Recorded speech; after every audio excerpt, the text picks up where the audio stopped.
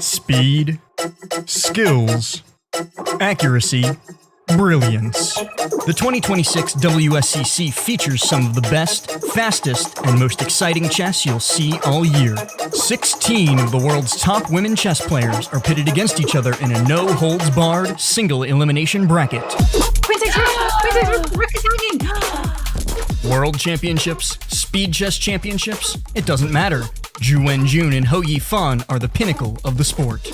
Kostenyuk, Lagno, and Muzychuk are speed demons, racking up world championships in blitz and rapid tournaments all over the world. Whoa! While Bibisara, Vaishali, and Divya bring the heat every time they're over a chessboard. Can they finally dethrone the reigning queen? But don't sleep. Don't blink at the young guns in this field either. Lee, Atwell, and Kamdamova are on the precipice of greatness. The 8th WSCC. The chess will be astounding. You don't want to miss this.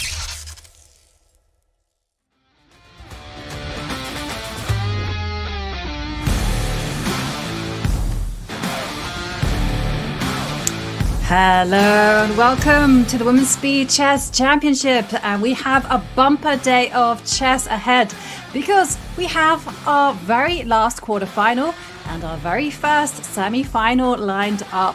Now, one thing we've got to say is going to be guaranteed. It's going to be a lot of blockbuster action, and all we can say is let's enjoy the chess. I'm your host, International Master Yifan, and I'm here with an absolute delight, International Master Anna Rudolph. Anna, so much chess ahead of us, and it's going to be a lot of entertainment. So much chess indeed, and thank you always for the kind words, Joey. You're an incredible host, and I'm so excited to be here for what you said is our final quarterfinals and our first semifinals. 2 matches with 2 very, very highly stacked clashes, starting with what I think a lot of us have been waiting for a while. And when are we going to see Ho Yifan back at the board? She is here today in the quarterfinals to face Anna Muzychuk. Absolutely, and I think she's our last previous champion of the Women's Speed Chess Championship, because Zhu Wenjun, our reigning queen, she has been knocked out. So let's check out the format for our very last quarter final, and this is where we're going to be seeing 45 minutes of 5+1, followed by 30 minutes of 3+1, and 15 minutes of a bullet. In the semi-finals, well, things get a lot more intense, they get a lot longer. And yes, can't wait for this, as you highlighted, because our first match, it is going to be between Ho Yifan and Anna Muzychuk. But they're going to our brackets. That's our remaining quarterfinal. It's going to be intense. The winner will be playing Bibisara Asaubeyeva, who defeated reigning WSCC champ Zhu Wenjun, facing off against the dark horse of the event, Anastasia Avramidou, who already has eliminated Katerina Lagno and Polina Shuvalova in the round of 16. That one is going to be epic. But for now, it is this match ahead. Ho Yifan, she's a 4-time women's world champion. She's got so many achievements to her name, and she's playing Anna Muzychuk, who's been a 3-time speed chess champion as well. Women's World Rapid Champion, as well as a 2-time Women's World Blitz Champion. So, Anna, so much excitement, and it's going to be tense. It's going to be really tense, and we see the players getting ready for this matchup where I think either of them could win, depending on how their form is today. I think that will decide which one of these incredibly strong female players will advance to the semifinals, because both of them are very capable, as you said, multiple times world champions in speed chess as well, online and over the board. Anna already focused, getting ready for the first game, and I think Ho Yifan is just grabbing maybe a snack, some beverages. You need to get ready for about 2 hours of chess, 5+1, the first blitz portion, and then 3+1, and ending with bullet. It's going to be very, very dramatic. I feel like this is going to be a close match for sure. Yes. You know, one thing though, whenever we predict a close match, It always ends up in one side. One You thing are right. we've Maybe come we to should stop expect predicting because it really hasn't worked that well for us, has it? You are so right, no. Joey. Well, we do have two of the top female players here fighting against each other. Ho Yifan being the number one female player for over a decade by now, but not as active as a player as Anna Muzychuk, who plays very regularly in classical chess as well as speed chess, over the board especially so. Yes. But I got to say, both of these players were very impressive in their round of 16 matches. Ho Yifan just eliminating Dinara Wagner in very convincing manner.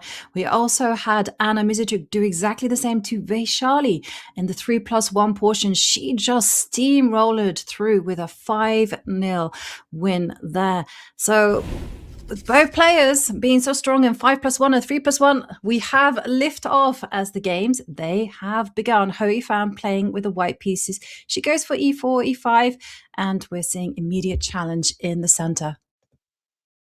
It feels like Anna expected this choice by Ho Yifan going for the Italian, and Anna reacting immediately with that central pawn push, grabbing space and not developing her bishop, getting ready to castle as well, castle kingside.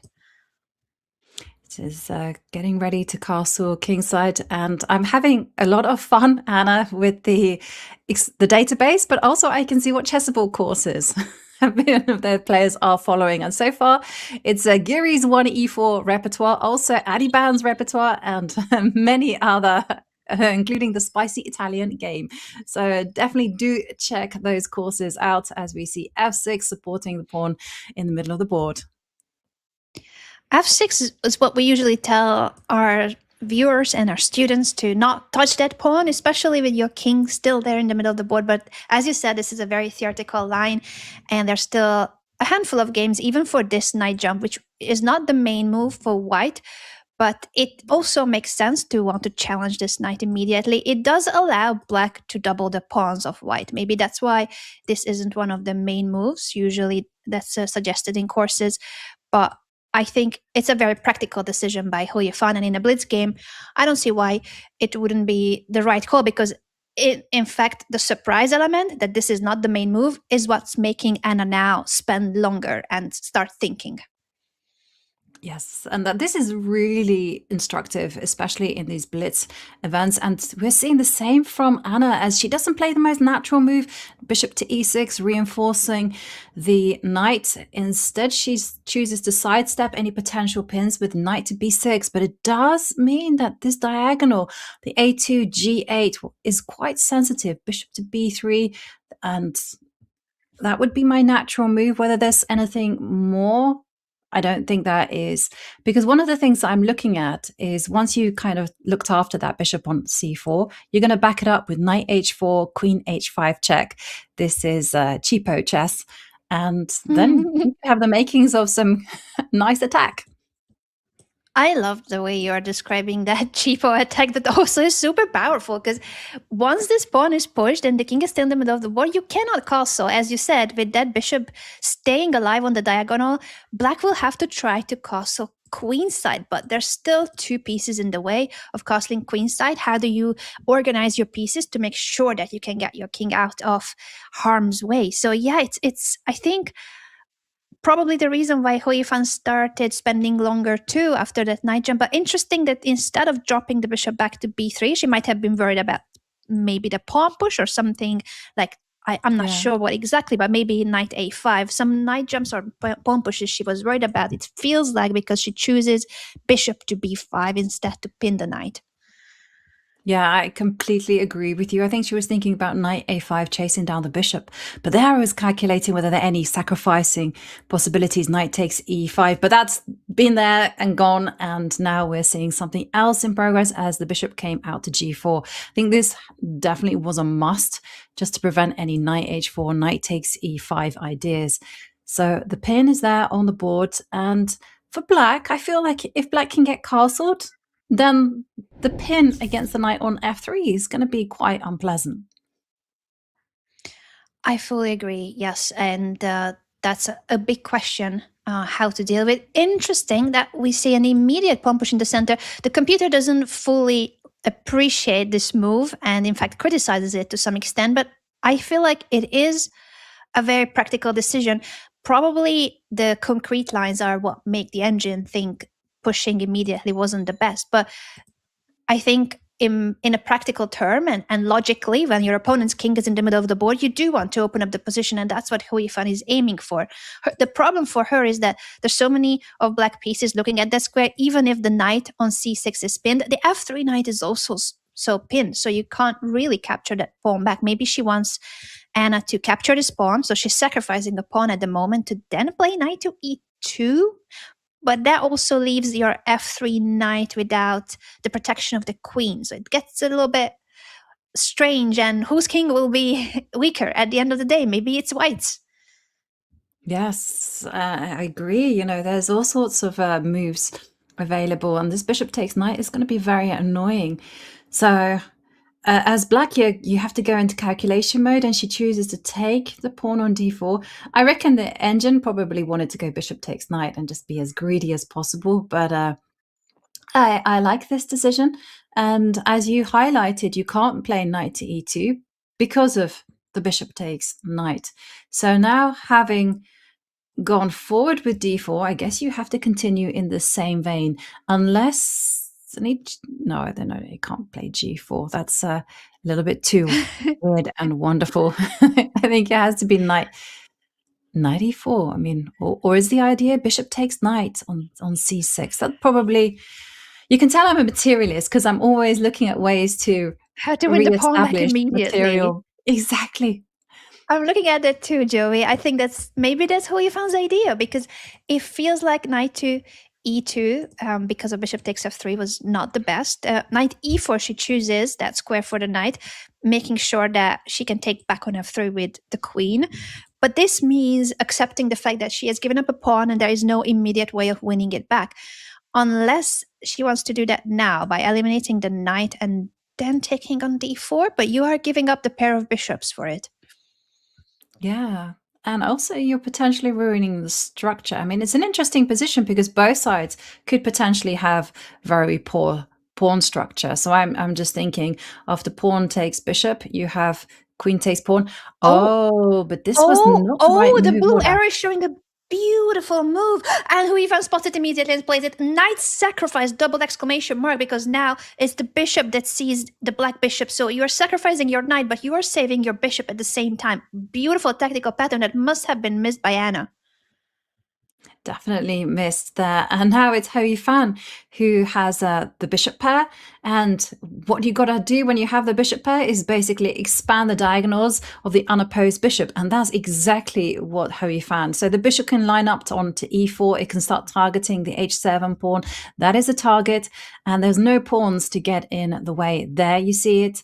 So how to defend that? If you go h6, you can see the light squares for eternity. So ideally, you want to be going g6, but that feels very weakening, especially with not too much protection around the black king. I agree with you. Both of them have their consequences. Anna chooses pawn to g6. That does weaken the h6 square immediately to develop the bishop there with a tempo. Makes perfect sense for Yifan, and now she can choose whether to take the bishop or drop it back potentially to g5.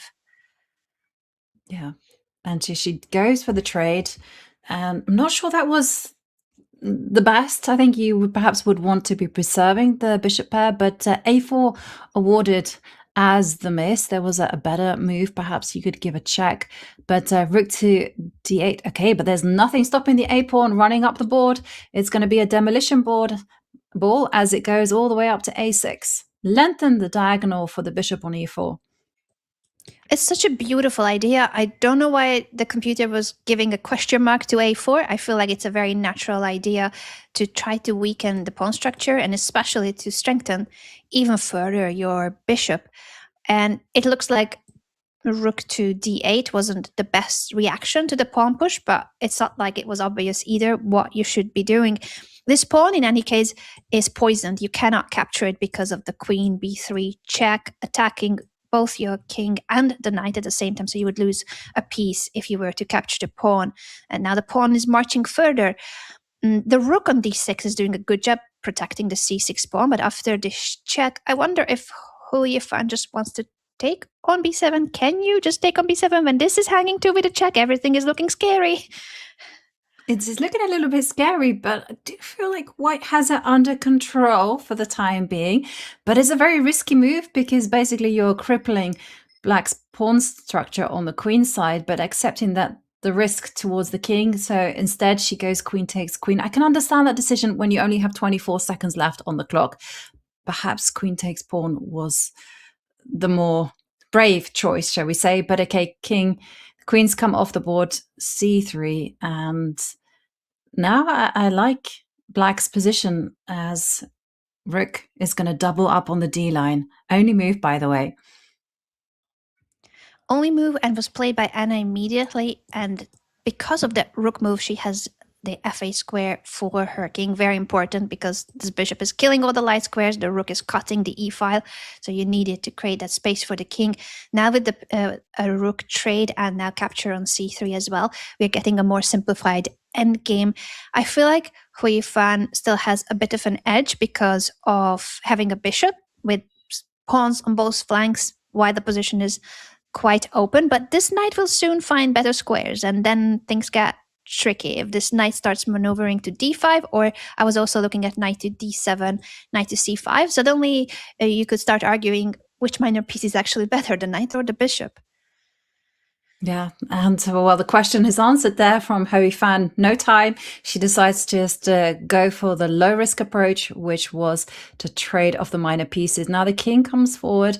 I like the way that Yifan has been handling this. She's just been minimizing the danger, activating the rook, posting up on the target that is b7. And if the rook has to step back, then Black is just going to be passive. But I love the way that she just keeps on maximizing the rook. But Anna, she has all the answers as well, as she slowly starts to improve the position. Both of them are playing so well, even with just a few seconds on the clock. It is impressive how they are finding the best moves, both for attack and defense. And the rook endgame is still balanced. The question is who will handle now the final seconds of the game better, because there's quite some tension on the clock. It might lead to a repetition of moves if the checks are being given continuously or king going back and forth. There's really hard to make any progress here with any of the colors.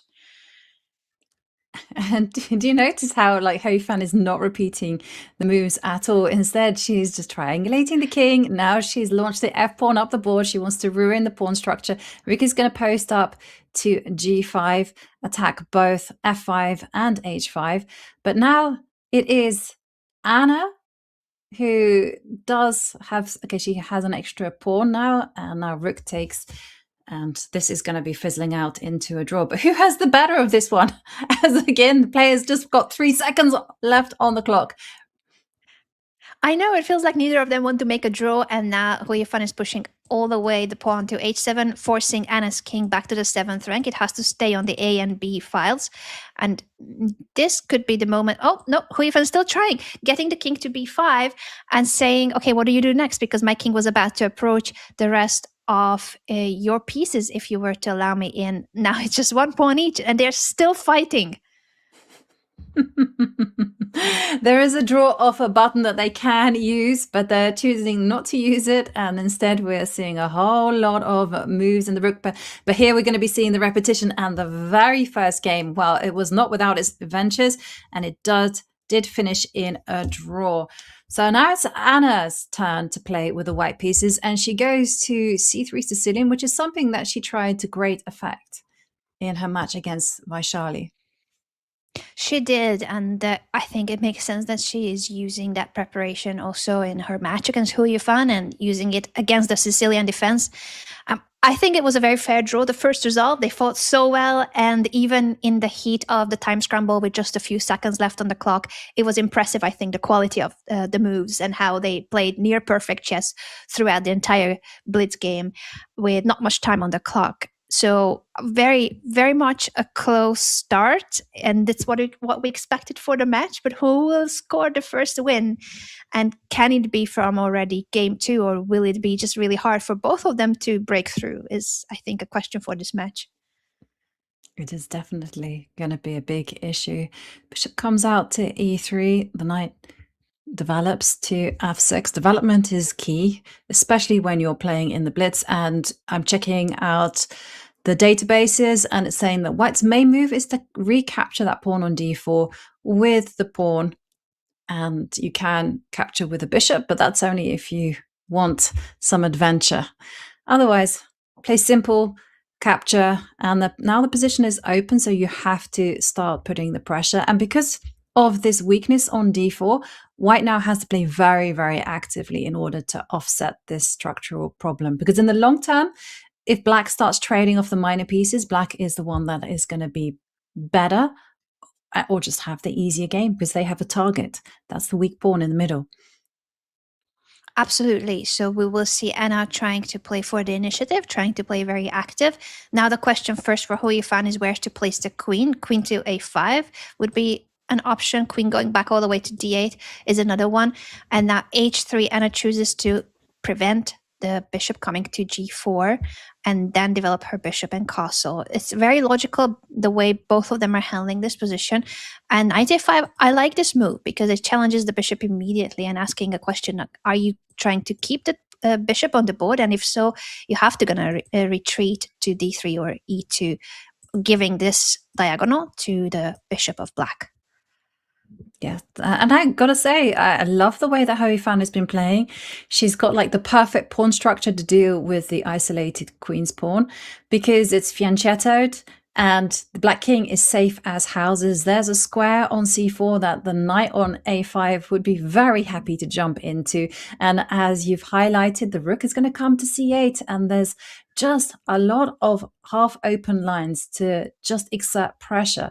So I think Anna will definitely have to find a really active way to handle this, whether this could be via the knight jumping into e5, but it's not easy to come up with a plan as we see b3 just aiming to control the knight squares. And here we're seeing that knight to d5 is the whole simple plan of just trading off the minor pieces. d4 is a weakness.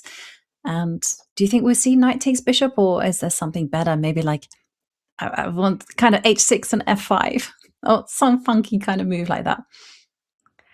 I mean, I would love to see that. I'm expecting something more solid with the rook coming here. The knight might jump back to put pressure on the d4 pawn. And I feel like Yifan's position is so harmonious, so balanced, and she has the better structure, as you said. It is Anna who needs to prove what does she have for this, but she plays a move that is getting double question mark because of the spin on the long diagonal you can take on c5. Yifan plays it immediately. And the problem is not just that this rook is hanging, because Anna must have seen that. The problem is that at the end of the day, once there's no d-pawn, you take on e3 and your bishop on d3 will be hanging when you're trying to take the bishop in the corner. So that is the main point, and that's why it was a blunder jumping to c5 at the knight. Yes. And Yifan, did you see how quickly she spotted it? She might not be an active player in the classical circuit, but in blitz and rapid, she is sharp. This is the Chinese school of chess. It's all about the tactics. And because of the threats, as pointed out by Anna Muzychuk resigns and Yifan takes the lead, which means it's back to Yifan playing with the white pieces, and we're seeing e4, e5.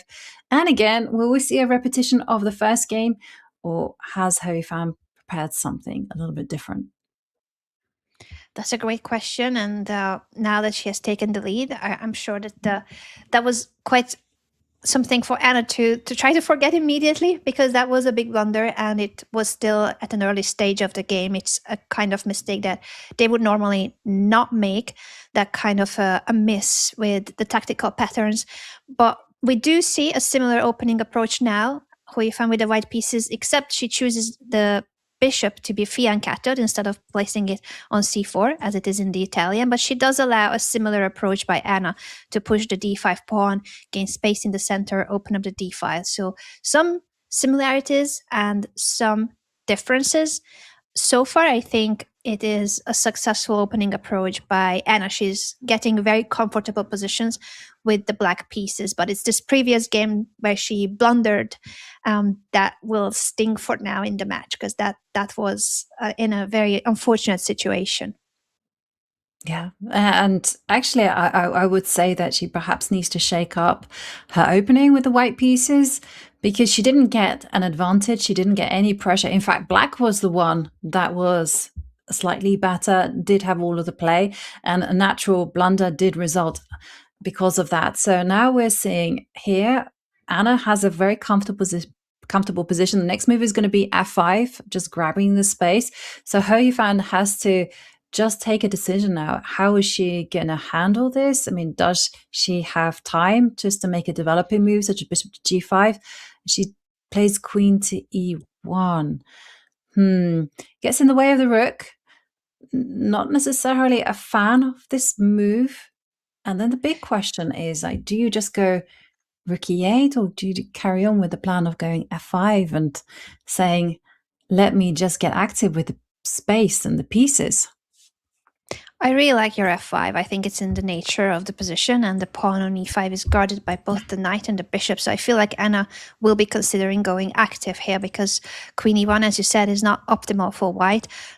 Blocking the rook, she might want to play for something like pushing the c-pawn and getting the queen out through this diagonal, but it's a bit of a strange setup. Anna pushes the h-pawn, and that gets a miss by the computer because it wasn't the most active way of handling the game. I think she is just overprotecting the g5 square and preparing to push the f-pawn. Yes.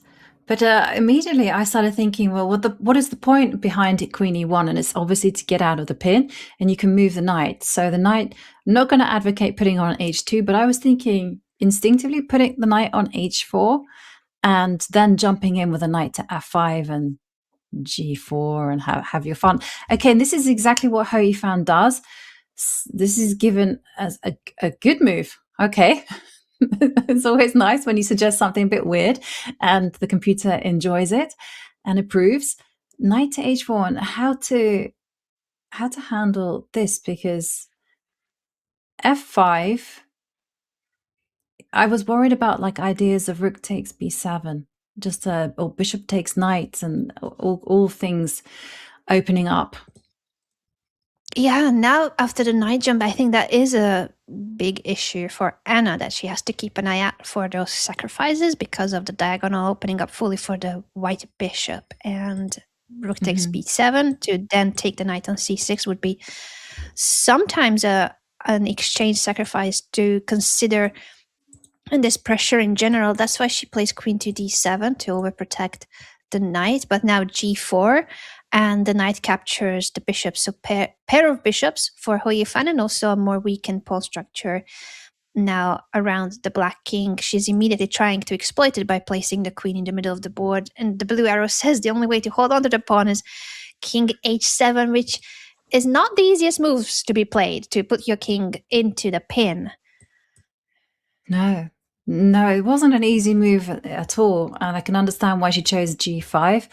And this one, I mean, the only thing that black has to be careful, and it is something that you always have to be worried about, is a queen and bishop battery pointing at the h7 square. So thankfully, black has everything covered. So if you ever come in with queen to g6, there's a rook f6 chasing it away. But still, again, I do worry. I do worry for the ideas such as queen to c4 check, and there are bishop takes knight ideas in the playground. So a lot of possibilities for Hou Yifan. Yes, and it feels like it's all because of that moment that was missed by Anna, not grabbing the initiative and pushing f5, and she could have. She played it a bit slower, but that gave Hou Yifan the chance to go for the knight maneuver and push g4 in the right moment. Now c4, according to the computer, is quite an important move to stop black from being able to... No, actually, no, b5. This is always hanging. So why was that so important? I'm no longer sure. Maybe it was just simply to try to push further to c5 and chase this bishop away. Yeah, I like her approach as well. I think the queen stands well as well, I think, on that square. Yeah. But I guess the whole thing though is if we're completely objective, after bishop takes knight, you are getting rid of the best piece on the board, the bishop on g2, and you are kind of making a trade for a very poor knight. But perhaps there are issues like rook takes b7. Is that something? But black can answer that with knight to a5. So there are some tactical defenses for Anna Muzychuk. So we are seeing Ho Yifan. She does go for that trade, and I would be tempted to. At first, I was thinking queen takes bishop because I like my material, but then I was thinking, well, maybe black can also have some fun and go pawn takes bishop and just say, hey, what about the light squares? And this was Ho Yifan's big idea. Use that b3 square as an anchor in order to control the b line. If you capture trade rooks, then white's pawn structure gets corrected, and the pawn on a6, that's still a massive target. Very natural continuation, very logical, and it does put a lot of pressure on Anna because that is the only open file where the rooks are actually facing each other, and where if you are not able to trade properly, the second rook is coming as well to b1, and then the white rook will be entering your position with very weakened pawn structure on the queen side. So this is going to be a bit tricky for Anna to face. We see a king approaching the central squares, and so does white. And they continue doing so. Of course, the kings are very important in an endgame, and both kings are marching toward the central squares of the board. Yes, and I love the fact that the white king is just going to march up to e4. Very difficult position, I would say, on a practical level for Anna to hold. But she's doing a very fine job. See there, c4 just booting that rook from its ideal square. And Anna finding a target on a2. I got to say, though, that her position, whilst it looks quite passive, is still very compact. And she's fighting hard, generating the counterplay and choices, because white can't move the bishop from e3 because the rook is going to post up to f4, deliver a check. And then the next question is, well, how to defend the pawn on a2, and there's really no effective entry points for this white rook on b3. So I like the way that Anna has been fighting this unpleasant position. I like it too. I think it's very instructive, and it's not easy for Ho Yifan to deal with this pawn that's hanging on a2. It's very passive to place a rook on a1 to guard it, or to drop your rook back to b2. She might want to consider pushing it to a3 to sacrifice the pawn there, because after the trades on a3, you will get your rook to a1 and be able to grab the a6 pawn in return. So I think this is the best move, but black is not forced to take the pawn. You could also just try to wait. Not that it's easy to wait around from Anna's perspective, because it's very hard for her to improve her pieces, and the rook is a bit stuck here on a5. So at some point, I think she will have to take on a3. Yeah. You know what I was thinking? Anna has to be a bit careful that her rook doesn't get trapped on a5. And I suspect that Ho Yifan is going for this type of idea. Like bishop to b2, just cement everything together, and then just argue, I'm going to change my attention to the king side, and this rook is completely caught offside on a4. Can't mobilize. Very true that even if white is not able to win the rook, it is a rook that is out of the game as long as you can keep your a3 pawn guarded. And it wouldn't be surprising to see what you called for, to have suddenly more active play on the king's side. If you are able to push h4 in the right moment with the rook on h1, for instance, start opening up the position in that direction. Yeah, and there we're seeing Anna threaten to take the pawn on a3, and the evaluation bar keeps rising up, saying, okay, now's the chance to invade into the position, rook to b7. C5. Suddenly the position is completely falling apart, because that bishop is the one that's holding onto the c7 pawn. You drop that pawn, then the c6 pawn is also immediately hanging. So from a position that Anna Muzychuk was really defending so precisely, she made one mistake, and that one mistake will cost her the game, because now it's 2 extra pawns for Ho Yifan. Yeah, and 2 extra pawns, also problems with the clock as well. And the rook on a4 is still sidelined out of the action. Is Ho Yifan going to try and make moves like c3, d4, try to cement? She goes for rook a2.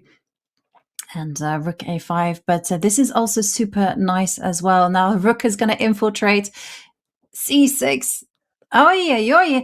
And the fight is still very much on as the c5 square is covered. Black is threatening rook takes c2. Okay, white is still much, much better. But Anna, her chances are alive. Chances are alive. Anna has been fighting like a true warrior, but now she made a mistake because of the capture and now the doubling of the rooks in the 7th rank. But never mind, the mistakes go back and forth in the heat of the time trouble. There's only a few seconds left for both players. We see again the evaluation bar shooting all the way up for white, saying that it's a winning position, but not because of bishop c3. Not because of bishop c3, but okay. And it's still rook takes bishop. Now she has dropped the piece, and now white is the one crashing through. I mean, that all happened with just seconds left on the clock. And this is one of the beautiful aspects of the WSCC. It's not just about your good opening, your middle game, and your end game. It's also about the clock. It's also about holding your nerve when you just have 2 seconds left.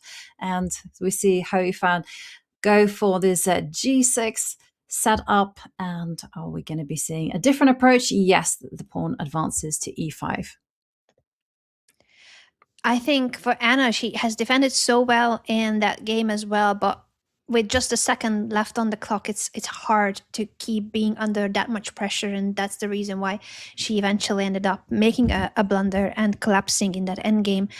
Kudos to Yifan for pushing through in those endgames where it looks like she has the advantage, but then she doesn't, and she keeps fighting. She keeps posing questions and problems to Anna, and that's why she's leading the match with now 2 points. We see the bishop capturing the knight with a check. Black will take back with the pawn and pawn to d3. So now it is black having the pair of bishops, but it's a lot more thematical approach in a very, at the moment, very closed central structure.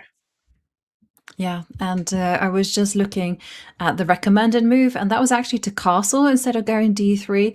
Basically, white is saying, I'm not afraid of any c4 ideas from black, but Anna, she takes some time out, prevents c4, and now the big plan is just to castle, ask the question to this bishop on g4.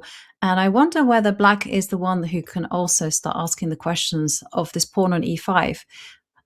It looks a little bit tender as queen c7.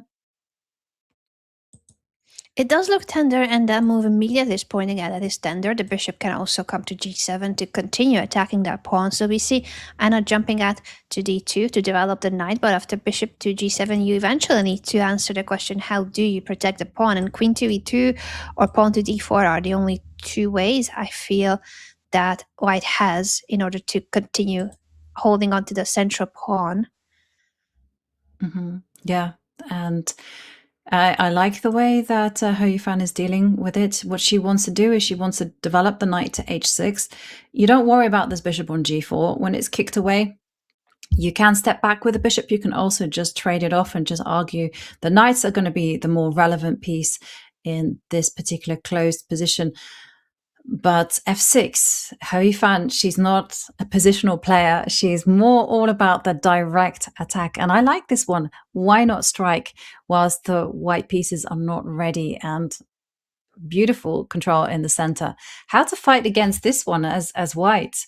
You probably have to castle and then just immediately put the pressure on the e5 point. I think that's what's going to happen indeed, that you need to accept that that pawn for now is gone. c4 was perhaps too early to push because now after the pawn captures and e4, the knight can jump to d4 or even to g5, and this square is really tender on e6. It looks like knight to g5 was even more accurate to not even allow black to eliminate that knight. And suddenly the position has opened up and the evaluation bar is telling us that white is the one completely in control. And that makes a lot of sense. The black king can't castle. White is very quick to open up lines. You've got c takes d5 followed by a rook posting up on c1. You also have moves that just explode open the position, such as f3 in the air. And these are going to be difficult for black to handle, especially with the king in the middle of the board. Because that's literally the recipe that we tell everyone. Like, king stuck in the middle, open the lines. Let the big guys, the queen and the rook, do the work. I think that's what's going to happen indeed. F3 looks like a very natural move. And now that the rook moved to g8, even this bishop is no longer needed that much on h6 because you no longer can castle kingside. So very successful opening by Anna, who now will have the chance to start launching an attack against this black king as soon as you're able to open up the position. So f3 feels like a very natural approach, or bring a rook to the e file and then f3. Yeah, and she just goes immediately for f3, and Ho Yifan, she's in big trouble. I mean, how to start to repair the position? I mean, is she going to be looking at moves such as g5, go rook to g6, and, you know, just grit your teeth and hope for the best? But there's so many angles at which the white piece can come at the black king. You know, you have f takes e4. You have pawn c takes d5, followed by a queen to b5 check. And so many possibilities just to start to infiltrate. Very many, that is for sure. And I feel like that's why Ho Yifan is certainly evaluating what you mentioned, that is it possible for black to push g5 and try to threaten rook g6? Is there time for it? She says she would rather try to get the knight in and threatens knight to g3, which would be a knight fork attacking both the queen and the rook. There's several ways in which you can deal with this by, for instance, simply moving the queen out of the knight fork. Interesting that the computer is like, I don't even care about the knight fork. The computer says that any of the pawn captures are strong because you just continue attacking, continue opening up the position and not caring even about losing your rook. Yes, it's easy for the computer to say. It's so good at I would never. No, no.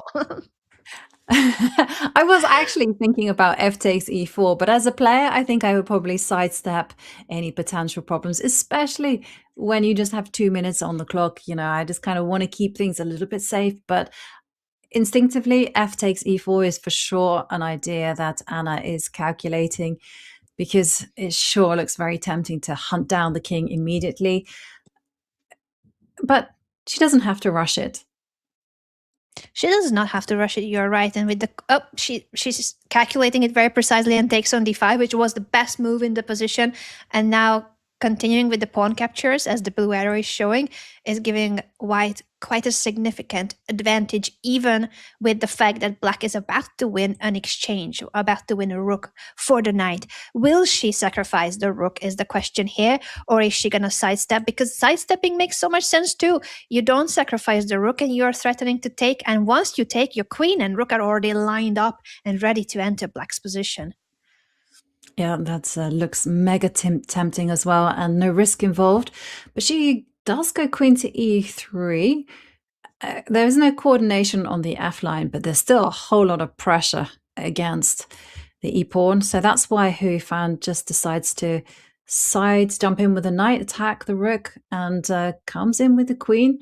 Wow, blue arrow for getting the advantage. Pawn takes pawn, because yes, I guess you had to do that because knight to f5 is in the air. So, Ho Yifan is sacrificing a queen, counting on the fact that if you take it, then there's knight e2 check, the royal fork, picking up the queen. But even though this sacrifice is okay when it comes to, like, yeah, you will win the queen back, but what is not okay for black is that the resulting position is still advantageous for Anna, even without the queens. Now her king is getting so active, king to e3, or pawn captures. Actually, pawn captures wasn't the best, because now your idea, Jovi, to push g5 and rook g6, try to trap the bishop, it becomes a really crucial resource here for Ho Yifan if she can spot it.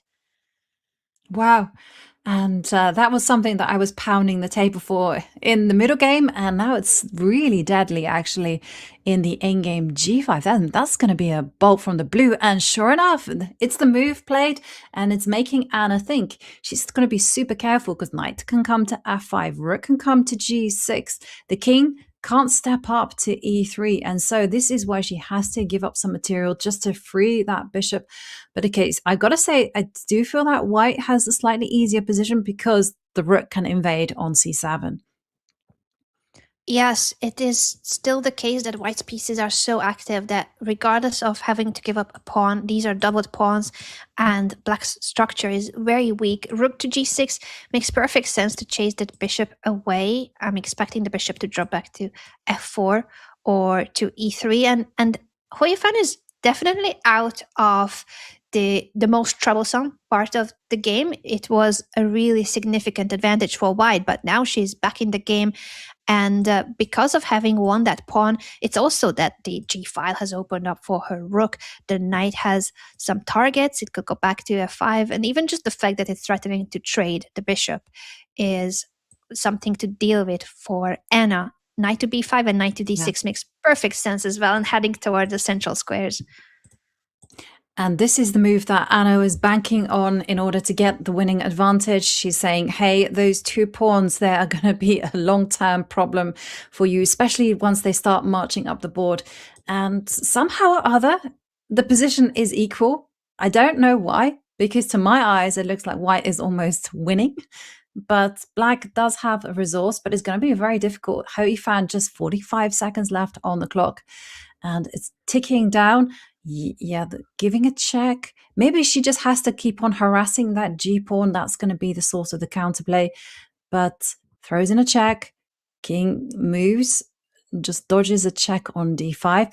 But again, Yifan has to play very accurately now, because if she just captures the pawn on d5, then it's going to be all about those 2 little guys there on the left side of the board who's just going to start marching hand in hand. What to do?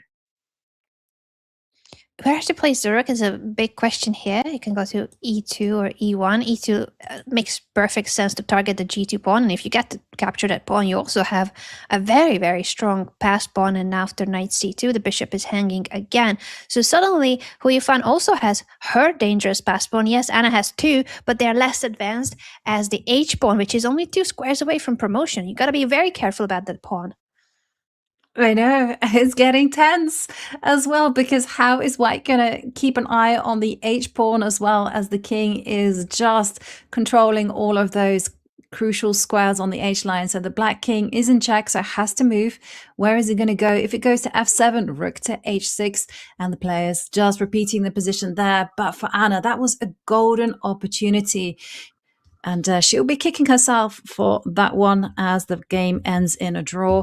There's just 3 minutes and 22 seconds of the match in the 5+1 remaining. So this one is going to be very important as we see Yifan go for this a different setup now against e4, e5. A different setup again. She keeps changing a little bit which setup she chooses with the white pieces. And for Anna, as you said, it was a big miss, and it would have been making the match a lot closer in the 5+1 had she won that game and then start this final game of 5+1, getting a momentum from the win. But for now, it is 2 draws and 2 wins for Yifan against Anna Muzychuk in the match. Anna still waiting to score her first win, and she had a big chance in the previous game. That was the biggest chance she had, because she had quite a significant advantage from an early stage of the game, and she held on to that advantage for a while but did not manage to convert. Now it will be interesting to see if she can fight for something in this opening, where h3 is quite a slow move, but it is against the pin on g4, and bishop to d2 is against the other pin. So Yifan is playing it quite solid at the moment.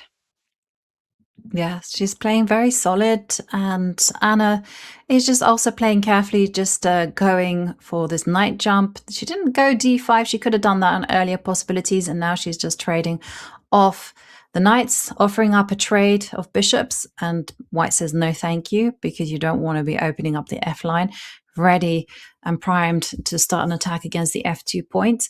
So here there's a lot of tension in the position. I mean, is black going to be the one going a5, c6, just asking the question of the minor pieces? I gotta say, the bishop on b4 stands very well, and I say that and it comes off, because what I was envisioning is I was thinking, well, when it goes back to c5, it is going to be nicely pointed at the pawn on f2, but instead we're seeing a trade.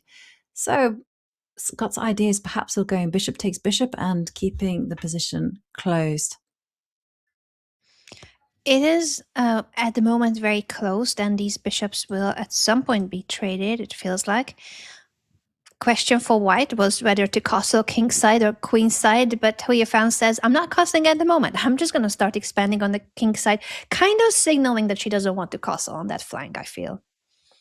Yeah, it kind of feels that way as well. When you go g4, you're like, maybe you're going to have to worry about those pawns, riding up the board, h4, h5, g5, have some fun. And here you go. And this is quite a nice idea, very ambitious. And I got to say that, even though white isn't tempted to castle just yet, there are ideas on occasion of going king f1, king g2. And look at how Yifan is just keeping it flexible. a5, threatening a4, trying to say, you're not going to go on the queen side this time with your king. But bishop takes bishop actually just shuts down the counterplay on that side. But instead, g5 being played. Okay, a4. And the reason, it's very interesting. The reason why the computer gives this a miss, because now knight c5, immediately played by Anna. If you do take on e6 now, the knight will be capturing on e6, and that's a lot better situation for black than having the capture earlier, because there would have been a pawn or a rook in the way of your knight. So suddenly this knight maneuver heading toward the king side and also stopping you from expanding, because with the knight on e6, you're putting pressure on the g5 pawn, and that makes a whole lot of difference. So after a4, you're kind of forced to capture, and this knight on e6 is a really strong piece. Yeah, and actually a beautiful maneuver. I hadn't seen this knight to c5 idea, but now it's in play. You're right. A knight jumping up to f4. Yes, white can go h5, but in order to crack open a line, you're going to have to go all the way to g6. And even then, it's not guaranteed that that opening is going to be effective. Meanwhile, the big question is always where to go with the king in the middle. You want to be involving your rook on a1, and now what is going to be the move? Is it going to be a3, grab that space there? A knight can jump into d4.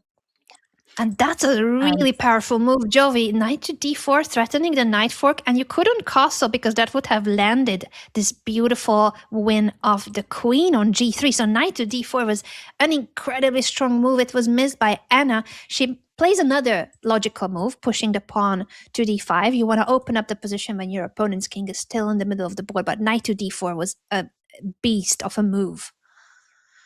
Yeah. And with knights, you really want to be advancing them up the board. But I got to say, this d5 has really worked out very nicely, because the knight can still pop up to d4. And also the pawn can still come into a3, grab the space. And I just think that Anna has a lot of nice choices that she can't quite decide which direction to go.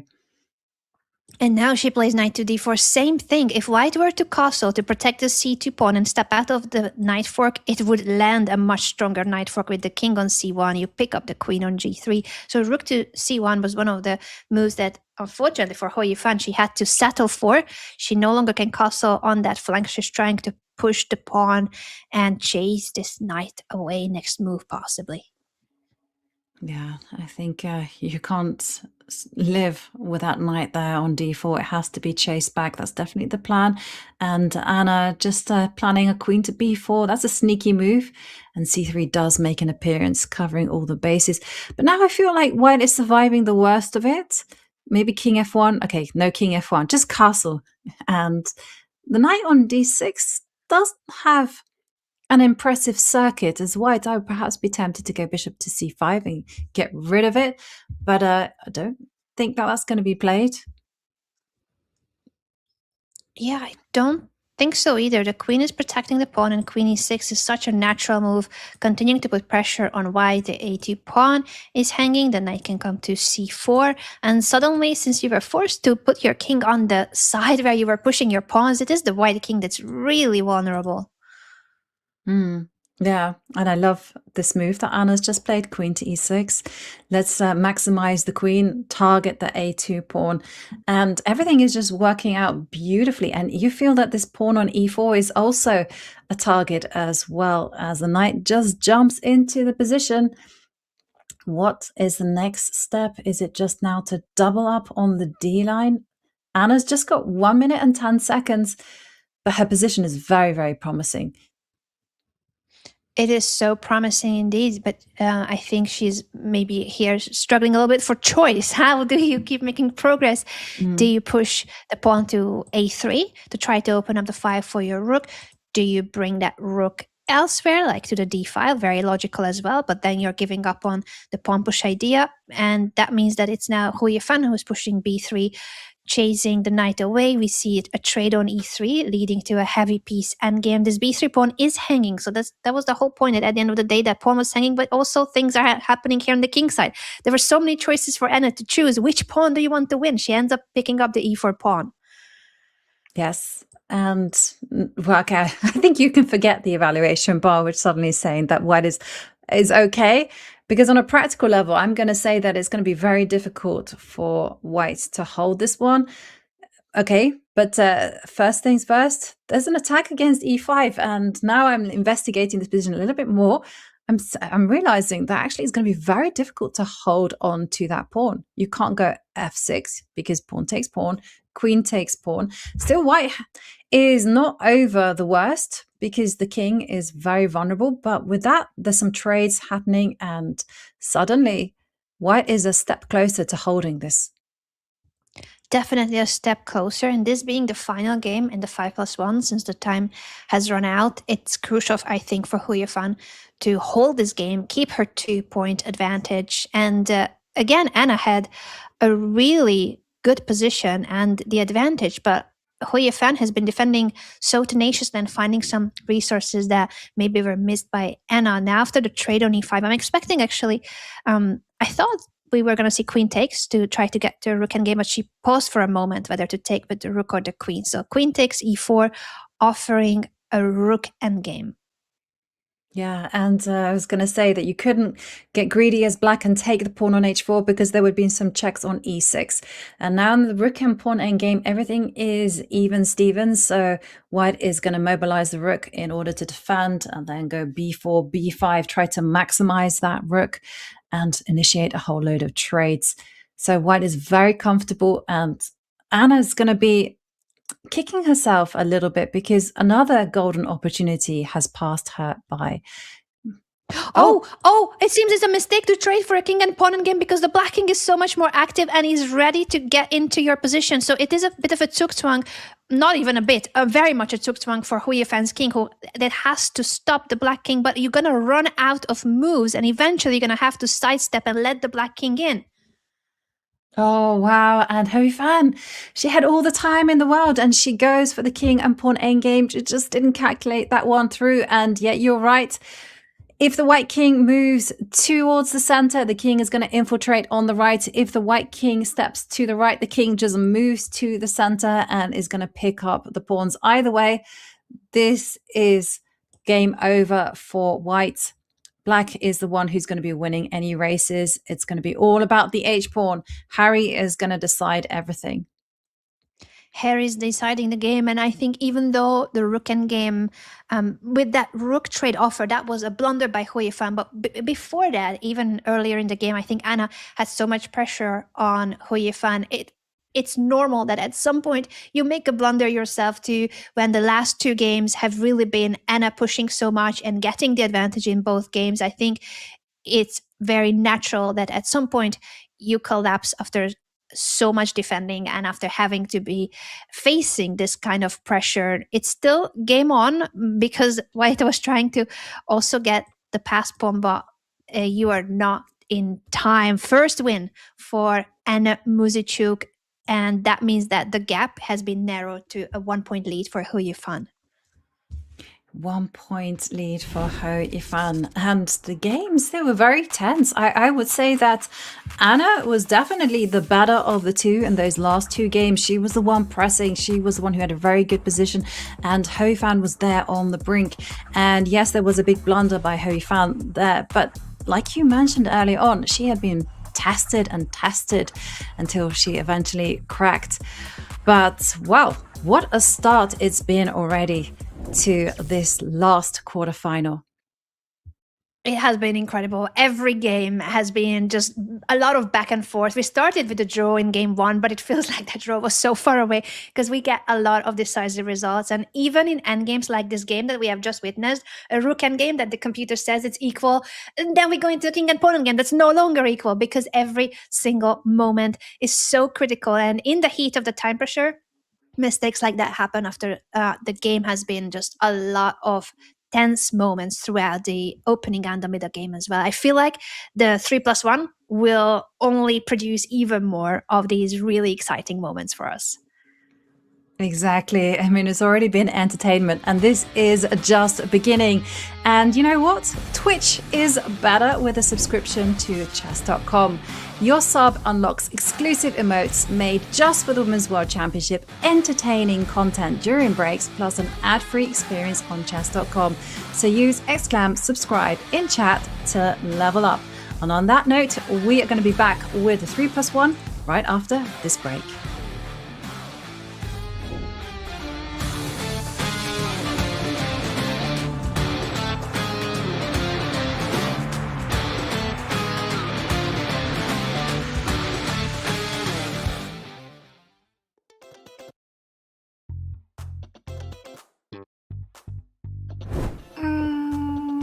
Yeah, it's and especially when you have shorter time control, because okay, if you play a match and like a classical match, well, one day it didn't go well, then you have time to recover, to think about the mistakes, to adjust, to talk to your coaches, and yeah, lots of things. Still, it's difficult, but when you're playing like a short match and one game is going one after another, and then let's say you blunder one game, then the next one goes wrong, and yeah, it's hard, but we are professionals.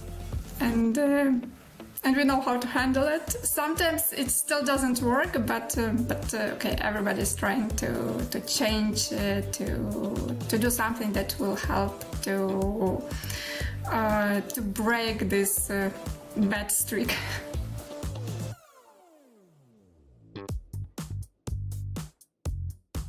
Well, my first role models were obviously my parents, because they taught me to play chess, and they taught me the rules, and they have been my first coaches for a very, very long time. I liked all the attacking players, all the aggressive players. I liked Kasparov, I liked Judith Polgar, as she was the role model for, and she still is the role model for many girls. So yeah, I liked Shiro, Tal, all these chess players who were playing it in a very attacking style.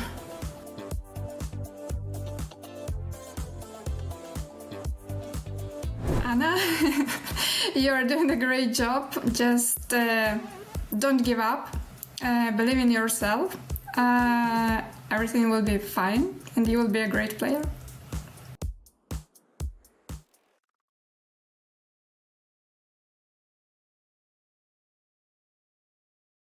I like the format in general. So basically, we do have like 3 segments: 5-1, 3-1, and then bullet chess. I would say that for blitz part, let's say 5+1 or 3+1, we more or less play something similar. No matter it's LTV tournaments or maybe something online, let's say blitz tournaments.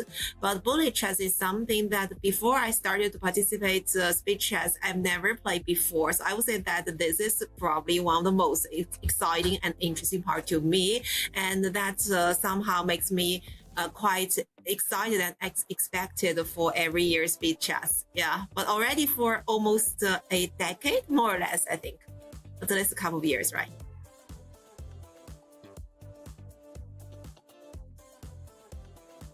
I've never done any, let's say, specific training for bullet chess. And to tell the truth, normally I even just simply not play any bullet chess at all. And sometimes before the tournament, I probably practice a little bit, but just like few games, that's all. So I feel like bullet chess is a kind of format you just need to be fast and trust on your intuition and keep playing, that's all. yeah, maybe I should have done some practice, might might play better. But I also found something interesting about my previous speed chess experience that I don't know if some of the players are probably particularly quite confident about a segment. Let's say it could be 3+1, 5+1, or maybe bullet. But for me, like I cannot pick my, let's say, top preference. Sometimes I feel like I performed better in 5+1, sometimes 3+1, and sometimes bullet chess. Why I'm saying this is because I remember one of the matches before I got really like scored very poor in the first two segments and try to fight back in bullet chess. But if you count on that, some of the other matches are actually probably not performing very well. So it's hard to say.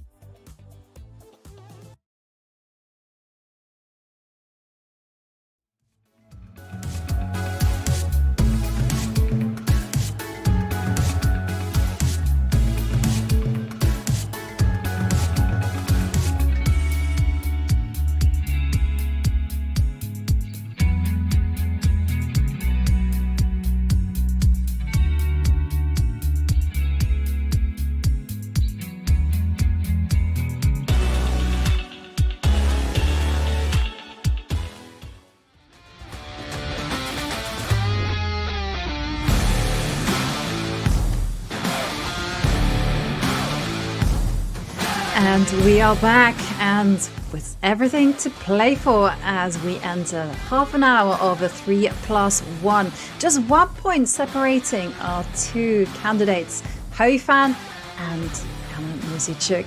Anna, with so much on the line, what do we expect from 3+1? It's been very entertaining so far, very tense, I'm going to say, but this is now crunch time for Yifan as we see whether she comes back from her defeat in the previous game.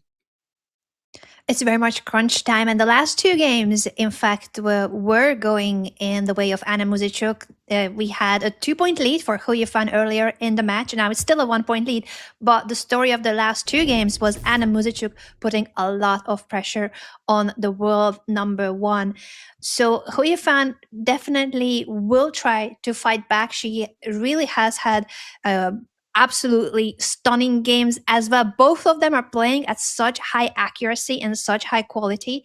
I feel like the quality will stay even though the time is getting shorter and shorter. These are two of the strongest female players in the world, and we have expected a close match. I think it's going to stay very close, and the 3+1 could go either way.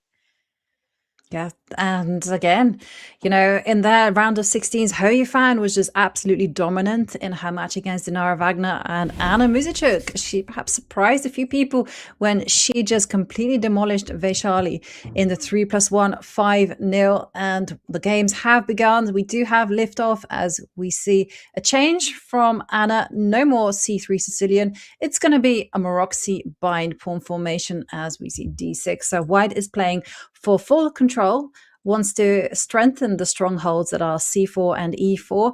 And once you do that, if you get that control, if you prevent Black from breaking out, then you can just enjoy your more comfortable space.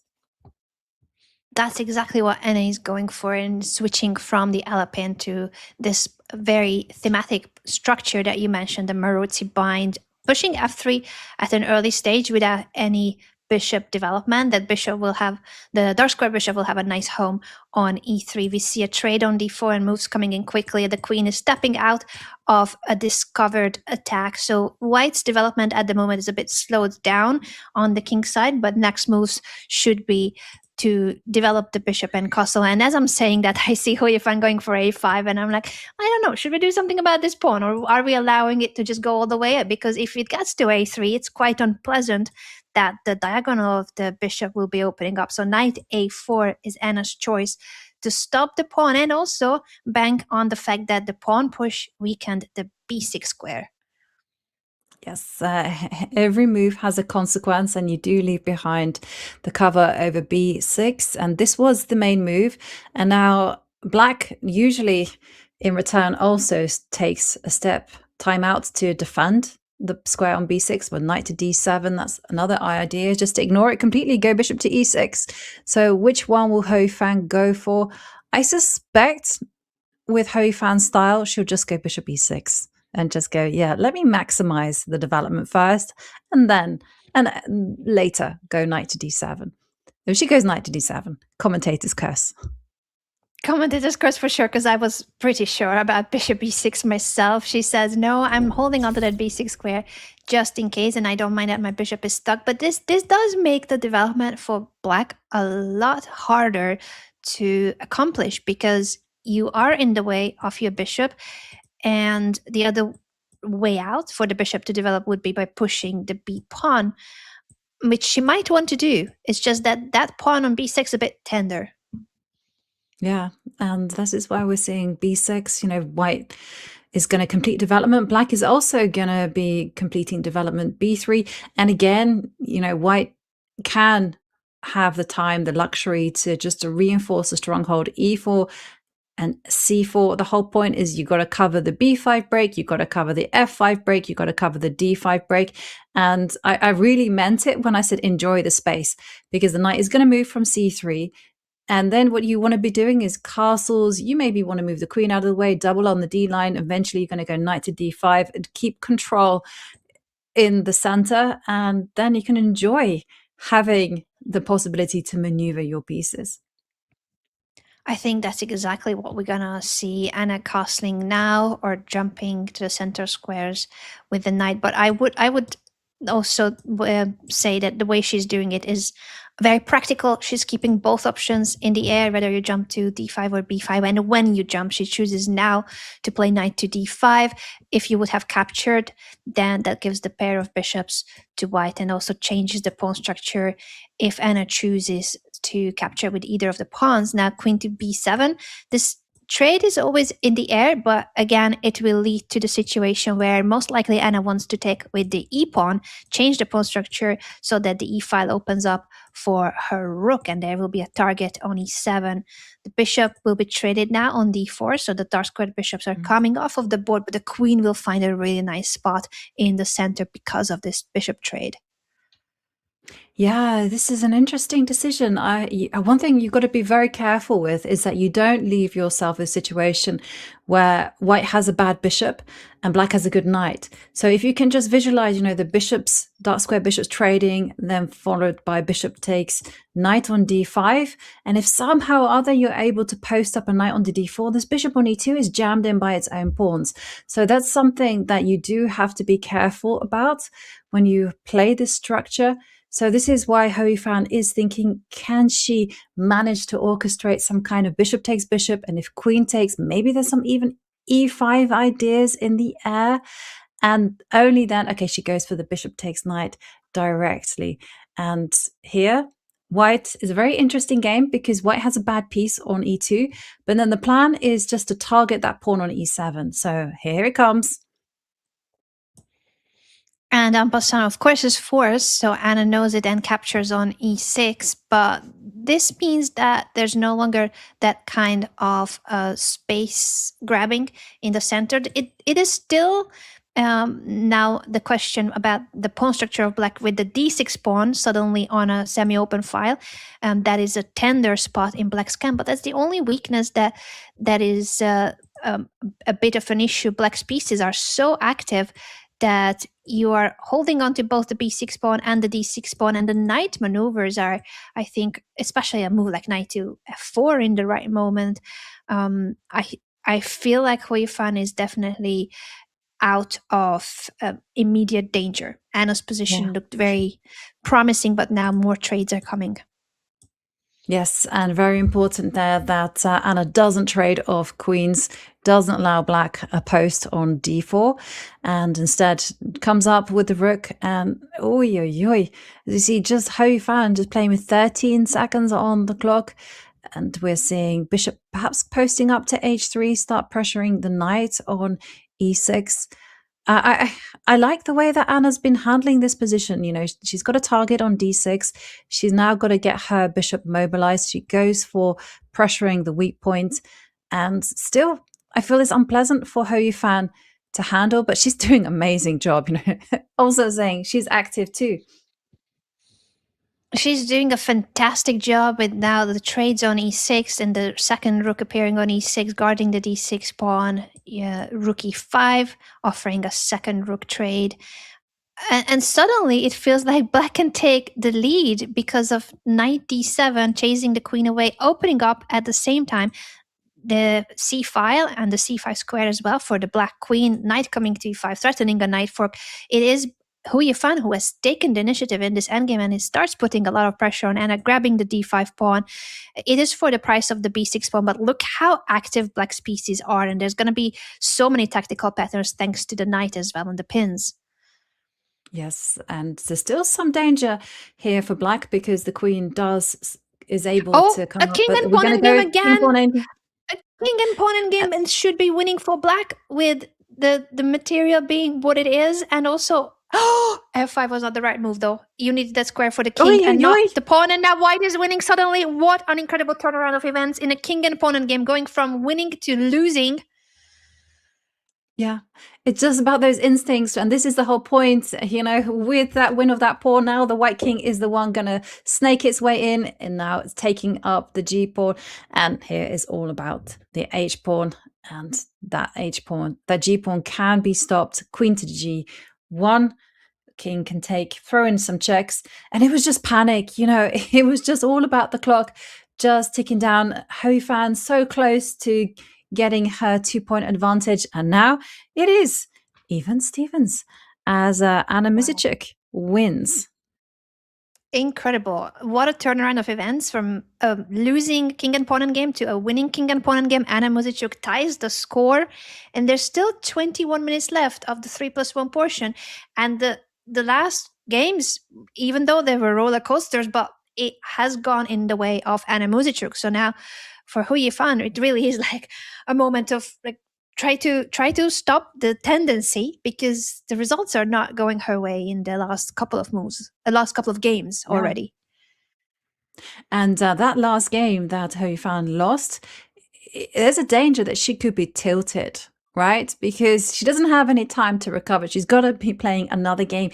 And yet the mind is there thinking about those previous moments. How could I lose that king and pawn endgame? I was starting that with a pawn up. It should have been comfortable. Yeah. But instead, it all went wrong with no time on the clock. And now we're seeing a maneuvering game. I think this is a good choice from Yifan. She's just simply saying, you know what? Let me just get a very slow opening. Let me just work off that frustration, and let's just see if I can just reset, maneuver my pieces. I think that's what she's doing in this very moment, taking it as a very solid approach, and she has been going for the Italian with the white pieces, also changing up a little bit the structure, but going usually for this structure where she is pushing the c3 pawn and the c pawn and the d pawn to the third rank. A very solid structure. And at the moment, I think she is maybe not only spending time on how to proceed in the game, but what you mentioned, making sure that she's not tilted. You need to regulate yourself. You need to make sure that you're as calm as you can after having lost a winning endgame. Yeah. And well, Yifan, though, she has a whole load of titles to her name. She's a 4-time women's world champion. She's also a 2-time WSCC champion. So she has nerves of steel. She's used to these high pressure moments, as we're seeing the knight reroutes to h2, maybe post up to g4. And the plan is just to reinforce the f5 square. But usually I have this little motto in chess, which is you go back, I go forward. D5 was a possibility, but okay, that was not played by Anna Muzychuk. Could be played now. Maybe her idea was to play in this moment. She does need to calculate what happens if after D5 white pushes E5, and we might just see that on the board. D5, black is opening up the center, but E5 keeps everything closed and chases the knight away. Yep, and I could also compliment this bishop on c2, and a lot of you might be like, why? And I'm just going to say he's standing on the perfect diagonal, and look at that. Yifan's like, I'm going to give up a pawn. I want to extend its power. Queen to d3 is the big idea. I do think, though, you probably should be taking that pawn on d4. If you don't, it requires calculation, though. It requires big calculation, because if you go c4, I'm just afraid that as black, you've kind of just given away all the tension in the center and allow white a free hand on the king side. So for me, c takes d4 is a bit of a must. Is it going to be played, though?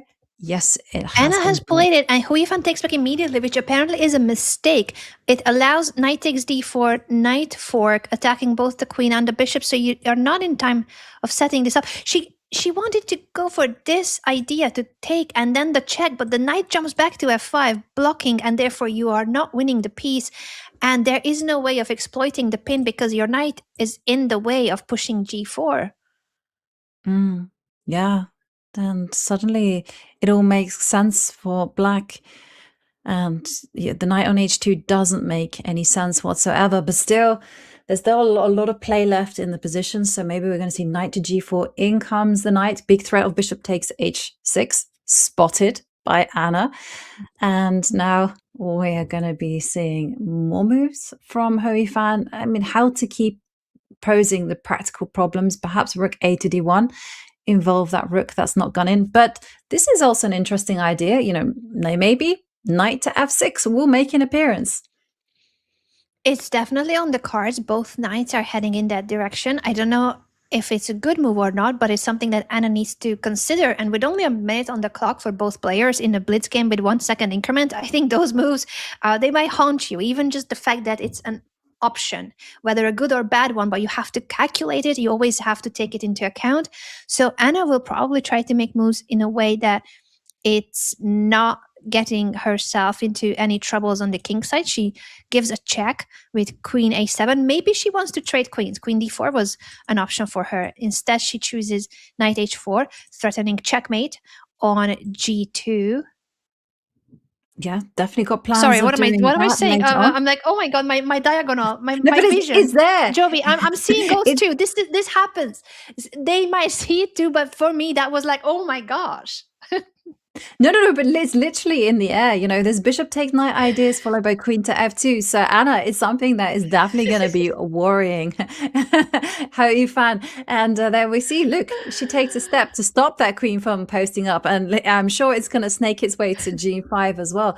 And what I like about this knight to h4 is that it also prepared the bishop coming to f5, saying, yeah, you're not going to get to h7 today, as we see black capture that knight. But I gotta say, Hu Yifan's doing all the right things. She's objectively lost, and what you got to do is try to initiate that chaos button. And if you have to give up a piece, then so be it.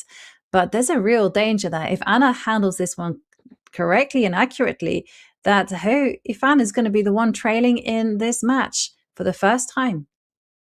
And she had a 2-point lead in the 5+1 blitz, so this is certainly not something that was easy for anyone to predict. That Anna Muzychuk not only tied the score, but she's about to take the lead. In fact, in this position, she even has more time. So she has an extra piece and more time. She's offering now a rook trade. If you don't take it, then the rook is coming to c2, and that's why Hu Yifan resigns. Anna Muzychuk, from trailing by 2 points, is now leading the match with this one win, this very important win in the game we have just witnessed. Yeah, we were talking about the tilt as well, and it's very much real because Hu Yifan's just lost 3 games in a row. As we see Anna, she had success with the Maroczy formation, and we're seeing that be repeated again. The knight blocks that pawn from advancing, knight to d7, and now bishop to e2. Okay, rook to c1. It doesn't really make too much of a difference in the grand scheme of things. The bishop's still going to post up to e2, castles, kingside, and still it's going to be all about getting a knight eventually to d5. And we saw this the very same structure and very same idea with the knight on a4 and the pawn on b6. They are repeating basically the same approach that was in the game just 2 games ago. So I'm curious to see where will Hu Yifan deviate, because in that game she was not having a good position out of the opening and was in trouble in the middle game. Yeah, this is also where I'm kind of curious. What is going to be her breakthrough? Because Yes, it looks good. Black does have a nice knight there on c5, but the problem is that white is the one that's able to maneuver the pieces so much more happily. A bishop can post up to d4 to h.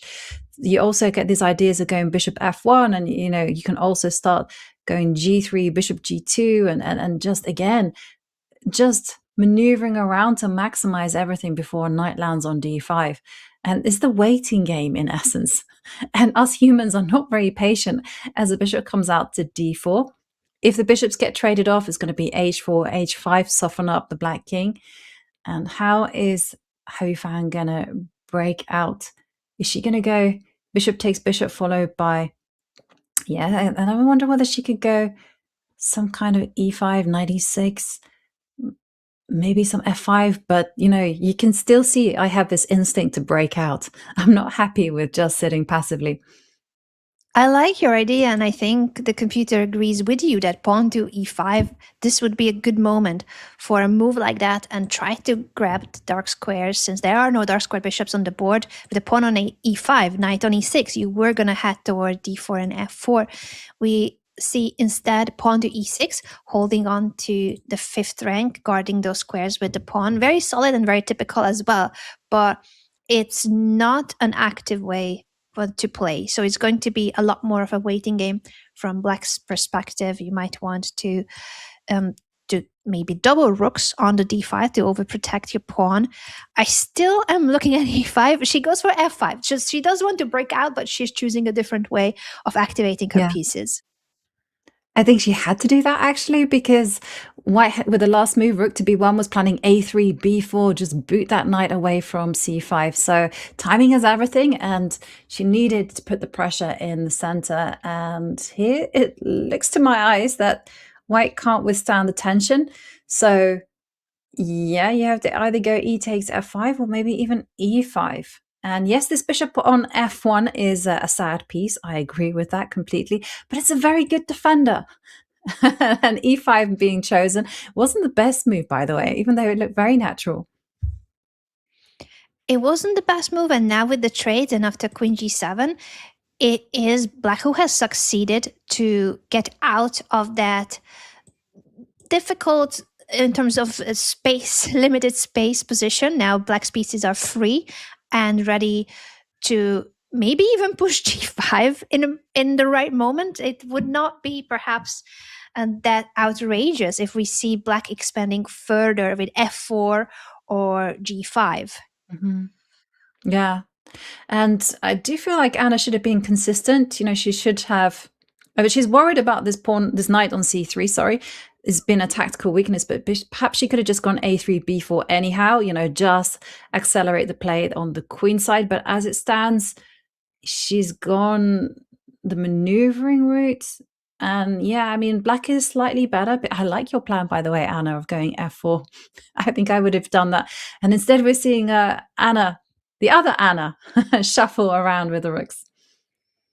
She's shuffling around, which signals to Black that you have the opportunity to create the play you want, because white doesn't have any immediate punches. There is no immediate threats, and she goes for e5. So there were so many pawn pushes that Black could consider. From e5 to f4 to g5, she chooses perhaps the most natural one, pushing in the center. But now Anna's rook is back on the e5, putting pressure on that pawn. Will we see that pawn being pushed further to e4? That's what Yifan chooses. Yeah, to grabbing the space. That's exactly what you need to do when you have knights. And Blue Arrow saying you have to take that pawn. You don't want to allow Black a protected pass pawn. So now it's a question of bishops. And I'm reminded of that chat comment where it said that bishop on f1 is such a bad piece, and I was like, yes, but it's a good defender. And that's exactly the case here. It's a good defender of the king, not doing anything else, but is doing that, and we're going to give it a congratulations. It is a good defender, defending an important pawn, and that's the reason why Black doesn't have any immediate attacks with the rook or the queen coming to attack g2, and now this queen on c5 is targeting the a5 pawn. At the same time, Black's pieces are so active, this bishop on e4 is also blocking the way of white's rook. The rook coming to d2, attacking the a2 pawn and putting pressure on g2. The computer criticizes it because it allows queen a7 check, but I think for the human eye and even after seeing the computer moves, I still find that rook on d2, we always say that that's a perfect place for the rook. The rook on the 2nd or 7th rank is really powerful, and with just seconds left for Anna, I think this is a lot of pressure on her right now. Yeah. And the one thing I was worried about is the pressure against the g2 point.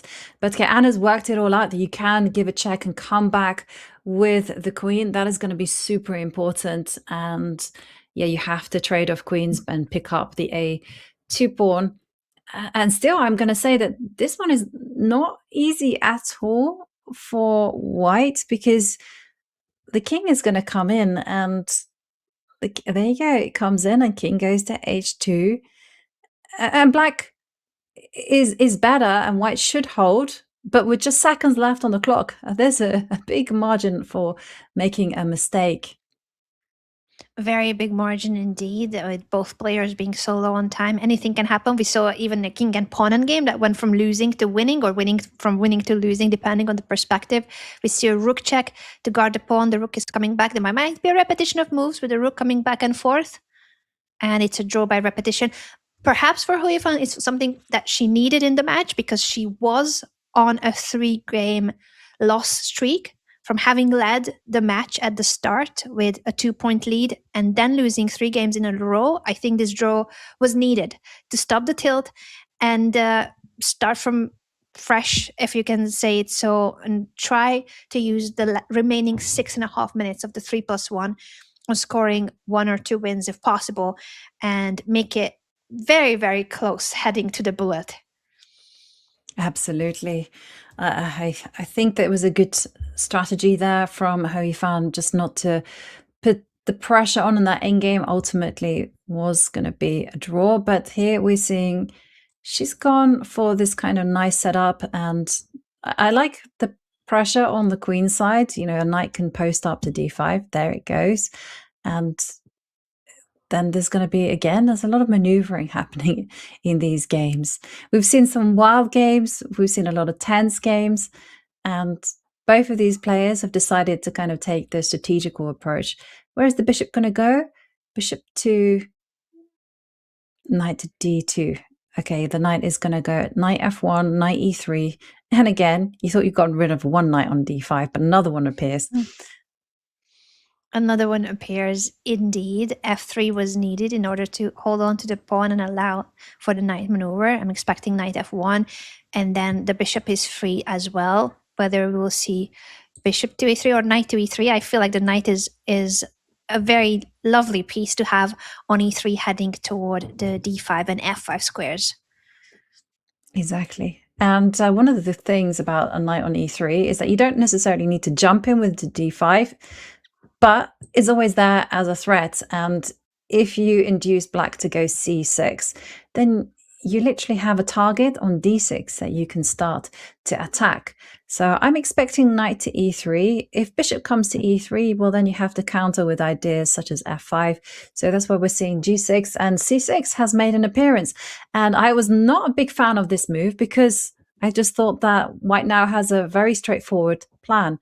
Pile up on the d line and make d6 your goal.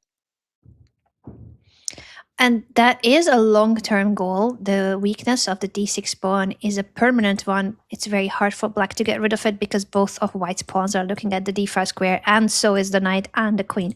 So this pawn is a backward pawn that black always needs to keep an eye on. At the moment, it's quite solid with the rook on d8 and the queen on e7, and we see a knight maneuver by Anna. That knight could head toward e6, and the similar ideas as we mentioned with the knight on e3, now the knight on e6, sometimes jumping to d4 or f4, or simply threatening with those jumps. Yeah, very nice idea there from Anna, just to counter. It's going to be very difficult to dislodge a black knight from d4, but you do have to work out, if a knight does appear on that square, what are the consequences of an f3, f4 break as the queen comes in. But now's the chance. Jump in. No jumping, kicking back instead. And you can still, I like the way that Anna is just not being eager with any direct play. Instead, she's just calmly building up her position. She is. She's definitely taking it very slow. And for both players, this is a tense position because there's still quite a lot of material on the board. No pawn trades have happened so far, but the time is ticking. We see a queen trade offer by Anna. She's below a minute now.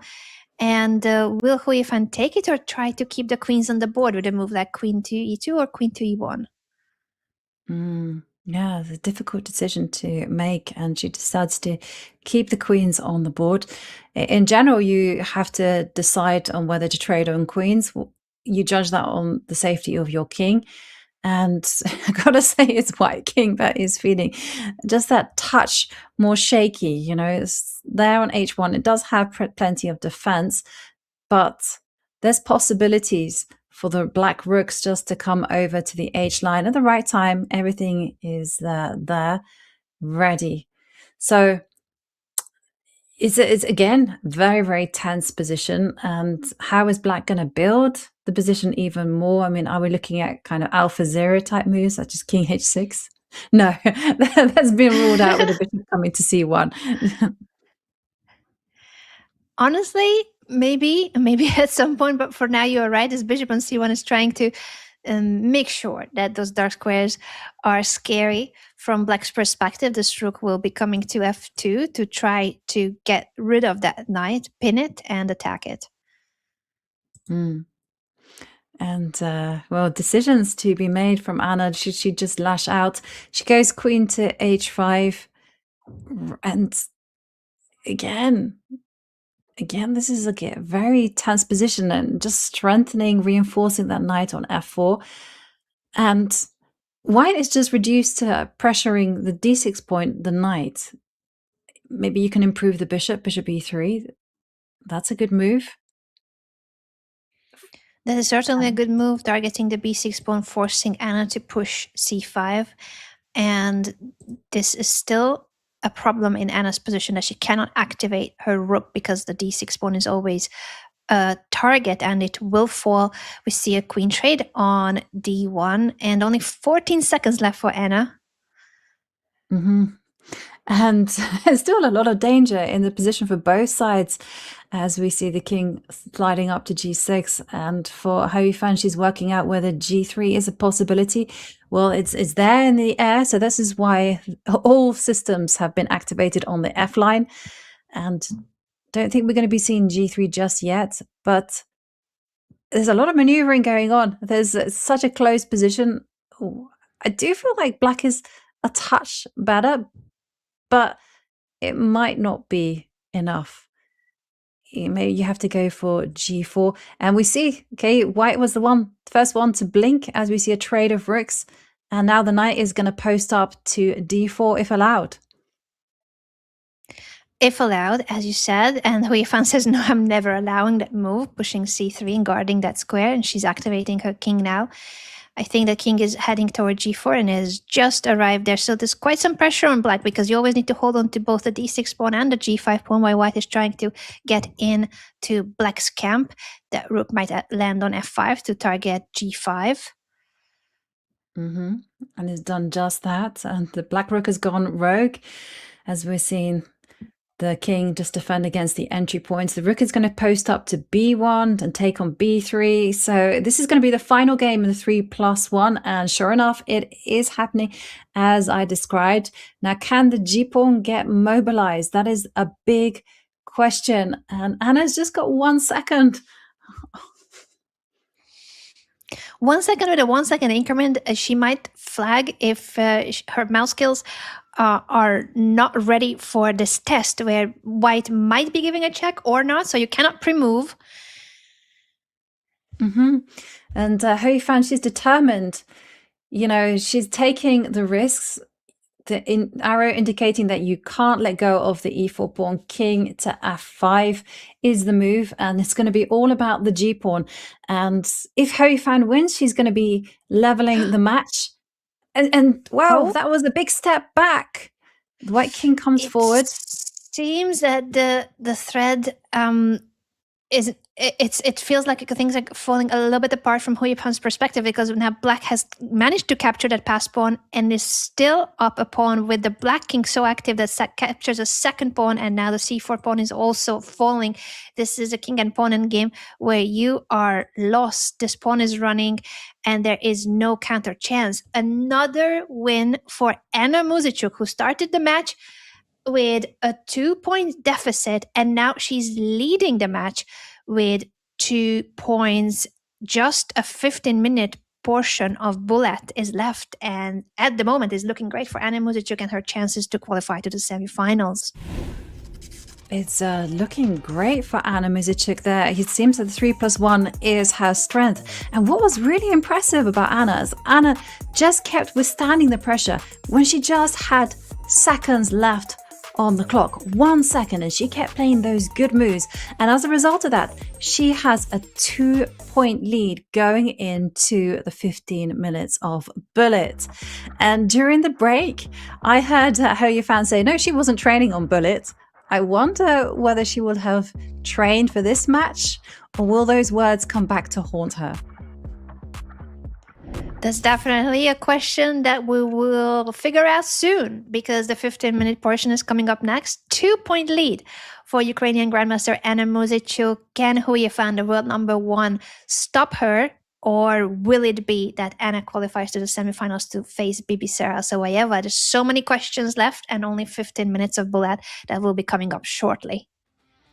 Exactly, and in the bullet, well, you need to have nerves of steel. You need to be basically playing just like a bot. And speaking of bots, Chess.com just dropped monthly bot challenges. Right now, you can earn points just by playing to permanently unlock custom-natured theme boards, piece sets, and profile flares. So hurry up, once the month ends, these rewards are locked away in the vault forever. So type !unlock in chat right now to challenge the bots and secure your limited edition rewards before they are gone. And when they're gone, they are gone for good. And we're going to be back with the bullets, the 1+1, right after this break. So stay tuned.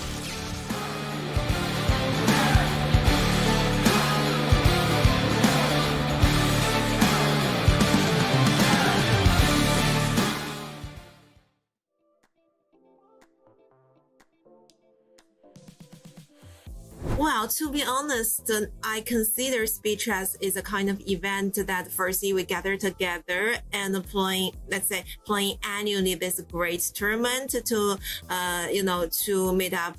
Virtually meet up with the chess friends and also the players. But also, I think what's more important is basically because we're playing online, we're playing at Chess.com. So this would somehow attracted more chess fans globally to follow this event. So I even heard from my friends, they said, when will this year the event gonna start? We're really look forward to follow the broadcast, whatever. So to me, if to say this is an event, yes, it is. But in the meantime, it's a kind of, I would say, chess festival. Women's chess festival to gather people together. That's the most important thing.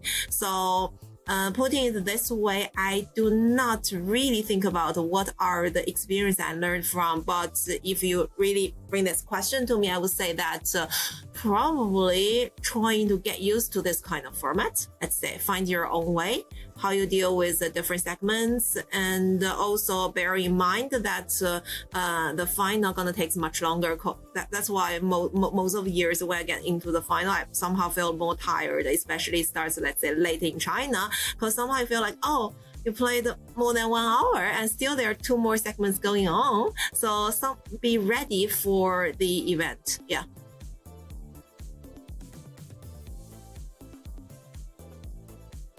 Well, definitely I'm going to try my best trying to win the title again. But as we mentioned before, that anything can happen in chess, especially in blitz and bullet chess. So I'm open to, let's say, any coming matches, and I'm looking forward to that. And of course, I'll try to bring up some interesting games.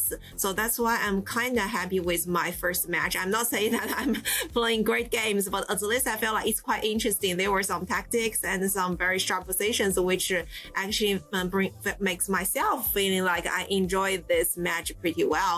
And I hope that the chess followers who followed our match wouldn't be feel like, oh, it's very boring. They're just some classical chess. I'm not saying classical chess is boring, but let's say when it goes to the faster time control, I believe most of the people would like to see something more like dynamic, right? More like, there's this happening. Maybe there's some blunders. Oh, they missed this kind of things, rather than very subtle, accurate move, positional play. I mean, that's very good. But for players, when it goes to the, let's say, time pressure, it's hard that you keep your accurate positional play. So I just hope that the future match is also going to be very interesting. That's all.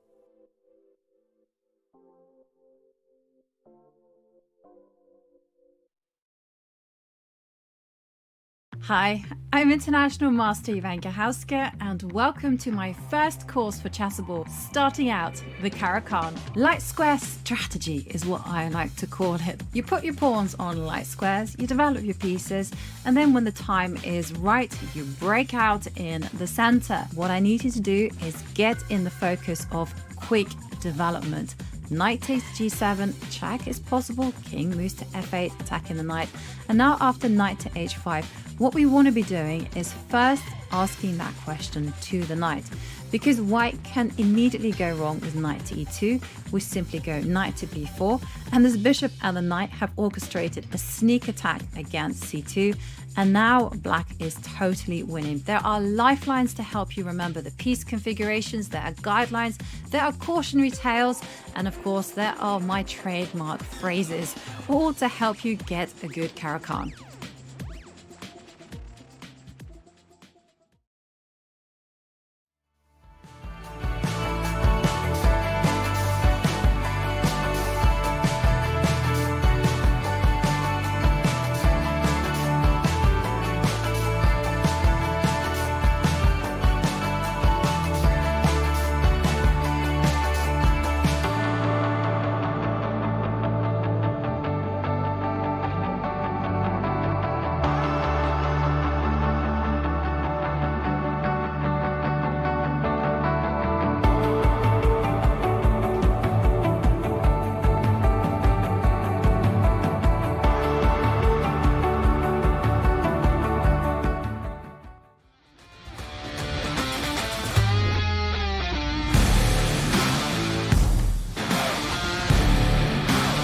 We are back for 15 minutes of bullet chess. 1 minute plus 1 second. Everything is going to be decided here. So far, Anna Muzychuk is leading by 2 points, but will she withstand? Will she hold on to that lead and make it through to the semi-finals to face Bibi Sarasalbayeva? That's the big question. Well, we have 15 minutes of bullet ahead of us. Anna, do you think Hu Yifan will mount a comeback, or do you think Anna will hold her ground? I think it's, as we said, it was going to be a close match, and it still is. Now the lead is for Anna, and the bullet could go either way. I think neither of them are that keen on bullet chess, and that means it's anyone's game. Who will have the better instinct? Who will have the better mouse skills? Who will move better? This is the final segment of the match, and with a 2-point lead, Anna Muzychuk is getting closer to that qualification to the semifinals, but 15 minutes have already proven to be enough in other matches to change the fate of the match, and things can turn around. So Hu Yifan certainly has her chances, and it will be a big question whether she practiced more bullet heading into this match. Yeah, and it's a ruthless format. It's single elimination. Whoever wins this one is gonna win and move on to the semifinals. So much at stake. The loser will just walk away and stay home. And as we see our players getting lined up, I wonder whether they are like flexing their fingers and just making sure everything is just fully flexible. But we have liftoff, the games have begun, and Anna, she now switches things up. She throws in a check on b5 and then gets in her Maroczy formation. she gets in the Marotti formation, and we also see that same formation from Hu Yifan, having both the C and the E pawn on the 5th rank. A very symmetrical pawn structure, mirroring each other even with H4 and H5, and now bishop trade offered with bishop to H6. Yeah. And it's a very close positions that both sides have their strongholds. And the knights just want to be jumping into d5 and d4 respectively. As we see b4 make an appearance, will white go b5 and extend on the queen side even more? Well, that was a change in direction as the queen posts up to h6. Go on, g4, go all the way. I would have loved to see it. Instead, we see a knight jump, and now knight f6. Very important to try to trade the knight, but knight g5. Careful, because there's a threat of checkmate once the knight was going to be eliminated. We see trading of the knights on g5. I was also thinking for a second that there is how do you get that queen out? You cannot. You have to play knight f6. That's the only way to save your queen. Yeah, and after this, well, still the fireworks continue because there's a rook takes h5 in the air. So you have to defend against queen h7, queen g7 being played. And after those flurry of moves, we have a double rook endgame. And I suspect it'll be just a rook endgame as the rooks come off. But no, the tension remains for that little bit longer. It's a very balanced position now. Indeed. Yes, it is balanced, and we have seen these rook end games turning into king and pawn end games, and king and pawn end games turning from winning to losing. So anything can still happen, especially since now this is bullet with just a few seconds remaining. The position is locked up after g4, so it is only the h file, but both players are staring at each other on that h file, so neither of them can make progress. That is true, but white is the one that does hold the key to opening up the A line, as we see the rook is about to get behind the A pawn and start to threaten to infiltrate. So this is why Yifan is just rushing with the king over to cover the entry points on the king side. And a very nice idea here, rook A1 is what the move I expect. And you're right, the king is not going to be able to infiltrate. So yes, a rook can post up to a6, or even a8, but it's not really going to start targeting anything. The white king just cannot get in. The white king cannot get in, and at the same time she is trying, because she does have that moment of maybe a rook g8 or rook h8 in the right moment to try to get to the 6th rank. Now she's going to the b5, grabbing the b6 pawn, but black's rook is also getting activated, and once the f3 pawn is gone, black has a pass pawn as well. Yeah. And just like that, like if you turned away for 1 second, you thought, oh, well, the players are repeating, there's going to be a draw. But suddenly this is not so easy as the pawn moves up. The king has to keep connection. And now it's going to be black who's going to be winning this one, as they're going to take that pawn on g4, and it's going to be all about the f and the g. And those are connected pass pawns. f2 forces white to go after the pawn by rook f4. This move makes sure that next move you will have a new queen on the board, and Hu Yifan wins after several games that went in Anna Muzychuk's favor. And very important for Hu Yifan, she has been the one scoring that first win in bullet with only 11 minutes remaining. This is the final decisive phase of the match. Anna Muzychuk still leading with 1 point. Still leading with 1 point, and there's a problem in town. And look at this, knight takes e5, brilliant move. So bishop takes queen is going to be met with knight takes queen, and at the end of it, white is going to be a pawn up, and if you capture the knight, the bishop is hanging on h5. So not ideal situation for Anna, as we see Hu Yifan now take control. Knight to g4 is one way to rescue both the knight and also block the attack. Knight to g4 seems to be the way to go. g4 would be the other way to tackle that. There's a lot of things happening, including both your queen and knight hanging. So Hu Yifan chooses to push g4 and now takes on b6. Everything is up in the air, but this is a beautiful discovered attack, targeting the queen by the capture on b6, and the bishop on h5 is still hanging. Yeah, and so many nice ideas. Like if you go queen to d6, bishop takes c7, could very well be a possibility. You can also go knight b5 Wow.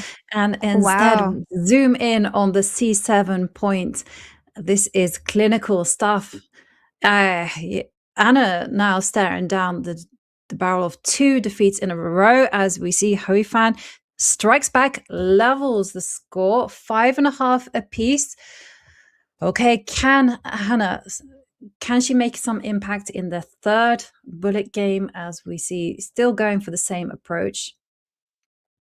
She really needs to stop the bleeding because, as you said, this is so far 2 wins for Yifan in the bullet. She ties the score, 9 minutes left only from the entire match. And Anna Muzychuk goes from a 2-point lead to now an even score where she has to make sure that she doesn't get tilted from this really tough situation where you have to keep playing games. There is no break. There is no time for you to even just step and away from your computer for a second. The games continue being played. The queen is coming to g5 to target the f6 knight, and now the knight jumping to d5. I do like how Anna is handling this game. At king f8, Yifan apparently needs to place the king on f8. Any other move for black would be not as all right. Mm-hmm. And we see instead queen to d8 being played. I gotta say, the knight on d5 is such a strong piece. If the queen moves away from d8, then you're going to have knight to c7. So the knight drops back. Okay, maybe this wasn't the most precise move as the queens are going to come off the board. The knights perhaps are trading themselves off. Yes, and we have this is a really nice calculation there from Anna as she just grabs the material. I mean, that was very courageous because that knight on a8 doesn't look like it has too much of a life. But then it's just dawned on me that this knight on g4, it's also trapped, it's got no squares. Very true that both knights are trapped. One looks a lot worse, as you said, the one in the corner, but this knight on g4 also has nowhere to go. So once the king goes to e2 or d2, they will be covering the e3 square as well. For now, what we see is that the rook has entered black's position, but so is the black rook, threatening now the check on the back rank. And I think this is something that Anna missed because she plays f3 and allows the check. So now the rook on h1 is gone and black is up a piece. Black is up a piece, and it's also really bad news for Anna, who's now lost 3 games in a row in the bullet. It's not working for her at all, as mistakes, they just keep on coming. g3 is going to get that white king caged. Oh, wow. Big threat of rook to d1, and with just 6 minutes and 40 seconds, the big question for Anna is how much effort does she put in trying to save this game, prolong it? She resigns. And it's getting critical for Anna as she finds herself trailing by a point. Trailing by a point, going from a 2-point lead to now 3 wins for Yifan with a checkmate on the board. And there's only 6 minutes and 15 seconds left in the bullet portion. Anna badly needs a win to tie the score and get closer to leveling the score and maybe a tiebreak. If the match will stay this close, I would not be shocked if we are heading to overtime. This match could very well be decided in overtime in a tiebreak. Maybe we'll see our first Armageddon as the pawn just breaks out on d5. But Anna, she does need to win a game. She's got the black pieces, drops the knight back to d7, ideas of bishop to c5. It's looking good for Anna. She doesn't have any problems with development as she does come in to attack the queen. Attacks the queen comes to f4, heading toward the king side. But I feel like this is still quite a nice position for Anna, who now chooses to push the pawn to d4, attacking the bishop. But it is also a sacrifice. She sacrifices that pawn because at the end of the day, I think what she's counting on is that she can take on b3 and then on e5. That's exactly what she's just working out, just making sure that she's okay, because the pawn on a6 is dropping at the end, but there is a knight to f3 tactic to keep things all nice and happy for black. So you can't grab the pawn on a6, so this is why rook to e3, setting up an idea of a deadly pin, rook a e1. Black needed to take some time out to handle that, and now the pawn on a6 falls. But the white pawn structure isn't the best. It's a very British way of saying not very good. And sure enough, look at that. Rook takes f2, rook takes b2. And one of those pawns will fall. Both of them are threatened. I'm expecting knight e4 to guard the f2 pawn, but once you capture on b2, there's pressure on b3 as well. I think with the time situation being what it is, and it's a bullet game, anything can still happen. There's knights on the board, tricky pieces. The rook comes to the 6th rank to pin that knight, but you can step out of the pin by giving a check on the back rank. Yeah, and some nice defense there from Anna, calculating that she could go into all of this. But Yifan, she is just really piling on the pressure. You know, she's threatening the pawn on b5. She's threatening the rook. Rook a6 check ideas is in the air, as well as ideas such as going f4. So what will Yifan do to improve her position? She comes up with a king, offers a trade, rook to b8. And suddenly the b pawn is looking vulnerable. Rook f3. It is looking really wow. vulnerable. Oh, rook takes f7. That pawn is gone. And then the g7 pawn as well. But she's threatening checkmate. She's threatening checkmate with the pawn to g4. Yeah, defended there with f6. Now the king can hide, but it's going to have to hide there on h7, which does feel a little bit nervy. But just 3 seconds as the rook comes to b7, Yifan is going to try to activate the rooks if she can get it there. And Yifan won on time. Wow.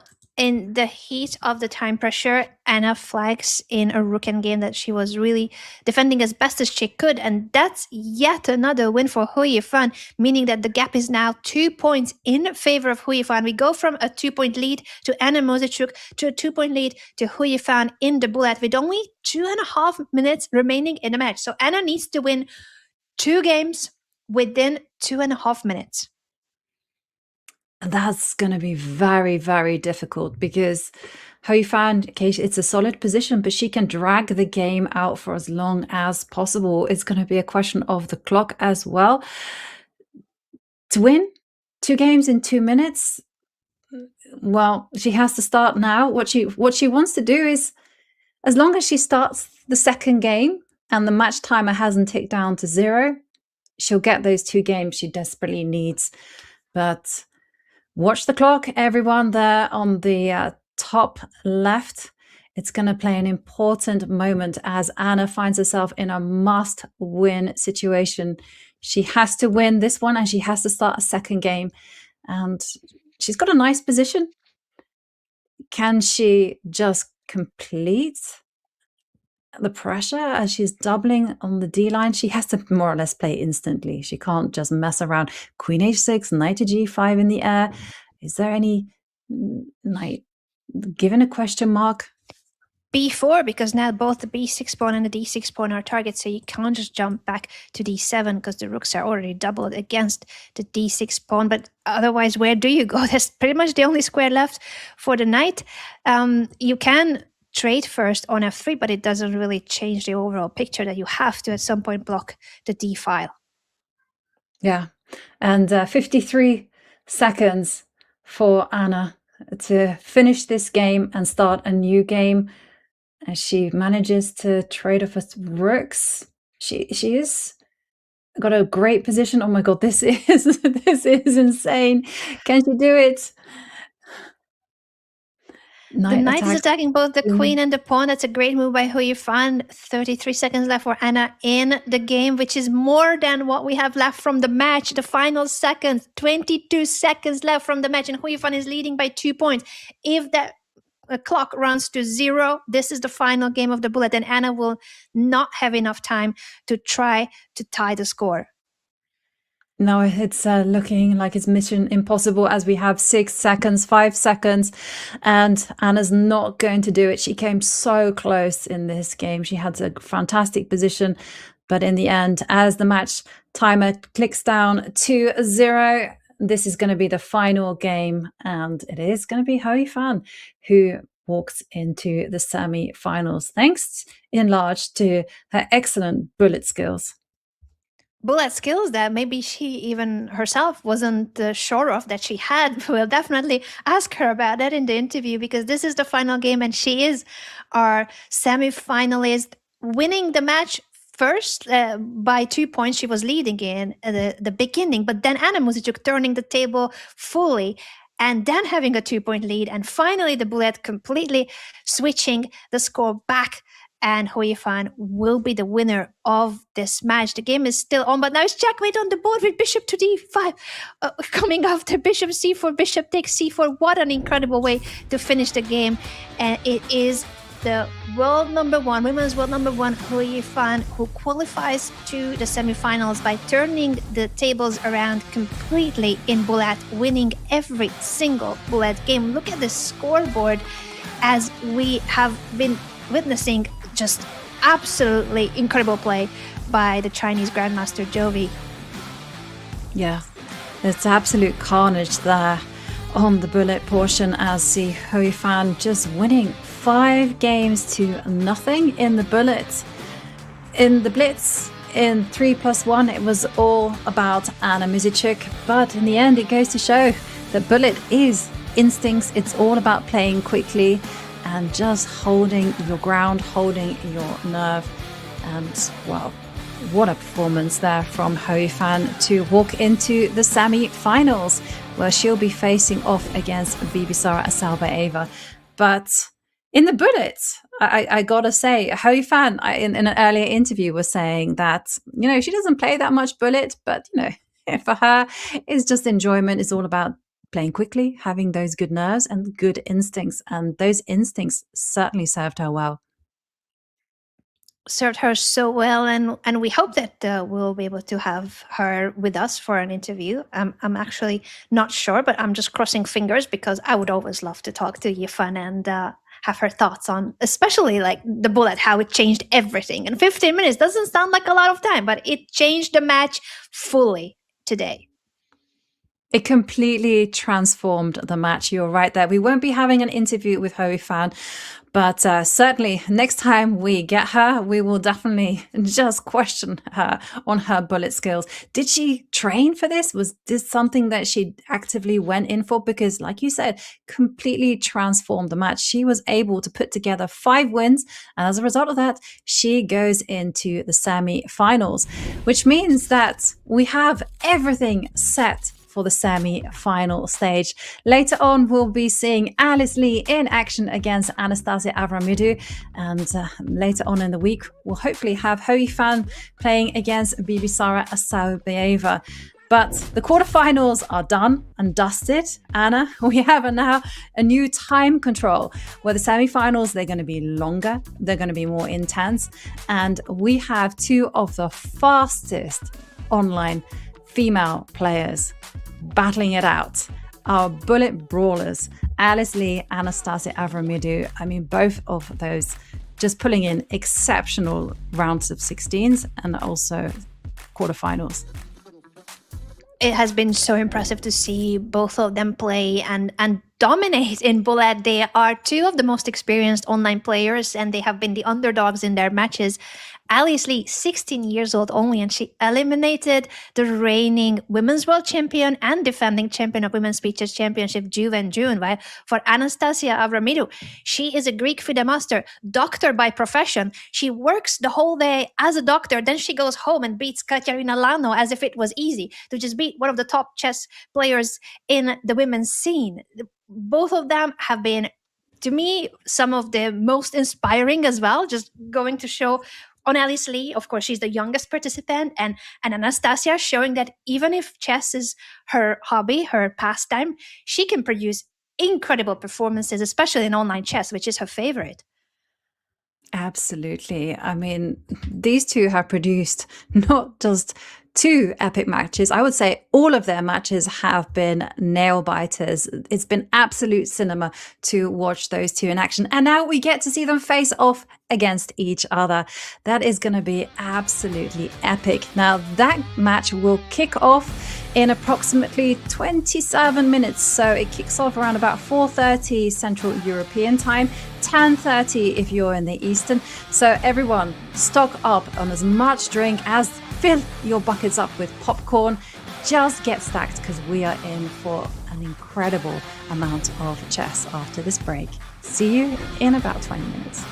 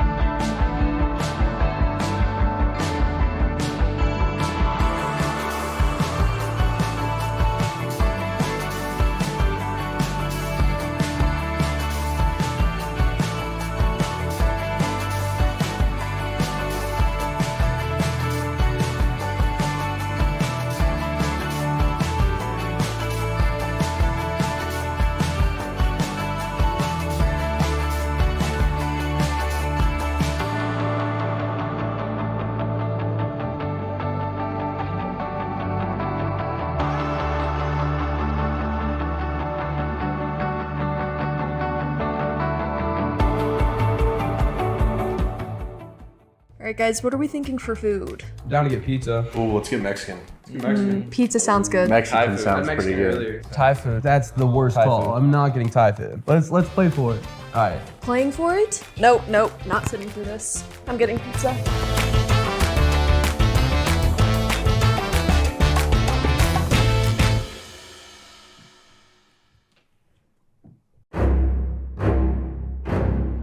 Let me get it? No. Why? Dude, I have way more pieces than you. You're already This is my massive. first You're one. already massive. Play me for it.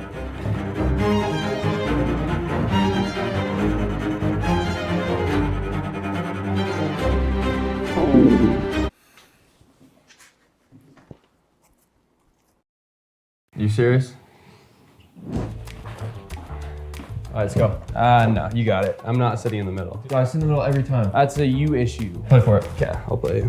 My God, just get in the car. Let's go. Baby puzzle? I already did it, bro. Let's just go. Dude, I sit in the middle every time. Dude, grow up. Dang guys, the chess world is crazy. I know, I had no idea. That's insane. Have you guys even been watching this whole time? Yeah, we Yeah, watched the super good show. the whole thing. It was really good. It was Good It was ending. crazy. We watched the whole thing. Yeah.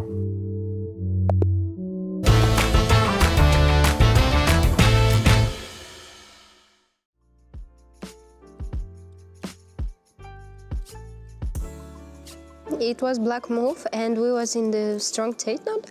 Firstly, he told me that he planning to play rook d1, and I also, because we have position like something like here, and I don't want to play queen d8 because of rook d1, then I noticed that I can play knight f6. And here, okay, it's equal position. If he will play queen b8, we can take and take on h6. It's a draw. But he tried to do something more and he played h5. And after knight e7, it's a bad position for black because I want to play queen g8. He played queen b8 and I played queen d5. Here I realized that I have big advantage because I want to take on f7, take on e4. Also at some moment maybe knight c6. And also we have seconds. He can't play something like queen d6 because I can take and take on rook on b1. I think he played rook b6. After queen e4, it's maybe just a little bit better position, but of course I take here. Okay, he played h4. If I'm not mistaken, something like here, I can play rook e5 and I think it's over for black because after h take g3, I can play queen h5, just take on e5 and the game is over. And he can move his bishop because of rook h5 and mate in 2, but I didn't saw it unfortunately. I give a check, rook h6, check, g6, check, take on a6. I think my king was on h2 actually, because I think he take and I play king g2. Yeah, and he take here and... Okay, you know what is funny? I can't explain knight a5 move. Firstly, I thought, of course, I can take on g6, but I calculate something like f1, take, check, king g2, and in my mind, his queen also is on e2. I don't know how. I even can play king f2, king c2, and it's draw. But in my mind, king was on e2, and I thought like king g1, queen e3, king g2, queen h3, and I'm losing. And I was shocked, and then maybe I panic and play knight a5, f5. But you know what's the most interesting fact? That we are finished the game immediately after knight a5 because of f1 and queen b5. But after the game, I told him that I can play just rook f6. He said, yeah, it's probably good to move, but black don't have any normal move because they can't move queen from 8 rank because of queen g1 mate. And okay, it's around +2. It's not easy to win, but it's winning position.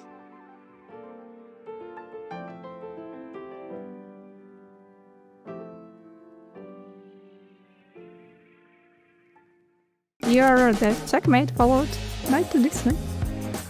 Opening trap actually used quite a few times, and I managed to win a few games very quickly by a checkmate, within 10 moves.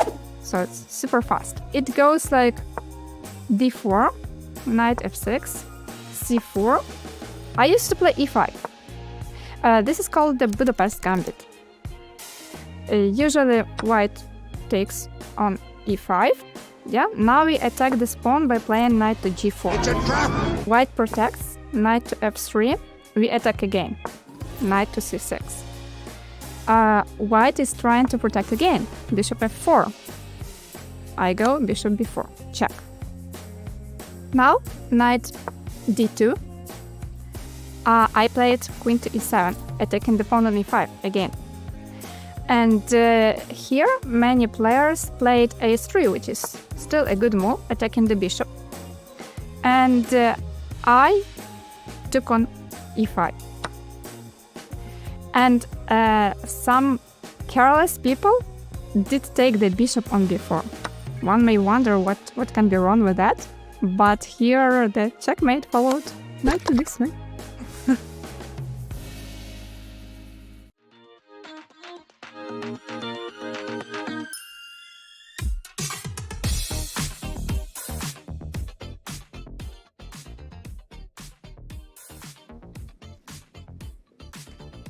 Okay, I'm ready. All right, good luck, Dina. Good luck, Andrea. If I beat you, would you be embarrassed? Every loss is a learning. So the AI is already taken over here, I see.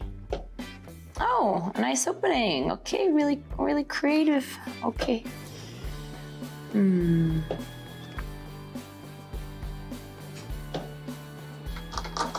Oh, ASMR. Trying something new? No, I can. Well, you don't have a rook, so that's fine. What? Huh. I didn't like that. Let's try something spicy. No, I don't think there's any tricks. Okay, let's see how spicy this is. I feel like I wasn't supposed to take that, but I don't. Okay. Can I just develop? Fine. Is that your plan? 2 moves? Thought in Russian School of Chess they teach you to calculate a little bit farther. Just capturing it pawn by pawn. Uh-oh. Uh-oh. Something's warming up. All right, sweetheart. Oh, shit. Check. Okay, check. On your queen. Okay, sure. That was not good. It's okay, I don't really need the rook anyway. I'm gonna checkmate you in a few moves anyway. And take it, I'm not too concerned. All right, I'll take it. I didn't even think if this was my queen, I could... So it's not. Okay, which one is actually your queen? Okay, so this is obviously not your queen. I think there's a glitch again. Okay. You need to update your software. I'll work on a more human interface. Let's take... I can't.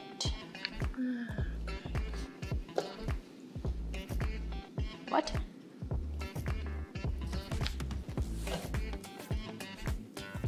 Am I missing something? Am I just really bad player and I don't understand because you keep giving me free pawns? Oh, yeah, okay. Well, that's an illegal move. Do I win the game? I think I win. I finally won a game! Oh, it feels good. Oh my god, we did the same queen again. What did they say in Russia when they beat you really bad? Do they have like, I destroyed you, my young Padawan? Is there like a Russian translation for that, anyone?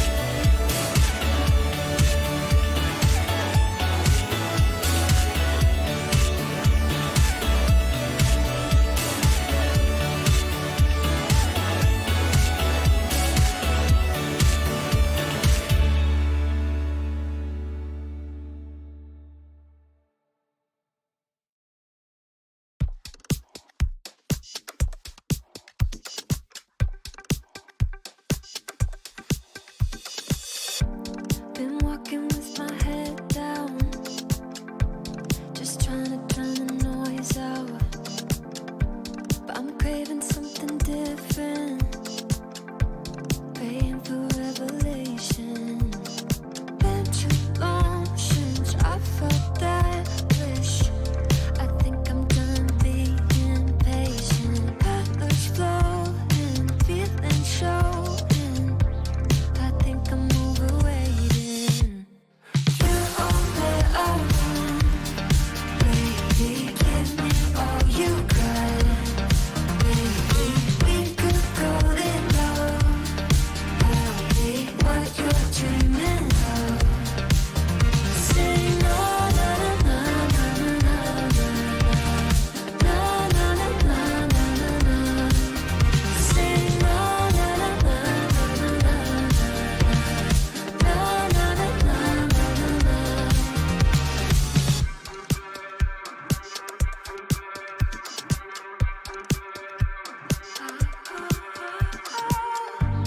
You got me feeling brand new, like I got nothing to lose.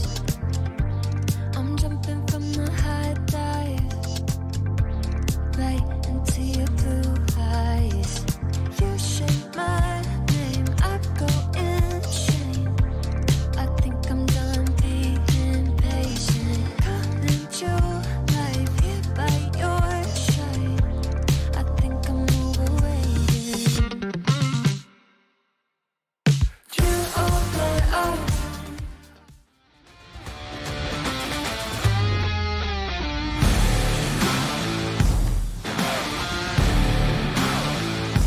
Welcome back, everyone, and the WSCC just leveled up because the quarterfinals are done, they are dusted, and we've now entered the semi-final stage. And by the end of today, we'll find out who is playing in the final, or at least one of them anyhow. So big stakes, and you know what? Things are going to get a lot more intense. They're going to get a lot more, I'm going to say, fast, furious, and all the emotions, because there is a lot at stake. And Anna, it's going to be epic. And by epic, I also mean that the time also has lengthened because the matches just got longer. The match is getting longer because the stakes are higher, as you already mentioned, Jovid. This is the semi-finals. One of the players will be eliminated and the other one will qualify to the finals of the Women's Speeches Championship.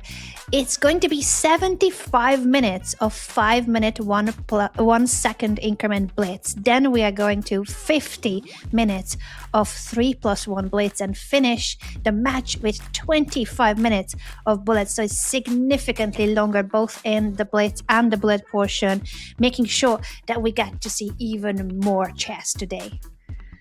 Even more chess. And, you know, we borrowed something from the World Cup. They were onto something with the hydration breaks.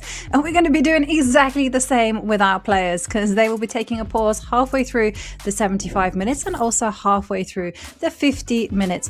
Sadly, we don't have Madonna or Shakira dancing for us in the halftime, but we do have Alice Lee and Anastasia Avramidou, and they are going to provide us with all the fireworks that we need when it comes to chess on the board. Definitely. And I do see Anastasia singing along. So she does have her halftime show. She is listening to music. I wonder if Alice is also, maybe she'll be tuning into some of her favorite Spotify playlists or just zoned in on the chess fully. We do have two of these amazing players who were not favorites in their brackets. Alice Lee eliminated the defending champion and current women's world champion Yifan in her quarterfinals, and Anastasia Avramidou, FIDE master from Greece. She's a doctor. She is a full-time doctor who then goes to from work straight to the computer to play in the Women's Speeches Championship and eliminated Polina Shuvalova and Katerina Lano, two really strong players on her side of the bracket. And this is now the semifinals.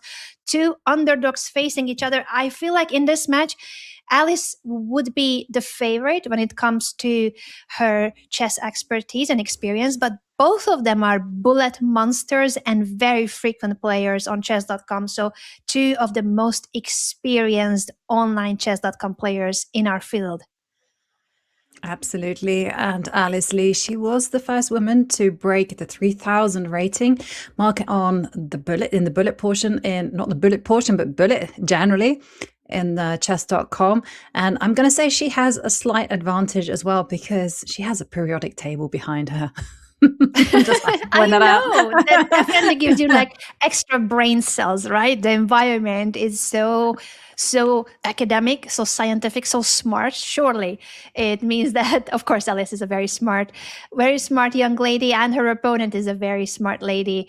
As we know, she is a doctor by profession too.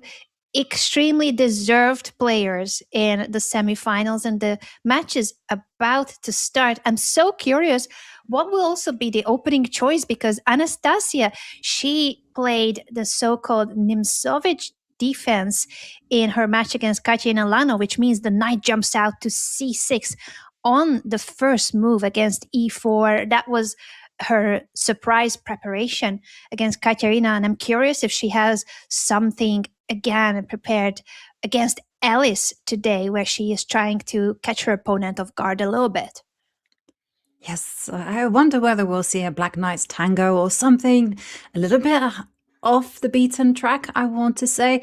But last time Anastasia told us that she did some 15-minute preparation, decided that she was going to play the Nimzovich, and it worked a treat. As our players, they're getting ready. Alice is going to start with the white pieces, Anastasia with the black pieces. Alice tends to play d4, knight f3 system. So knight f3 making an appearance, and we have g3 Areti. It depends whether Alice will take a stake in the center. Yes, she does that. And now castles. What next? We'll be seeing c4, and then the game will kind of go into more mainstream Catalan type. Oh, but knight c6 makes an appearance. So she does play knight c6, even if it's a d4 opening and very different structure, but still a little bit of a deviation from the main line. And that's what Anastasia wants. She wants to surprise her opponent and go for something a little bit less theoretical. Alice plays really quickly. She doesn't mind that this is not the most standard. She knows how to react to it, and now places her second bishop on the long diagonal, supporting the d4 pawn as well and threatening to capture on e5. Yeah, and e5 was definitely the point of playing knight to c6, just preparing that breakthrough to liberate the bishop on c8. And as bishop to b2, very natural move. Big question for Anastasia, which she's pondering over, is how's she going to take that pawn on d4? It's very natural to take e takes d4, but I do see that one person has tried knight takes d4. E takes or knight takes, as you said, seem to be the most logical. She's pushing e4 instead, meaning that these pawns are staying on the board, and she's trying to claim that this knight now has to go, so she is also grabbing some space in the center. The knight could jump to g5 to immediately target this pawn, and then the second knight is coming to d2. So this might be the reason why players in that position were usually not pushing. Alice jumps straight into the center, knight e5. If the knight would capture this, that means that the pawn appears on e5 with a pawn fork. So that's definitely not recommendable. You can only take on e5 with the bishop, but that will give up the pair of bishops, chase the knight away, and lose your e4 pawn. Yeah, no, you can't touch that knight. You can, however, just add pressure. You can go rook to e8. It's going to be very difficult to actually dodge this trade, because if you move the knight from c6, then there are chances of c5, just chasing that dark square bishop. So I like this move. Again, Alice has to make a decision, because there is now ideas of capturing on e5. Maybe now double the pawns, knight takes knight, b takes c6, and argue that structurally white is just a little bit better, but it's not going to make its impact felt right now, because black's pieces are very, very active. Very active pieces, and the rook coming to the open file, attacking the bishop. Now the bishop coming out with a tempo as well, bishop g4. So it's a worse structure for black, but meaning active pieces. I wonder if she has any follow-ups like c5 to try to get rid of the doubled pawns, because they're doubled, isolated, and you would love to at least trade one of those pawns. Bishop f3 instead gets a question mark. Interestingly, it seems that white can and will take, and Alice immediately jumps out with the knight to target that f3 pawn, and that's why bishop to f3 wasn't the best. You don't have enough time to bring the queen over to threaten checkmate on g2. Your pawn is now a huge target, and there's no way of holding on to it.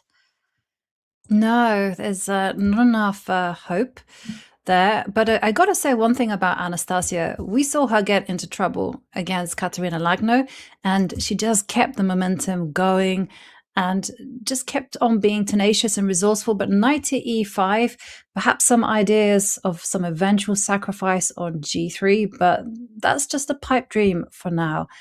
And white's position still rock solid. Rook to b1. Okay, looks like a natural move. I don't know why that was a big miss.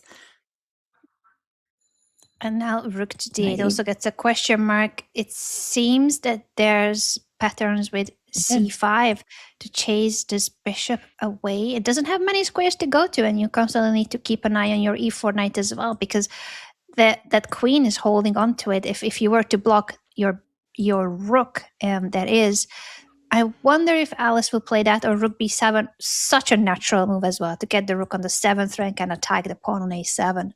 Yeah, still threatening this as well because the c7 pawn. Yes, absolutely. So I like this idea of rook to b7. Makes a whole lot of sense. Now, what will Anastasia play? Will it be c5? Just in order to fight this c5 idea that white has? Will we see something a bit more ambitious?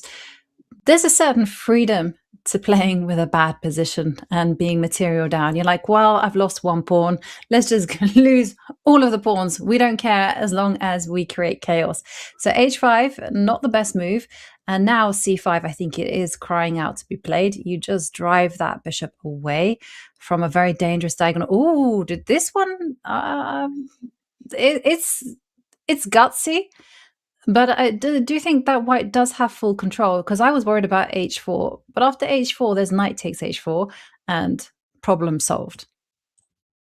Problem solved, it seems. So if there's no h4, there is no way for black to exploit anything about how this rook is at the moment not doing much when it comes to the king side, but it is doing much when it comes to creating a pass pawn. That a pawn, if there is no attack for black on the king side, this a pass pawn is a really important asset.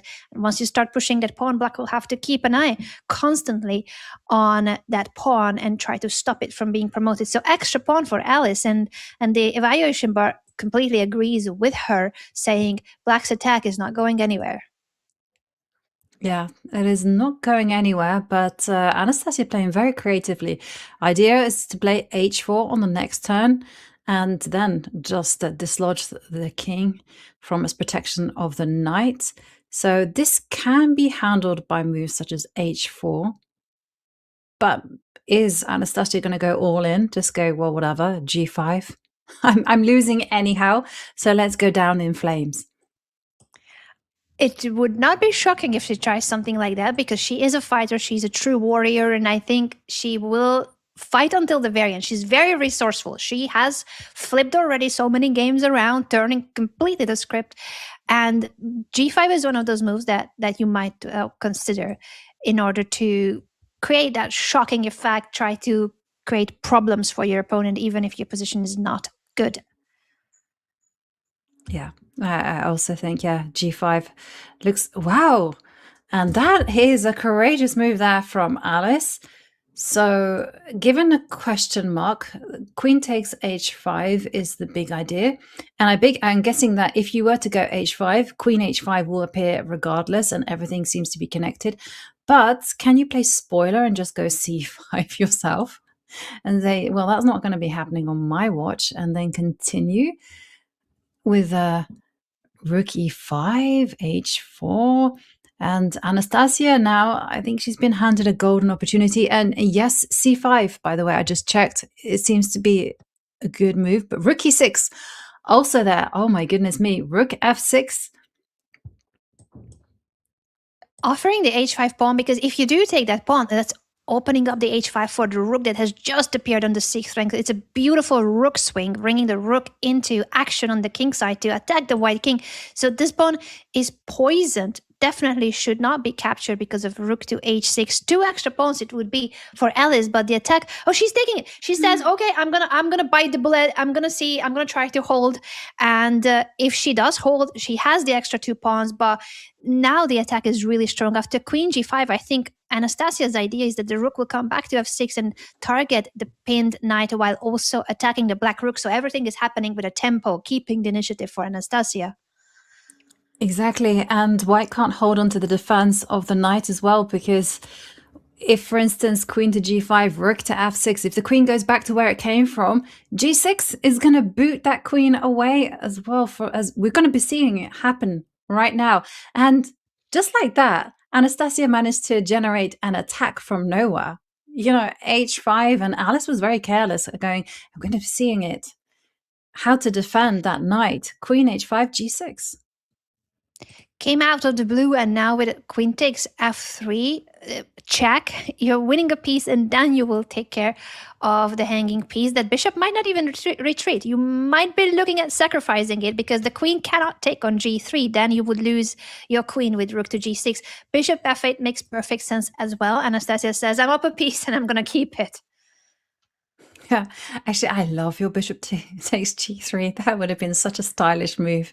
Rook h6 ideas with checkmates, but okay, it didn't get played. Bishop f8 knits everything together, and now rook takes c7, and wow. And here comes another rook lift. Rook h5, and it is gonna be death by h line. And Anastasia is bobbing her head. She's singing to her favorite songs. She must have a banger of a playlist, and she's got the moves on the chessboard as well. She has fought so well in a game where she was down a pawn and no counterplay. Then she sacrifices the second pawn and wins the game. So Alice, I think she got a bit less cautious once she had the upper hand, once she had the better position and the extra pawn. But you can never, ever let your guard down against Anastasia. She finds resources, she keeps fighting, and now she wins the first game in this match in the semifinals against Alice Lee. Wow. And as well, I'm interested in all the way that she managed to generate that attack from nowhere. You know, this whole idea of going h5, making the trades, posting up a queen on e4. Objectively, it didn't work. But Alice needed to be careful, and Alice was not that. So, okay, for Alice, now she's got a lot of time. There's 63, just over an hour. I'm not very good with these minutes. I can only do just over an hour, 1 hour, 15 minutes. But they just got over an hour to play more of this 5+1. So plenty of time for Alice to recover, as we're seeing. There's going to be a trade of knights, and white is arguing that the pawn structure, the double T-pawns, are targets. They are targets, and that's the reason why Alice places her knight on d5. It's a very thematic approach, giving up the pawn, but by that she is also strengthening her pawn structures. And once you take on d5, there's further trades coming in. Queen takes, bishop takes, and then Black will capture on h3 instead of moving the rook, so that both rooks are attacked. It's a counter attack that also grabs a pawn. Yeah, and Anastasia again finds herself in trouble. Thinks she's going to be going down a pawn. Once that rook moves, the pawn on b2, as you pointed out, pawn on h3, it is hanging. And the question is, which one of those moves is the lesser evil? And Anastasia, I just love the way that she's embraced the whole spirit of the WSEC, listening to music, just pumping out the beats, playing good moves, as Evaluation Bard says that rook to b8 might have been natural, but it wasn't the best. And bishop takes c4 is one option, just to remove this potentially dangerous pawn. And that's definitely a more important pawn than the h3 pawn. So I don't think Anastasia will be too worried about giving the h3 pawn to Alice as long as she can capture on c4. The b2 pawn is hanging as well, but once you get rid of the c4 pawn, at least there is no passed pawn that will be running up the board. So capturing on c4 is absolutely crucial.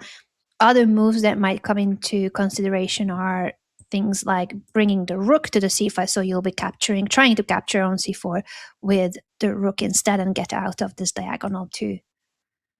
Yeah, and I was wondering whether you could be gutsy and go bishop takes a7, but I think that's just one risk too many. Okay, bishop takes c4, and yeah, drop the h pawn, and the b pawn will also fall, but white is very active. And the pawn on a7, it is still loose. It is loose, and that's something that Alice will need to think about, whether she gives up that pawn for the b pawn, and that's the most active choice. She captures on b2, says, I don't mind it, you're taking on a7, because your pawns on the second rank will also be targets once I get my bishop on g4. Black could also bring the rook over to the a file or the b file. So Anastasia says, I don't want this rook to be that active, I'm going to try to trade it, and she plays rook to b1. Yeah. And rook c2, again, asking the question to this beautiful defender on c4. You know, if it moves to b3, the e2 pawn falls. d3, the a2 pawn falls. And rook c1 could also be a possibility, but I suspect that's not the move that's going to be played. Somehow I feel like it'd be bishop b3 followed by bishop takes a7, just again to keep the position unbalanced. Anastasia, just thinking what is the best. What is the best, by the way? Because I was thinking bishop b3, but it has dawned on me that maybe you unbalance the position a little bit too much. Yeah, I don't think I don't think either of the players will find the, according to the computer, best move here, because it's rook to b4. I mean, not impossible, because the bishop is hanging, but it's a lot more natural to move the bishop whether to b3 or to d3 and then activate the rook, and that's exactly what Anastasia goes for. I think this is the way more human, very practical approach, also just as good, I feel, because both the a7 pawn and the e7 pawn are in the air. You will have to lose one of those pawns. So question for Alice is she going to try to hold on to one or the other? And for instance, a5 to hold on to the a pawn and claim that's a pass pawn, I'm going to start pushing it. Or will I play bishop f6, guard the e7 pawn and not mind that the a7 pawn will fall? It's in both cases, it's an extra pawn for Alice, but the position for white is really active, and that's what compensates for the material. Now, I think you can decide whether you take on a7 or e7 first. The other pawn will still be hanging. Yeah, and the answer was neither, right? So, and now it's decision time, right? Because if you go rook takes a7, then you have a 4 versus 3, but there's like a whole load of bishops on the board, and how easy is that? Or do you go rook takes e7, keep all the rooks on the board, but then try to get some counterplay? And the question was answered by, I'm going to dodge that decision for one more move and chase back that piece. So obviously Alice has to retreat the bishop. And again, there's even more decision now, because after bishop takes bishop, the e-pawn is going to be falling. And I like this decision from Anastasia, trading off the pieces. And once again, either the e-pawn or the a-pawn will fall. But this time, because black has doubled the f-pawns, it's going to be harder to generate a passed pawn on that side of the board.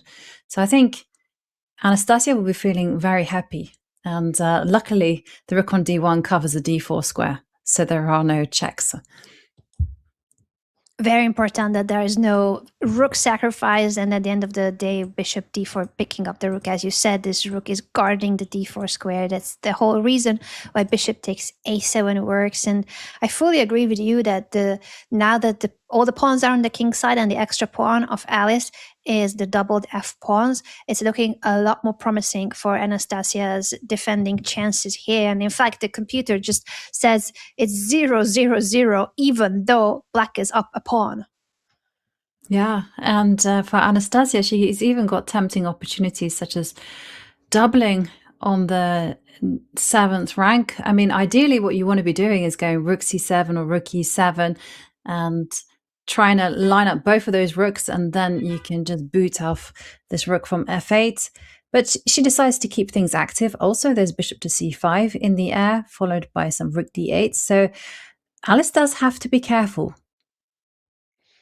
She does need to be careful because of those ideas. Bishop c5 I like a lot. Anastasia can also consider bishop d4 if she prefers to trade to a rook endgame where her rook on the 7th rank is still really active. The same goes for Alice, of course, but it's the f8 rook that makes a difference. Anastasia's rooks are already doubled on the d5, while Alice still needs to bring the other rook into the game, but it's not that easy to bring it. No. And I like this bishop to e3. She's still got the same ideas, bishop to h6 and being awkward.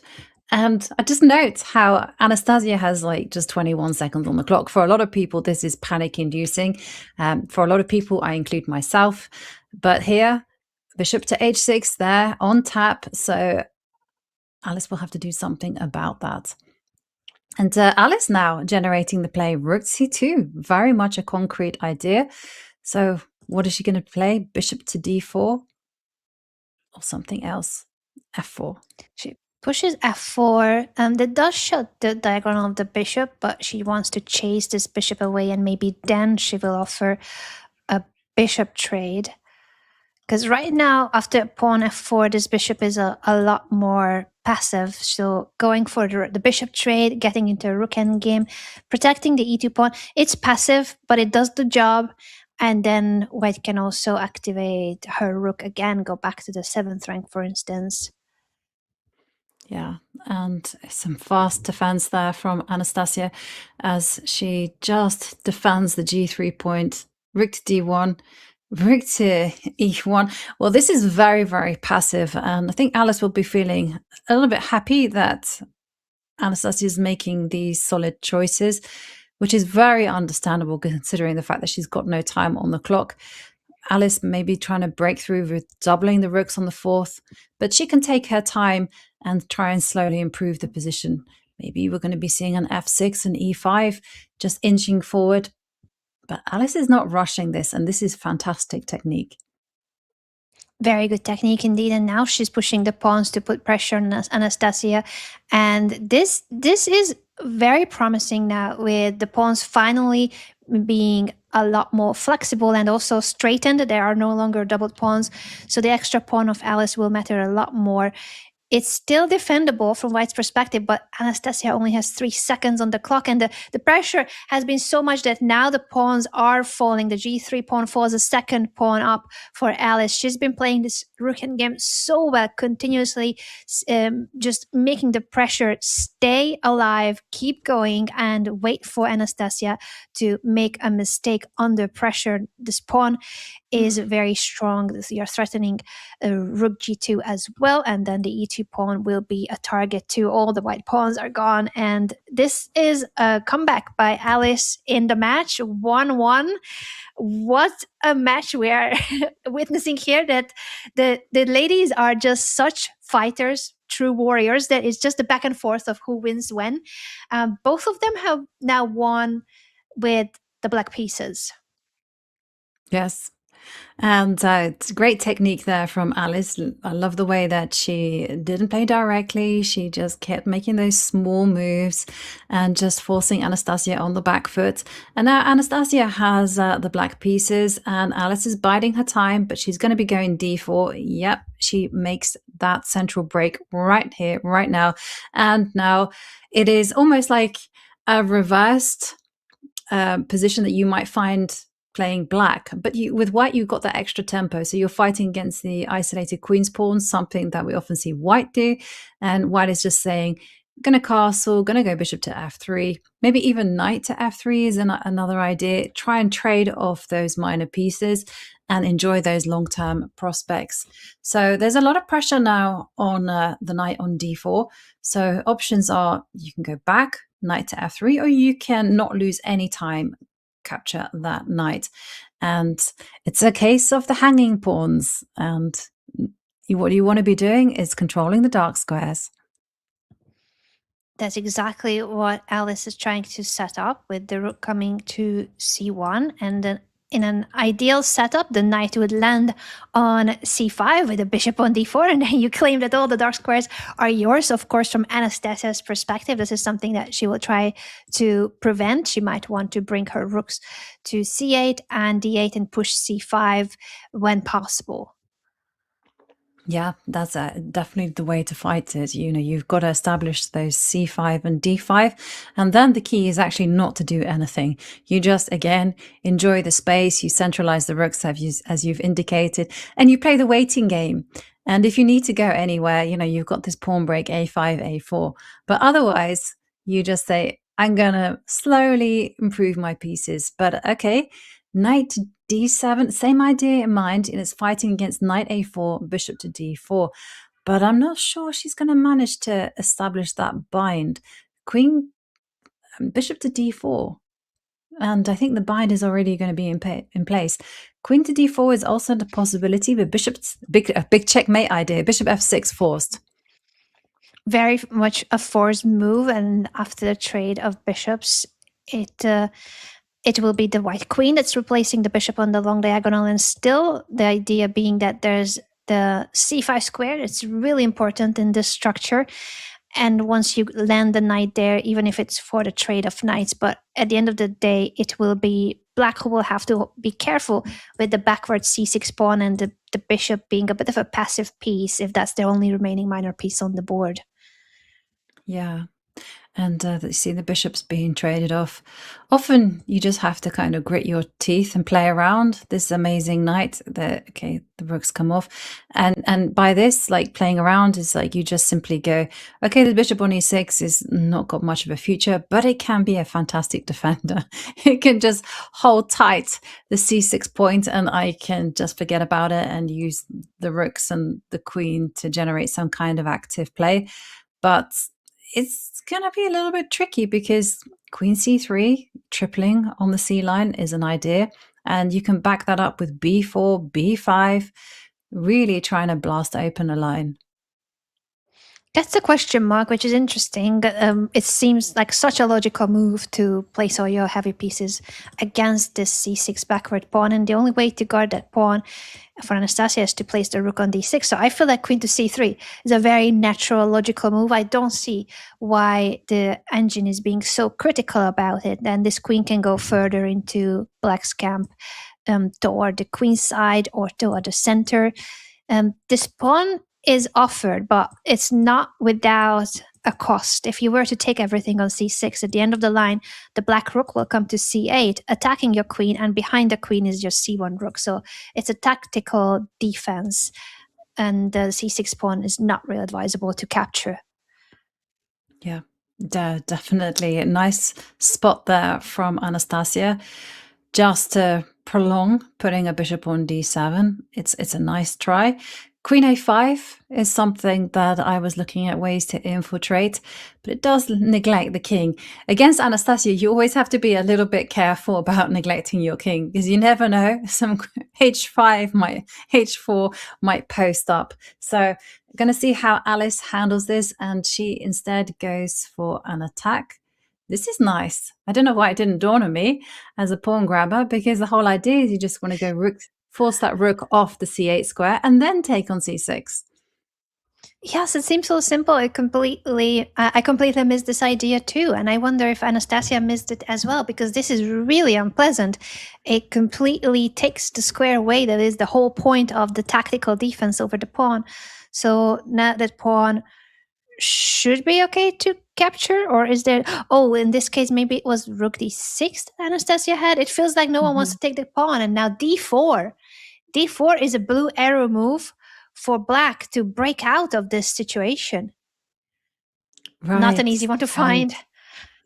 Not an easy one to find. I mean, you'd think that move was impossible, but it is thematic, I want to say. You want to try to get rid of a weakness, break out, get active, and it's a kind of sign of modern day chess, especially I'm going to say amongst the younger Indian and Chinese generation. They would find a move like that instantly because it's like second nature. Just give up a pawn, get active with the pieces. Activity trumps everything. But will Anastasia find it?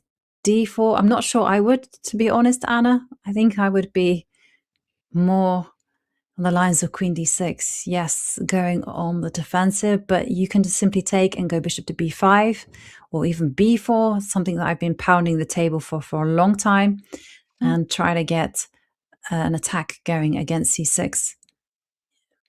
And indeed, B4 is on the board. D4 is still a great move, and now Anastasia plays it just in time to break out of this lock. And once the rook takes on D4, it's attacking the B4 pawn. So you are trading your C6 weak pawn for White's B pawn, and the back rank is well protected. Plus, you also have pushed H6, so no back rank issues for Black. But there are back rank issues for White sometimes, depending on whether this bishop can come back or not. So Alice needs to bear that in mind. Right. And so this is an interesting moment because is the tactical point to all of this is Black simply going to go rook A4. And there you're going to say that taking with the pawn is impossible because the bishop is hanging on A6. And if you take the pawn on C6 with the rook, then after the trade, the pawn on A2 is going to be hanging, in which case it has been absolutely fantastic defense there from Anastasia. Rook A4. Nice move. Very nice move, making sure that White cannot take on C6 with the pawn because the A6 bishop would be hanging. And if you do end up taking, it has to be with the rook. But again, watch out for any back rank issues. That's why Alice plays H3 first, saying that the pawn is not going anywhere. It's pinned, and 3 of White's pieces are targeting it. Rook takes A2. Now I'm expecting rook takes C6 by Alice and then taking back with the rook. Yeah, it is a natural move to expect, and she does go for that. So Alice is kind of hoping after the trade of rooks she can post up a rook to C7 and then target the weak A7 pawn. But Anastasia is saying, actually, you know what? I'm also going to have some fun as well and use a pattern that we saw earlier on, which is just to double on the second row. And that's exactly happening. Such active rooks. And wow, rook takes e6 because that one, that will lead to a check that's picking up the rook on a2. Very well spotted by Alice, but it leads to a rook endgame where White's extra pawn is targeted now by Anastasia, and the king is coming in as well. So it is again extra material for Alice, but Black's pieces are really active and it should be possible to hold. It should be possible, but you have to be careful with these kind of moments because the whole thing as a defender is that you want to stop White from advancing the pawns too far, because then it becomes a little bit awkward for the king. So king steps up, and this is the thing. And now the king is going to make a beeline. And how is Black going to fight this? If you pick up the f3 pawn, the pawn on a7 falls, and the b pawn is so close to promotion. Now the king is just going to snake its way around, can go all the way to b8. And the b pawn is just a monster. It's going to decide the game. And 9 seconds for Anastasia. 9 seconds, and that's exactly what's going to happen. I feel that Alice is marching toward that a pawn with the king. She can also play the other way around. She can go toward e8 and f8 and win the kingside pawns. She chooses king to c7, and now g5 apparently is an extremely important defensive resource that Anastasia finds with 7 seconds on the clock. Wow. And okay. Oh, wow, this is incredible. So the whole point is that if you trade off pawns, the king is going to recapture, the f pawn will fall, and Black is basically banking everything, including the rook, on the h pawn running down the board. And the white forces are not going to be in time to catch it. 50 seconds. And for Alice, if she plays h5, the defense is probably going to be along the similar vein of going king to d5, king to f4, and getting that king so active. Decision time. Wow, what a defense. Incredible resource. Anastasia found it immediately. As soon as she had, I think she had that idea in her mind already for a while. And as soon as the momentum presented itself, that she had this opportunity to play it, she went for it. And that's exactly what's going to happen here. That even though white is winning the A pawn and has this B pass pawn, black will be ready to sacrifice the rook for it. As long as you can grab the G pawn and have your king supporting the H pawn, they are so far away from white's pieces that you can give up your rook on the queen side and make a draw because of your pass pawn on the H file. Yeah. And we're seeing that right now. It's playing out. Now, you got to be careful with where you put. Don't put she your went king to the there. I wrong was going to square. say, Now the don't king block is the in pawn. front of the king is making it much slower. It will have to be away from the H file, not in front of the pawn, because now the white king has enough time to come back, and you're going to move the rook away. You cannot promote. Goodness me. Yes, at such an instructive moment, you had to stay away from blocking your pawn. The king had to move to the F line. Anastasia was so close to making that a draw, but in the end, with just no time on the clock, her technique didn't quite work. And now Anastasia will have to recover from that. And she's got the white pieces. Can she bounce back as Alice Lee goes into the lead? Into the lead, and incredible fight, and what a defensive resource that Anastasia found, and what an incredible win by Alice that she spotted a way through. It of course needs always your opponent, but that was because of all the pressure on the clock and in the position that Anastasia made a mistake and chose the wrong square for her king. And now she has to try to bounce back with the white pieces. She's pushing now A3, guarding the B4 square. The idea on the long run would be to at some point push b4, but black is trying her best to stop you from doing that. I wonder if Alice will continue trying to develop this bishop, but it's not easy to push it because of the long diagonal. So sometimes you have to move the rook out of the diagonal first to then push the b pawn, and that's what she's choosing to do. Step out of danger, get ready to push the b pawn, and fianchetto your bishop too. Yes. And because of that plan, it's such an instructive plan just to challenge the light squared monster on g2. White has to go b4. You have to unbalance the situation. Otherwise, you leave yourself with quite a dodgy knight there on the edge of the board. And black is going to go b6 and go, well, that's fine. I'm going to leave that knight on a4 and just hope that is out of play. But Anastasia, she's pausing as she doesn't quite make that decision just yet. Instead, she goes to prevent b6. But the blue arrow telling us that, in fact, black can insist upon getting in b6, queen c7. Queen c7 to guard the knight on c6 and then push b6. And as you said, if white doesn't push b4, this knight on a4 is really stuck, has nowhere to go.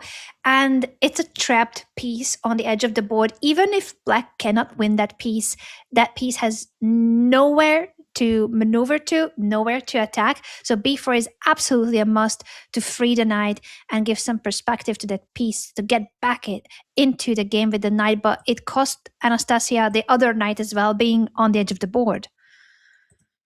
Yeah, and decision time for Anastasia, as she has to assess whether it's possible to jump in with a knight to c5 or just simply to go c takes b5. And I play this type of system with that black has with the white pieces, and I'm thinking that it's to do with c takes b5. I mean, they've always done that kind of stuff against me. So this is what we're seeing. Another position I would say is anyone's game. The pawn structure is very much imbalanced. Black has some good squares, but also white has the possibility to go knight f3, rook c1, knight jump into c5. You just have to make sure. And I just also wanted to highlight that there's a c4 square for a knight. Those are the kind of critical points in the position. as we see Alice is very quick with getting doubled on the C line. Very quick with the development, quick on in terms of the time management as well, gaining about a minute of time advantage in this 5+1 bullet. Bullet blitz. My brain is in bullet mode still, but we have a lot of blitz ahead of us since in the semifinals each segment is a lot longer. We get to see a lot more chess, and it is Anastasia who needs to make a really important decision about the knights. You cannot leave them on the edge of the board. You need to activate those pieces. You need to get back the knights into the action. Therefore, she plays knight to f3, and maybe this other knight will be next when she gets to maneuver it toward the square. You mentioned Jovi, the c4 square would be a lot better for that knight than the a4 square. Yeah, and look at that. Or c5. Queen to d6, knight c5. Yeah, now it's a possibility. It really wasn't that tempting before, but now it comes with some power because the bishop on b7 is weak. Is it possible? Or are you just going to go rook fc1? Is that like the gentle move to slowly improve the pieces? Or she plays rook fc1, but now it seems, according to the blue arrow, that knight takes b4 is a really important move for Alice that I think she will be spotting, because I feel like that's the whole reason why she placed the queen on d6, to prepare for that discovered attack. The knight jumps away, the rook and the knight will be attacking the c2 queen, and I wonder what is the idea of Anastasia. Is it simply to move the queen to the b file and claim that the knight on b4 will be pinned and attacked? Maybe, but yes, it's not really tempting to go queen takes rook or anything like that because the f8 square is securely covered.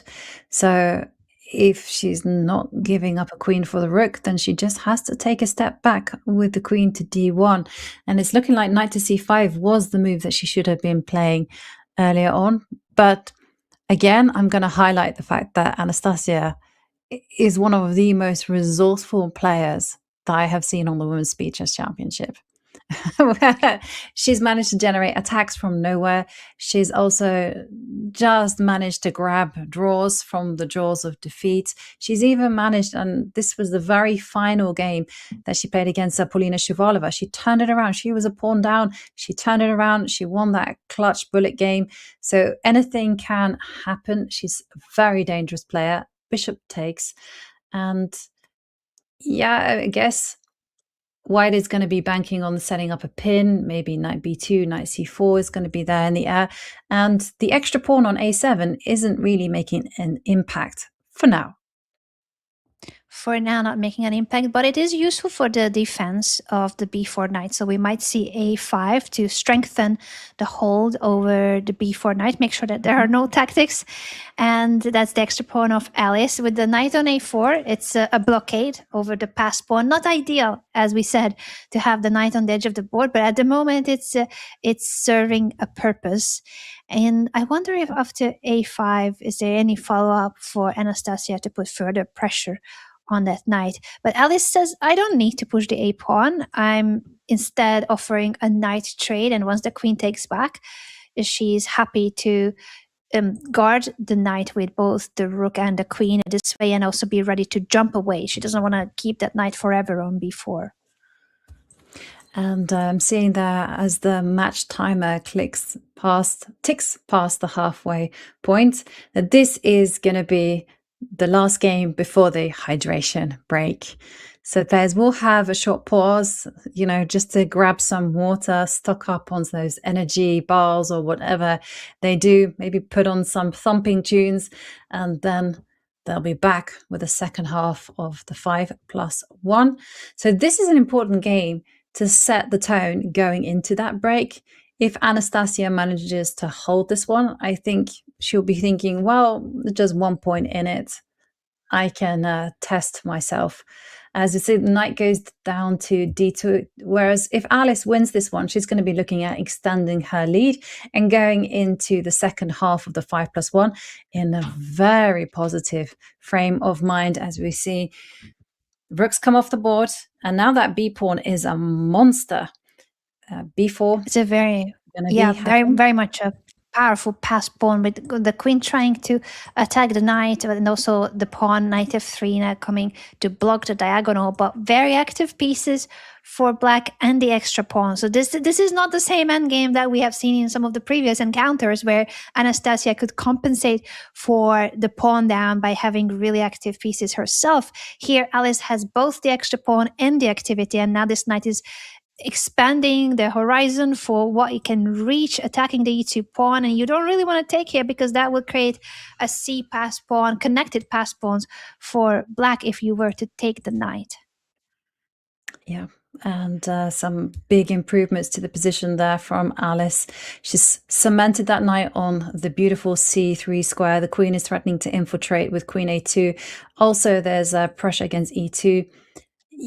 Okay, e6. Well, you can just take that one and you can't recapture. Queen takes e6, e3. You're not going to get into trouble for being greedy there. And now black is 2 pawns to the good. 2 extra pawns for Alice, but I'm sure she'll still be cautious because she had moments like this earlier in the match where she was winning with one or 2 extra pawns, and then the tables turned around. I think she learned her lesson, and she is making sure that she stays on her guard throughout the entire game, because Anastasia is extremely resourceful. She will fight till the very end and try to find the last possible chances in the positions. She's now placing the queen on the second rank, simply holding on, defending the second rank, and telling Alice to make some progress. Will we see a trade on b2? And then knight e3 makes perfect sense. Checkmate into actually now with queen to e6 and then queen g4. And with that check, Alice Lee takes the victory and, well, that's a big advantage already. So Anastasia starting with a bang, winning the first game. But since then, it has been all Alice as we move 3 points to 1. And this is just the half time. We're going to be seeing a lot more of 5+1, but so far it's been very tense. We've seen Anastasia, she's gotten into some bad positions, but she's managed to almost wriggle out of them. She did, and she was the one to strike first in this match, turning that first game completely around, and Alice fought back immediately, and the rest of the games were so intense as well and dramatic, as you mentioned, Jovi. So I'm expecting the match to continue in this spirit. It's a 2-point lead for 16-year-old Alice Lee, but Anastasia is known to be one of the most resourceful online players, and she has done some incredible, miraculous escapes and upsets in this format already. So there's plenty of action to come, and I'm expecting Anastasia to strike back as well. Oh, that is the big question. Will Anastasia strike back? Will Alice Lee extend her lead in the 5+1 portion? Big questions, and we expect those big answers after the break.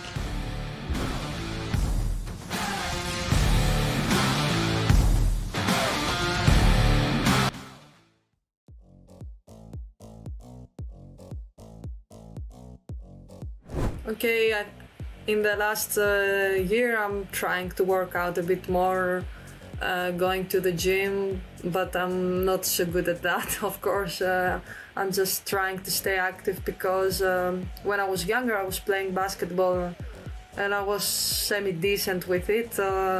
Probably an amateur player, let's say, around 2000 chess rating. But yeah, I'm trying to do that this year, and I started reading some classical books. I'm actually quite consistent with it, so a beginner, let's say, but a beginner that it's going to grow some rating on that as well.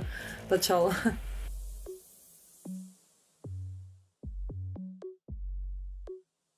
In general, when I was younger, I was getting more upset about some stuff, especially in my chess career, which I'm trying to change. I think I have changed them a lot. It's not like I'm not getting upset or something. I think every chess player is getting upset about some games and some other stuff during chess tournaments, but I think that have gone more patient, probably also because of my work. So it took me some years to improve it and not get upset mostly about myself. But I think nowadays that at least I'm decent at that. Maybe not the best, but I'm decent, let's say.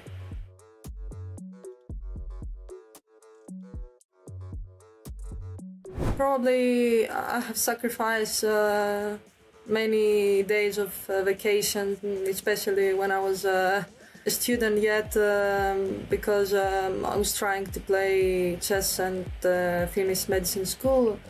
But I'm glad that I have a great support system, not only my friends and family, but also my workplace. So I'm happy that they understood my journey and that I'm willing to combine as much as I can both. And I'm very gladful about speed chess because it helps me play chess with very strong players while still being competitive at work as well.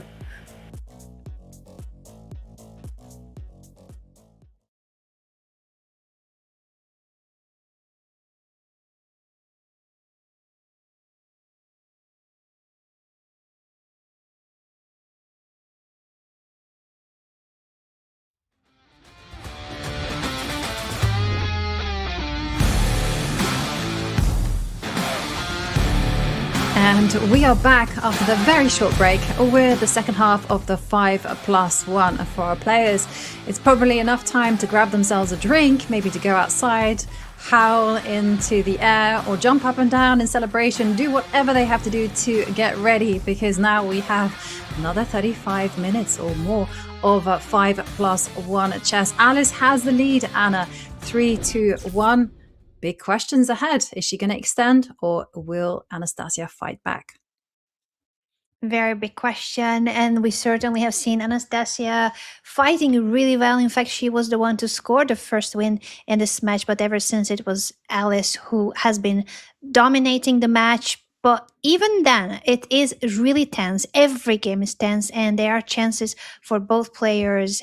I feel like Alice has been the faster player, but Anastasia herself can be, of course, extremely quick. She loves online blitz and bullet, and I wouldn't be surprised if she manages to bounce back in the upcoming games. We still have, as you said, half of the 5-minute, 1-second increment blitz portion left, and then we'll head on to the 3+1 and the bullet. This is the semifinals of the Women's Speed Chess Championship. One of these ladies will be in the finals, and whether it's Alice or Anastasia, it will be the first time either of them would qualify to the finals of the top online female chess event of the year. Yeah, and we're going to have a new champion regardless, because the reigning WSTC champion Zhu Wenjun has been knocked out by Alice Lee herself. And I think the only player remaining who has won an WSTC is Yifan. She's a 2-time winner.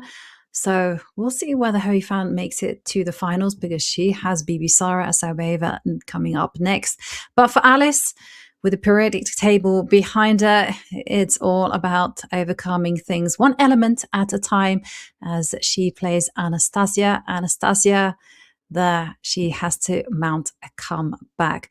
Because the thing is, Anastasia has, to some extent, she's relied on her bullet blitz skills to get her through.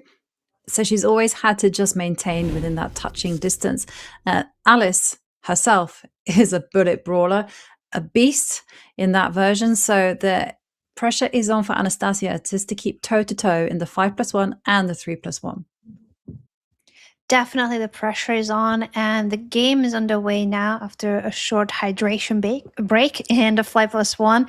We do have this double fianchetto that we have seen in several games, but now this is a better version for Anastasia. She grabs the center with d4, pushes e5, and the computer says that black's position is better. So it was a little bit misplayed by Alice, according to the computer, but e takes d4 apparently wasn't the best. E4 would have been a really strong move for Anastasia, but it's very, very much a case, I think, on any level, especially like on my level for sure, that takes is by default, you need to stop the autopilot in your head in order to notice moments like that, oh, I had something better than the capture. Yeah, totally. I'm with you, Anna. I think I probably would have pre-moved e takes d4 as well. So I'm definitely guilty as charged. But now I'm going to say that I think Black still has an advantage. You know, you have the ability to go d3 and you really try to make that pawn a thorn in White's side, just prevent that knight from getting up to c2. So I like positions with space, and Black has that aplenty.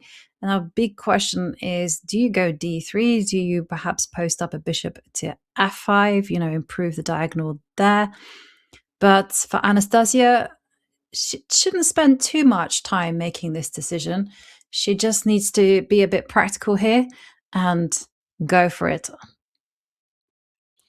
Yes, she really needs to make her decisions quicker because it is Alice who has been constantly putting time pressure on Anastasia.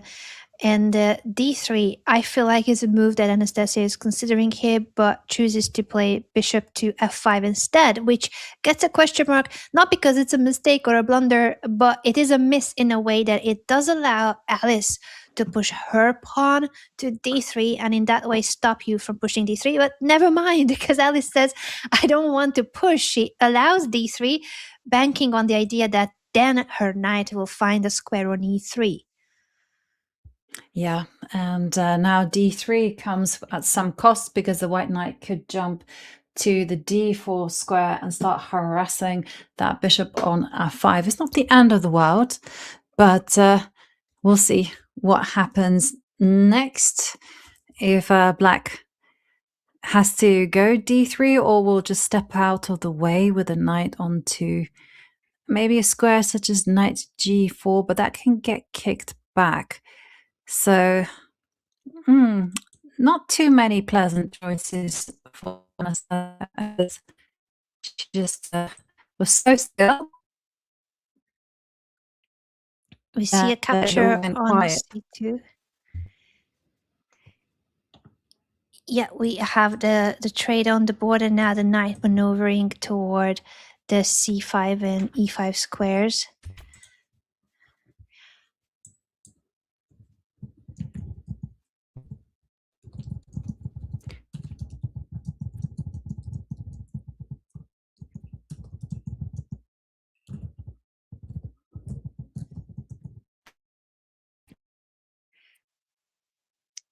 We have this pawn push on the queen side and now the rook coming to the e file. Interesting that it's the a rook that's coming to the e file and leaving the f1 rook at the moment stuck on that square, while the idea probably will be that at some point you will move the rook up and try to double rooks on the e file.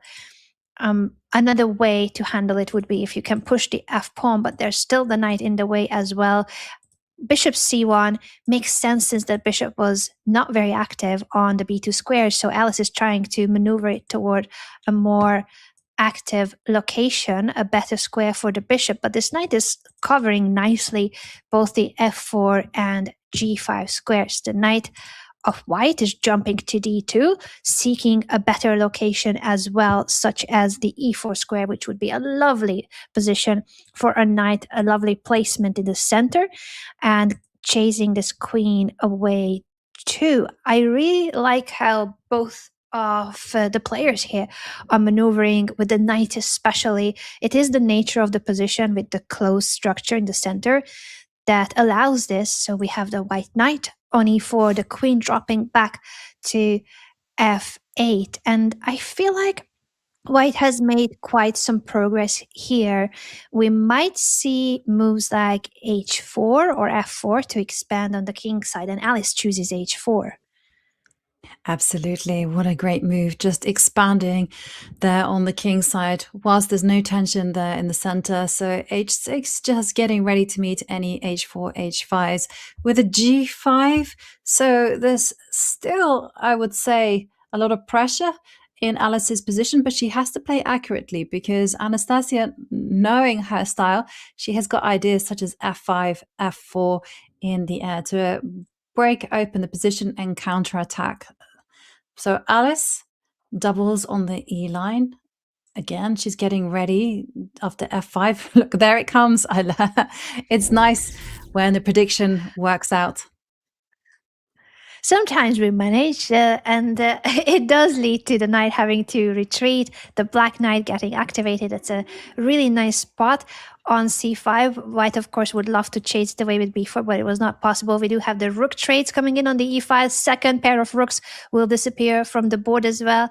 The computer doesn't fully agree with it, but I feel like it's a very natural and human move to trade, face that rook on the open e file. And now the black queen is threatening to enter white's position. Queen e1 or queen e2. Bishop d5 check, and then knight f3 might be Alice's idea to make sure that everything is guarded. All the entry squares are taken away from black's queen. Yeah, and nice move there as well, keeping control, preventing the queen from invading. Also potentially highlighting the the vulnerability of the pawn on d4. Knight should, after the trade of pawns, has to move back to d7. But okay, you had to actually, I was thinking how to deal with bishop takes b7, and this was the way forward. Knight to a6. It guards the pawn on c7 and at the same time attacks the b4 pawn of Alice. Queen c4. Now make sure that that pawn is protected, and b5 seems to be an absolute must because white is threatening b5. Queen a4 is the idea of Anastasia to counter attack with queen d1, but it does get a double question mark from the computer because of pawn to d6 apparently being a really strong move. Not the most obvious one, I must say, Jovi, that you need to push pawn to d6 here. Not at all obvious. And even then, I would be looking at more moves like as b5, the idea that you suggested, moving that bishop over to f4 to target c7. But Alice says, I like the idea of b5, but first I'm going to cement the control over the b4 square, and b5 incoming, d6 still in the air. So I think that after moves like bishop to f8, then you do look at d6. Because the black king is suddenly very vulnerable. But big problems here for Anastasia. How is she going to fight this threat of b5? How is she going to fight d6? 14 seconds and it's getting critical. She drops the queen back, but now you can go bishop to f4. Bishop to f4 is a really good option. b5 is still very much a powerful move, and capturing the pawn is, again, very, very practical and logical. Alice says, it's a free pawn, I'm going to take it. And if you were to take the knight, then the dark squares will be extremely, extremely weak around the black king, so you cannot touch the knight. It's an extra pawn for Alice, and Anastasia is trying to claim some compensation because of the pin over the knight on d4, placing the pawn on c6, but I feel like it's not working because that pawn will be too much of a problem. Is it possible that it's too much of a problem? It's looking that way, and you can certainly take it. And Alice says yes, and now you can even take again on b7. And she goes b5, still the same idea. Force that knight out, and now you go pawn takes knight. And here you just simply can go bishop. You can just improve your king. You don't need to play anything complicated. d4 is a very, very nice move. You couldn't take that pawn because of bishop to e3, and this is a move that is going to clinch it. Bishop c5 incoming, and the a pawn was just run away and could not be stopped. So Alice Lee wins again, extends her lead by 3 points, and Anastasia, she has to stay within touching distance here. So will she make that comeback now, as she now has the white pieces, and she's gone for this c4, c6. It's like a Grunfeld Slav, knight c6. You can jump in with your knight to e5. This is one way to unbalance the position. Rook to c1, and again, knight to e5 is still very much a move that you kind of make. I'm expecting something along those lines, and in terms of the match, it's really impressive how It's Anastasia who won the first game, but ever since that first game, Alice is unstoppable. She won 4 games in a row, and she has been absolutely crushing it when it comes to both the quality of her play as well as her time management. So for Anastasia, she really needs to change something up because the current formula is not working in her favor. 4 games in a row to lose in a match is really painful. So she needs to stop the bleeding and she needs to change things up a little bit. But it's easier said than done. And it's also so much harder to do this when there is no break between the games. It's one game after the other. It is. It's just relentless. It's a ruthless format. And yeah, you're right. Anastasia needs to somehow speed things up a little bit. She's been leaving things a little bit dicey when it comes to the clock situation. She's had drawn positions that somehow at the end she's left herself with too little time to defend.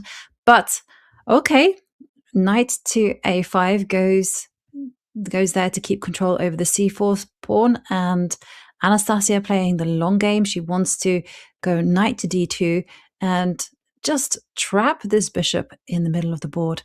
Knight to d2 is the move that I would play at tempo. It's such a tempting move. I would be surprised if Anastasia is not looking at that move as an option. What else could come to mind? I'm struggling for other options because you really are in lack of space here, and you need to make sure that you're not allowing your opponent the luxury of having such active pieces that are thorns in your position. So knight to d2, very well played and very much needed for white here. Absolutely.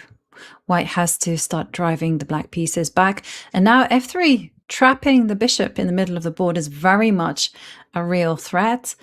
And Alice can fight this by making moves such as h6 to go g5, go on the counterattack. Maybe she wants to be going e5 if she's feeling really fresh. I've had some people do moves like f5 against me. They're saying, you know what? I don't care about material. After f3, I'm just going to let that bishop stick there in the middle of the board, and you can open up your king and be a piece up. Somehow I suspect that that's not the direction that Alice is going to go, especially when she has such a commanding lead in the match.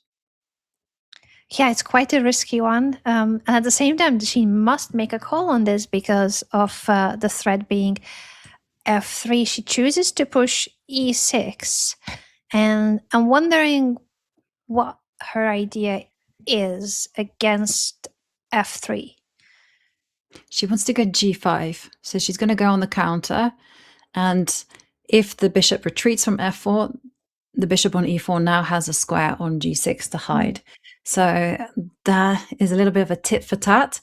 And for Anastasia, though, I gotta say, she can go f3, just poke that g pawn to go forward, and then don't trade off bishops, but go bishop to g3 in order to build up a big center with e4.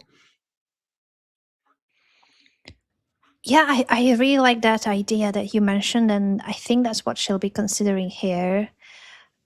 She is using quite some time again, and we have seen this being the case in most games, that Anastasia goes lower on time. But it also has been because Alice is posing these questions, making it complex, making it difficult to make the right call quickly. And at the same time, in a format like this, where the increment is only 1 second, time is another piece of the match that you really need to look after. Again, easier said than done. I'm a super slow player, but these ladies are in the Women's Beaches Championship for a reason, and Anastasia is very capable to play fast. So maybe it's her confidence, maybe just she needs to trust her guts more, trust her instinct more, and make these calls a bit faster. Yeah. And she goes for a completely different approach. So I was also considering, whilst I was talking, knight takes bishop. That was another route to go. But instead she trades off the knight and goes for the big center. Now, the small disadvantage to that is that this bishop on f1 is not the best piece in the world, and there's no way you can advance the pawns in the middle of the board. So what Alice is going to do is she's got perhaps ideas after queen a5 of going h5, you know, try to destabilize the king side that little bit more. And she does have as a breakout the f5 move. So play could get a whole lot spicy in the next coming moves. It will most likely get spicy, and I'm curious if we're gonna see the rooks coming into the game now from Alice's perspective, or is she gonna push that? That's a really powerful move. According to the computer, that was the best move in the position, and Alice immediately finds it. Instead of bringing the rook first, which would have been looking very natural, e5 is a key move because it makes sure that white cannot push herself. So now with the trade on e5, you will be opening up the d file, and then the rook will be coming to d8. Yeah, very nice play there from Alice. And this works primarily because the queen is stuck there on d2. And this pawn on c4 is about to become a huge asset in the board, because after e takes d4 and c takes d4, the queens will come off, and then you can just go b5 and look at the c pawn. It's protected, it's mobile. And in fact, I was going to say that here you even can't capture on d4 with a pawn, because the pawn was actually hanging at the end of those trades. So you have to do this. But now, you know, the rook is going to line up, can pin the queen, and it's happening right now as we speak. Big threat of bishop takes bishop on the board, and not easy one to answer. You have to go queen to f2. You definitely need to step out of the pin with the queen to f2 or queen to e3 are the two squares that were available to continue holding on to the d4 square and step out of those nasty pins both on the d file and through the diagonal. But even then, as you mentioned, once black trades on d4, the c4 pawn is really an asset. It's going to become a passed pawn that you can protect with another pawn. So I'm expecting bishop takes d4 with the idea of pushing then b5 or even c3, because that pawn is suddenly a really important asset in black's position. Yeah, it's massive. And seeing Alice just hesitate, I think she's just calmly working out whether she can go rook takes bishop. She probably could, but you don't need to go for anything fancy like this, when this is also pretty effective. And now Anastasia has one trump in the position, and that's her center. So it's going to become a race. She's going to try to advance them up the board as fast as she can. But as you can see, it's going to take a while, because the pawn on d5 relies on its brethren there on e4 to support it. As c3, the pawns are marching, b4 is incoming. b4 is incoming, and it's really difficult for white to create counterplay. You should never rule out Anastasia. She finds resources that are like near impossible to create. She is very, very much a resilient player who always fights till the end. So I think she will end up pushing on the king side to try to attack the black king somehow.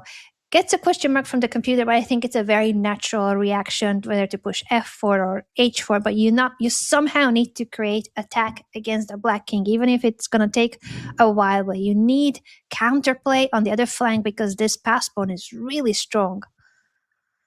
Yeah, it is very, very strong. I mean, knowing Anastasia from what we saw in the first game, maybe she's got ideas of going bishop to d3, f5, try to get some counterplay on the dark squares. You never know, as you mentioned, when Anastasia's around the corner. Oh, and look. The This evaluation is really parameter reckless. says things are turning around. You were so right. And even now, again, the computer is being critical, but this position is complex, it's dynamic. So it probably will not be the top moves of the engine, but who cares? This is a blitz game. 11 seconds for Anastasia, 57 seconds for Alice Lee, and it's complete chaos. This game could go either way. 3 possible results. I feel bishop g6 needs to be found by Alice to keep her advantage, and even then it's no longer that significant of an advantage, because white's pieces are so active. This pawn is hanging. Yeah. I was going to say that. I think the pawn was hanging on the previous move. She could have taken it. But even so, I got to say that neither king is safe and neither clock has a fantastic time advantage. I mean, you got 6 seconds for Anastasia. She should take the pawn on c3, but she blocks, and now c2. Well, that's going to be a massive thorn in White's side, as we are seeing the evaluation bar go up and down and around, because this game has now become wild. Absolutely wild. With 2 seconds left for Anastasia, she's finding some incredible resources and fought her way back into this game. But now, again, it is Alice who takes the advantage because of the rook moves and the spin over the e5 rook, having to sacrifice her queen, Anastasia, and she resigns because it's only one rook for the queen. What a turnaround of events where Alice had the upper hand, but then Anastasia almost made it completely turn around, and essentially in the time scramble, she lost track of that very complex situation.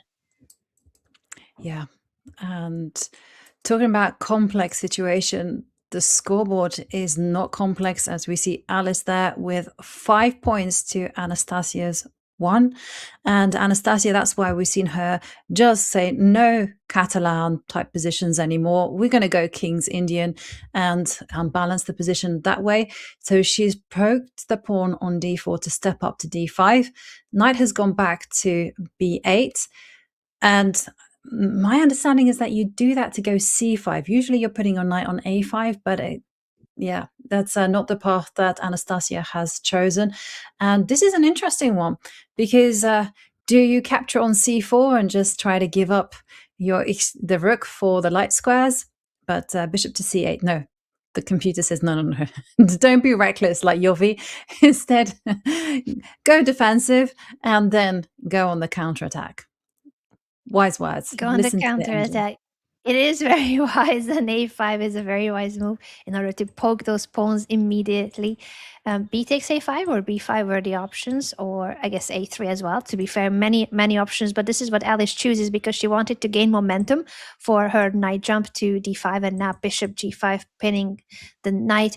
At the same time, for black, it's her position is really solid. Anastasia here could choose to poke that knight on d5, could choose to place her other knight on d7 to be ready for the trade. We see now multiple trades after c6 on the f6 square, and this is a very solid structure with the rook having the a file, and I'm expecting that these pieces will get out first, maybe the knight to d7 and toward e5 or c5.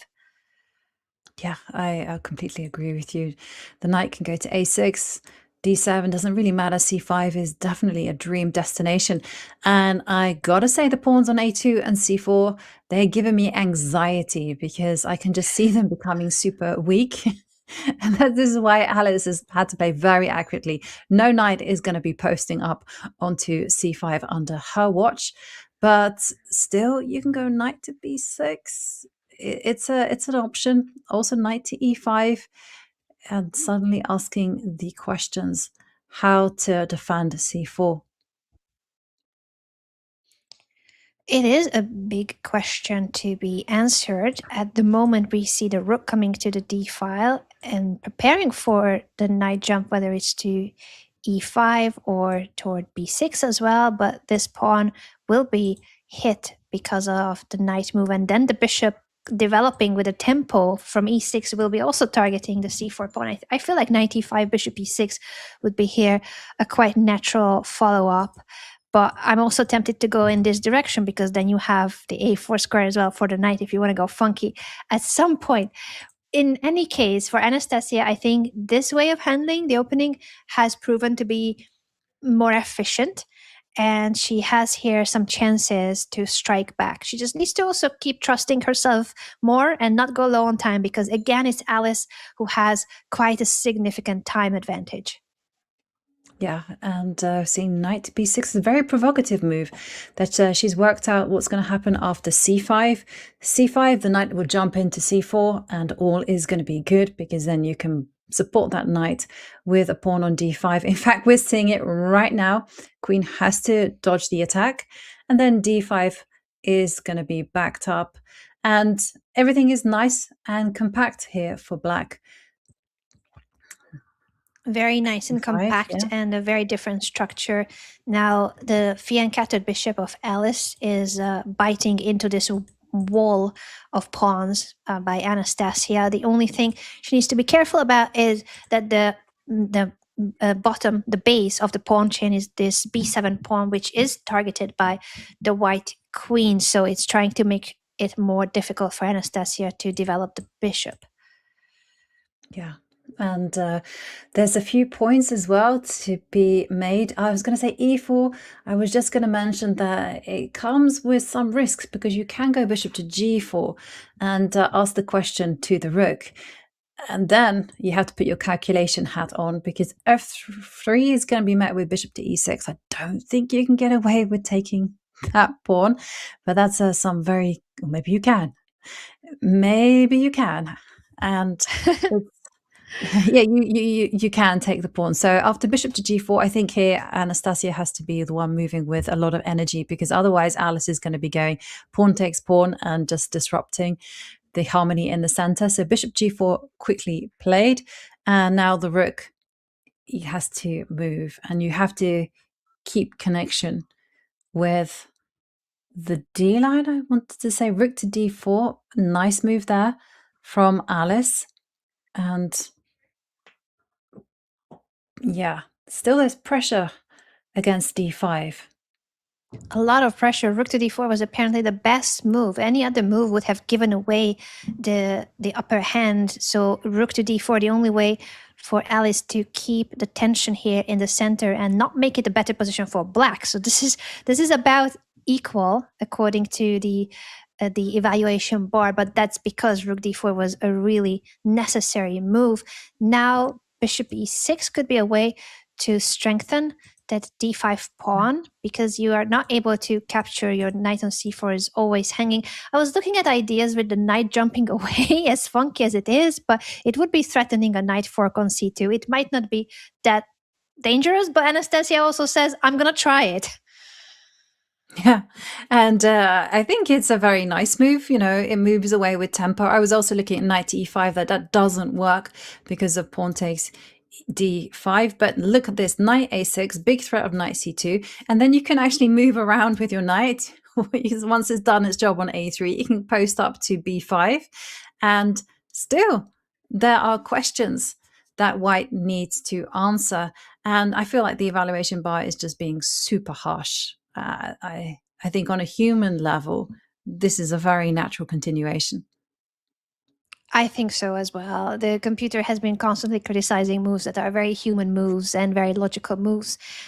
This is a blitz game, and the quality of the game so far has been really high. The accuracy is still about 94% for both of these ladies. So the fact that the computer is being so critical, I don't think it's fair at all. Rook to c1, I think will be played by Alice. I'm not sure what else she'll be considering because you really need to prevent that knight jump to c2 to prevent the knight fork. The only other way would be to bring this rook back, but that feels a little bit strange, especially with the queen on the long diagonal. It's almost like there will be tactics because the b3 knight has to be holding on to the rook. I can't quite see if there's a refutation to it, but it looks optically a little bit suspicious. Yeah, I think the same as well. I don't see an alternative, so rook to c1, because otherwise knight to b5 could have been quite awkward. But bishop to e6, blue arrow appears. Yeah, you don't want to be going knight to b5 because the knight could be offside on, and instead this was not found. Bishop e6, we're seeing a trade of rooks, and the b7 pawn falls off the board. And this bishop on g2 is such a good piece. It might not look it, but bishop takes e4, as Anna's indicated, followed by bishop takes e6 is literally on the agenda. So you can't defend e4 without taking big risks. So that's why Anastasia goes, you know what? Activity is the mother of all good things. So let's just come in with a queen and threaten queen takes e3, but rook to b8. And just 22 seconds remaining in the 5+1 portion. This could very well be the last game played at this time control. And it feels like the chances of Anastasia in this game are running away because the pawn sacrifice was interesting, but now it's way too many pawns. So 2 extra pawns for Alice, and those 2 pawns are passed pawns as well. With the queen trade being offered, it's taking away the attacking chances of Anastasia. So very active queen here in the middle of the board, a very advanced pass pawn. We might see a follow-up like queen to c5, keep the queen very active and supporting the pass pawn while also keeping an eye on everything around the white king. Yeah, and we see here Alice in complete control. And this has been a theme that I think Anastasia will need to start shaking up, you know, because the two fight it out in a very even manner, I've got to say, both sides creating their chances. But then somehow Anastasia is just that little bit slower than Alice. And when it comes to moments like this, the clock is just Anastasia's downfall. She's not able to find or take advantage of her chances. And now the bishop slams in on d5. The f7 pawn is falling, and now this check is deadly. And Alice wins again. And that means that she is on a real tear. 6 points against 1. Wow. Wow. Huge lead for 16-year-old Alice Lee, winning 6 games in a row after having lost the very first game of the 5+1. But we cannot rule out Anastasia Avramidou at all. She has made some incredible comebacks in the Women's Speed Chess Championships, and she's a very resourceful and dangerous online player, and the time control is getting shorter and shorter. We'll be moving on to the 3+1 blitz and then the bullet. So all the chances, I think, for Anastasia to strike back, but she really needs to take this break to think through what happened and what she needs to change in order to have more chances in the games, because the positions are good, but then, as you said, the time management wasn't helping her, that she is under so much pressure on the clock in really complex positions. Yeah, absolutely. She'll have to use this break just to reset, refocus, do something different, go outside, splash water in the face, do whatever is needed to come back and fight it out, because we still have 50 minutes of 3+1 ahead of us. That's a lot of chess and a lot of action. And speaking of action, something magnificent is coming your way soon, because you can watch Magnus, Hikaru and the world's best battle it out for a massive $1.5 million prize pool at the Esports World Cup in Paris. The action runs from August the 11th to the 15th, but heads up, the grand finals are officially sold out. There are only a very limited number of tickets remaining for the earlier days, and they are going fast. So type !EWC in the chat and use code CHESS15 to get 15% of the last remaining tickets. It's gonna be a spectacle and you don't want to be missing out. And we'll be back with a 3+1 right after this short break.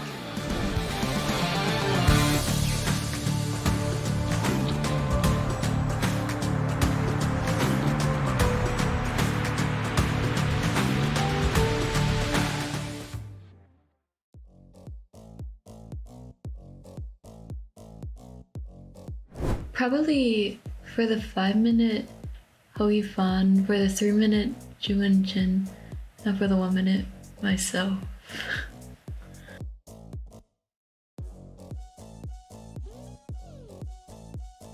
Well, I think for like any tournament, there can be favorites, but they'd still be like not have like say over a 50% chance to win. So I think maybe if I played, I have reasonably like a 10% chance, but that would be like pretty fun if Chess.com invented.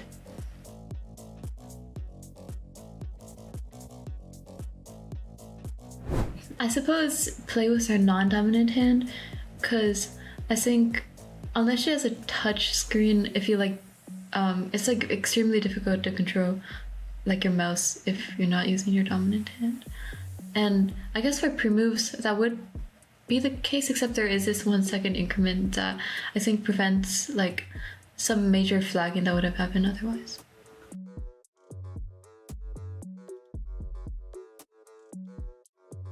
I did contest maths a bit in middle school, but like that's definitely what I spent like a lot of time on during the pandemic. So other than chess, I'd probably say that, but I don't think that I'm super good at it. Maybe like 1300 elo.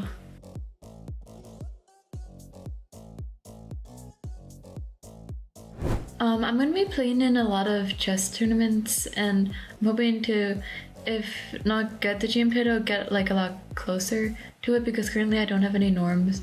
I'm like 80 FIDE points away, so there's definitely like a long way for me to go and a lot of improvement. Yeah, I'm hoping like now that school has ended and I'm focusing entirely on chess, I'll be able to make a leap that I think would be very difficult to make otherwise.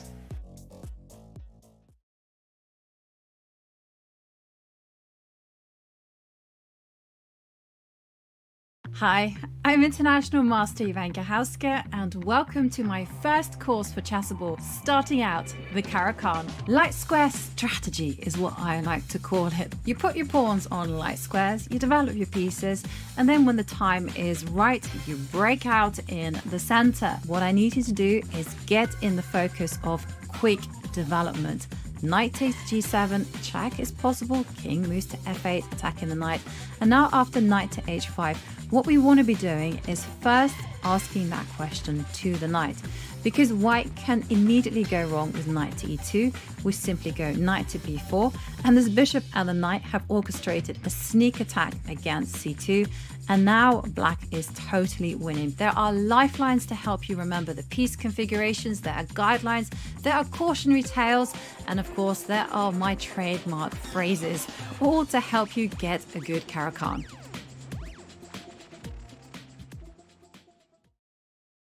Do you often get upset when you read comments on social media about you? Yes. It hurts. Yes, that's the truth.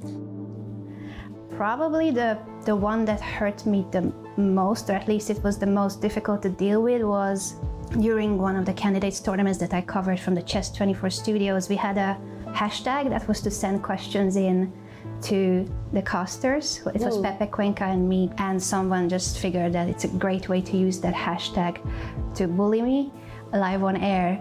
And the problem was that we've just asked like, oh, are there questions from the audience? And this person just sent like 12 tweets in a row, so only his tweets are on the screen. No. And they were all, it's not even mean or rude, they were just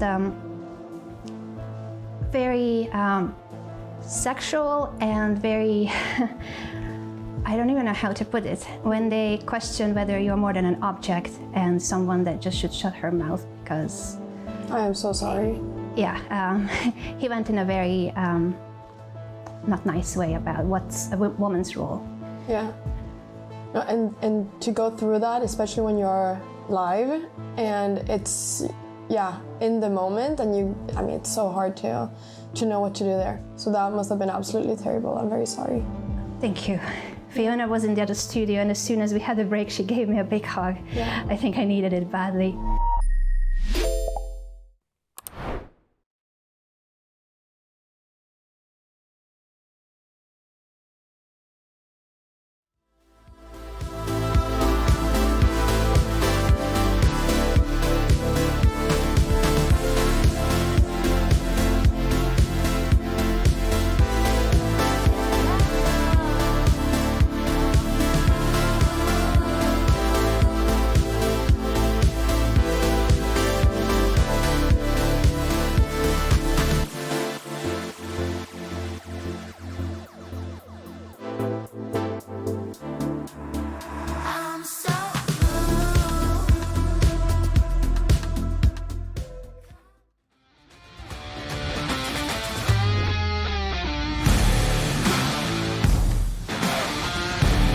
We are back, and it's time to kick off our 50 minutes of 3+1 between Alice Lee and Anastasia Avramidou. It's the semi-finals time, and on the line is a place in the finals. So far, Alice Lee is leading with 6 points to 1. For Anastasia, she needs to shake things up. She needs to turn things around if she wants to make that much needed comeback.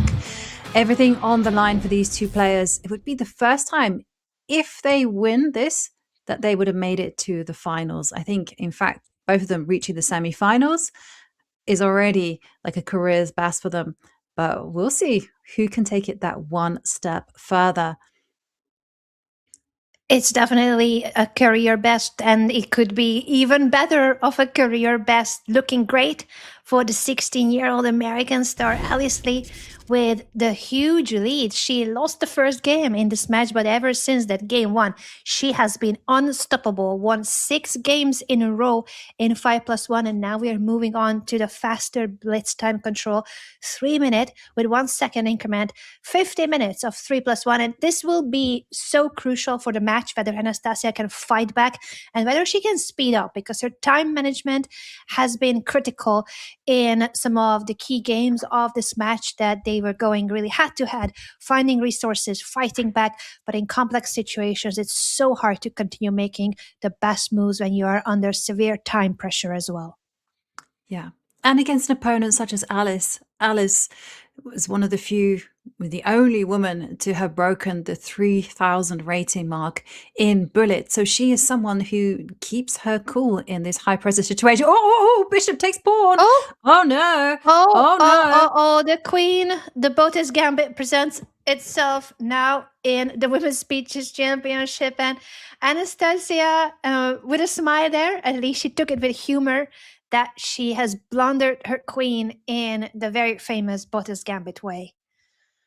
Yeah, and well, things not working out for Anastasia, but she might have laughed it off, but really inside, she's feeling the pressure because she's now trailing 7 points to 1. Still a lot of games of chess ahead of her. She needs to make that comeback. And for Alice, it just feels like things are going super smoothly for her. Everything is just working out perfectly. She now takes as much space as she can on the queen side. Now the a4 pawn is rolling up the board. Black has to generate the counterplay on the right side, on the king side. So that's why we're seeing knight to e8. Not the best move, but hey ho, it's a blitz. Anything can happen. Anything can happen indeed, and Anastasia is definitely going to be more careful about hanging pieces, especially if it's a loose queen on a file where there could be a discovered attack. That was a painful blunder by the Greek FIDE master. That was the only big mistake in the match so far. That goes to show how well these two have been playing. The accuracies have been really high, and even in the heat of time pressure, we have seen really high quality chess. That was so far an isolated case of a big blunder, and I'm expecting Anastasia to bounce back and start creating chances on the king side. That's what she's trying now with the knight jumping to f6. Pawn pushes like f4 or e4 on the cards, but c5, the blue arrow is showing that c5 is a really strong move here for Alice. It is a pawn sacrifice, but it's only looking like one because the e5 pawn is also loose, so you can't just capture on c5 without dropping your own pawn as well. Yeah, but she dropped the bishop back to get this move in, b6, a very quick response for c6, and there the computer is really pounding the table for c5 and saying, get it on the board, please. But, well, Alice is not listening because I don't think it was necessarily the most human move. Instead, she just breaks out in the center, and a big opportunity for Anastasia to just grab the space with e4. She can back that up with a g5, f4, go the whole hog. Other moves are h5, h4, and see whether you can start making an impact that way. And there it comes, Harry. Harry the h-pawn is making an appearance, trying to push h4 as well to weaken the white king.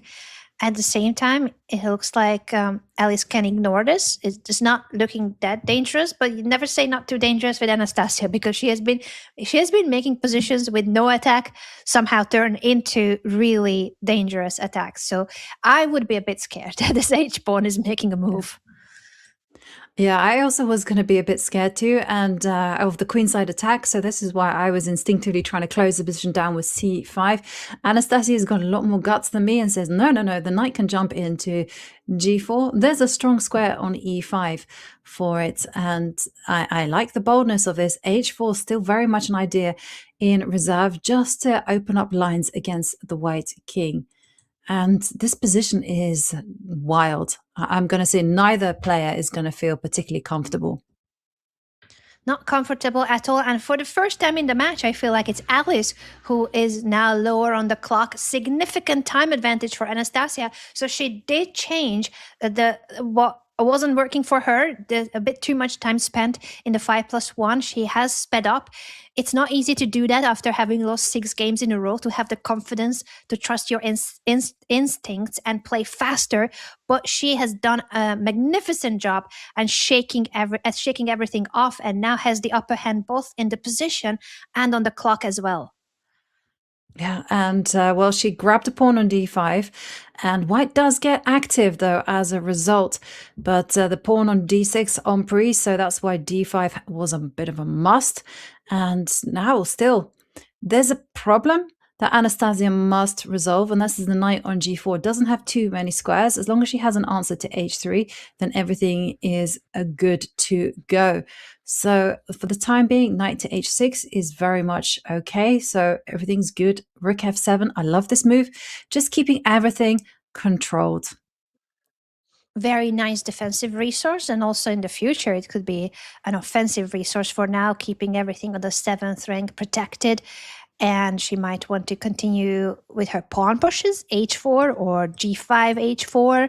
Those are very much on the cards for black to try to get to the black king, to the white king. And the black king is pretty safe, even though it's the pawns in front of the black king that have been advanced.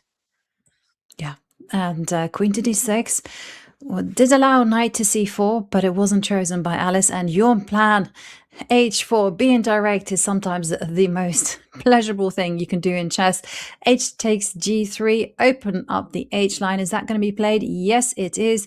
And white is banking everything on rook c7. I like your move, Anna. I will never say no to any food.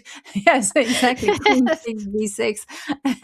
And instead e3, f4. But still, you can still grab that pawn. But I guess that she's banking on ideas such as rook takes d5 in order to maintain that material balance. That could be the reason why Anastasia is choosing not to take it, or at least being more cautious about the capture. And if not the pawn capture, maybe she will try to activate this rook that hasn't been that much a participant of the game. It does have an h5. There's no entry square that useful other than the h2 square, which would be actually really pretty for the queen. Maybe that's why she's choosing to place the queen on the back rank and might head toward the h5, but that does give Alice the chance to play rook to c7. Oh, and now the pawn on b7 is falling. Yes, it's going to be falling. Also, the pawn on d5 was falling, but this is very nice as we see a trade. Rook c7. Oh, and here comes another piece. Look at this. You can't take the bishop because rook takes rook, and there is a pin. So there goes trouble. And look.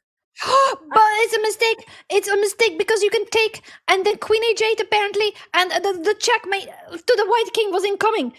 Neither player have spotted it, and now white is back on track with the winning position.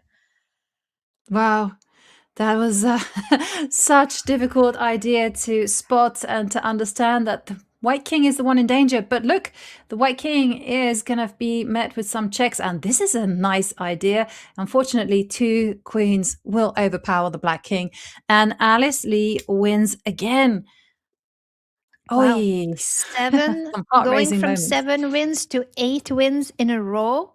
This is an 8-win streak, starting the match with a loss and then going to win 8 in a row.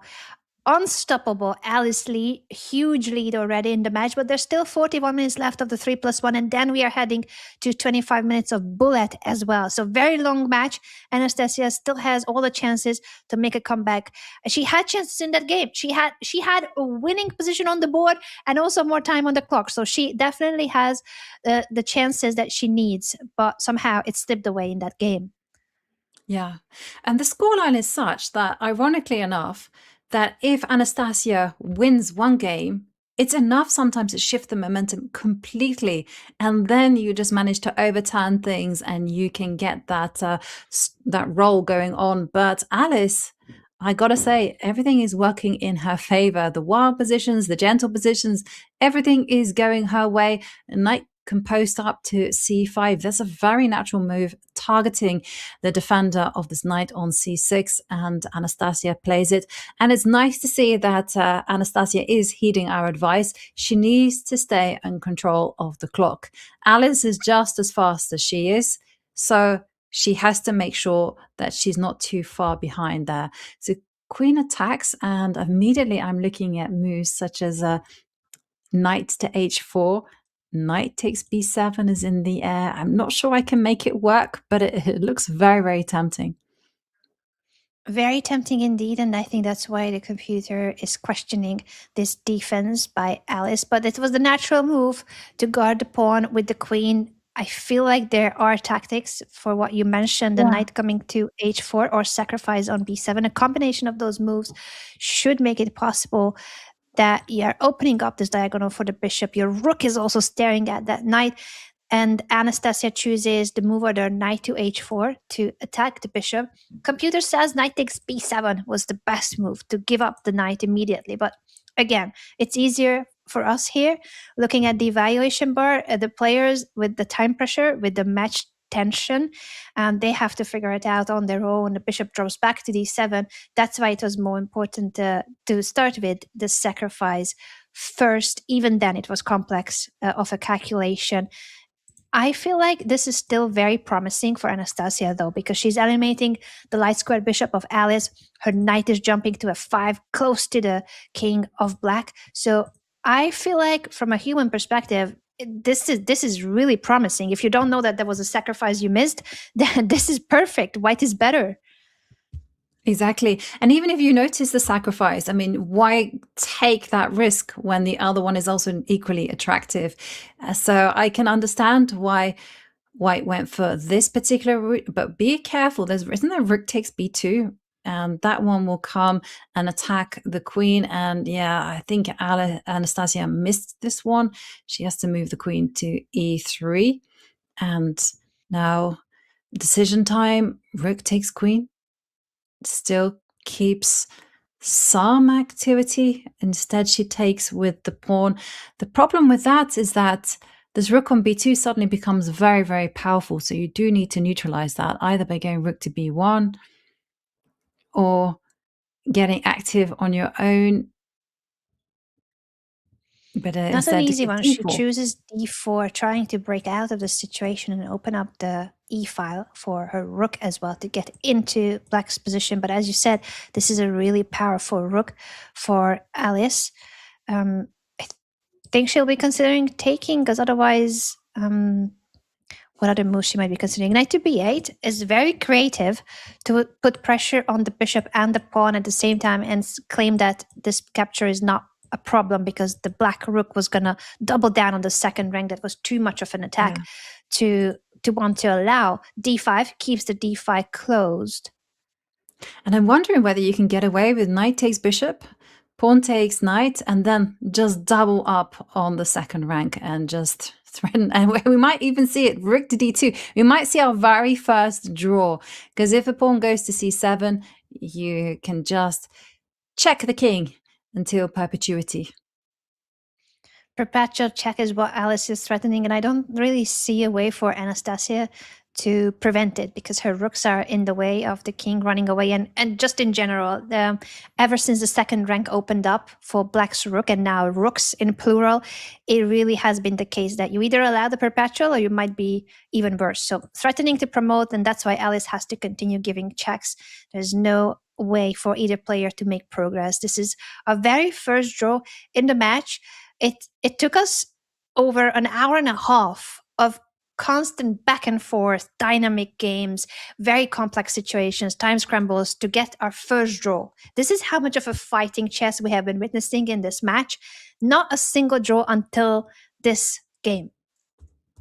Yeah, I like the numbers. It took 1.5 hours to get one draw.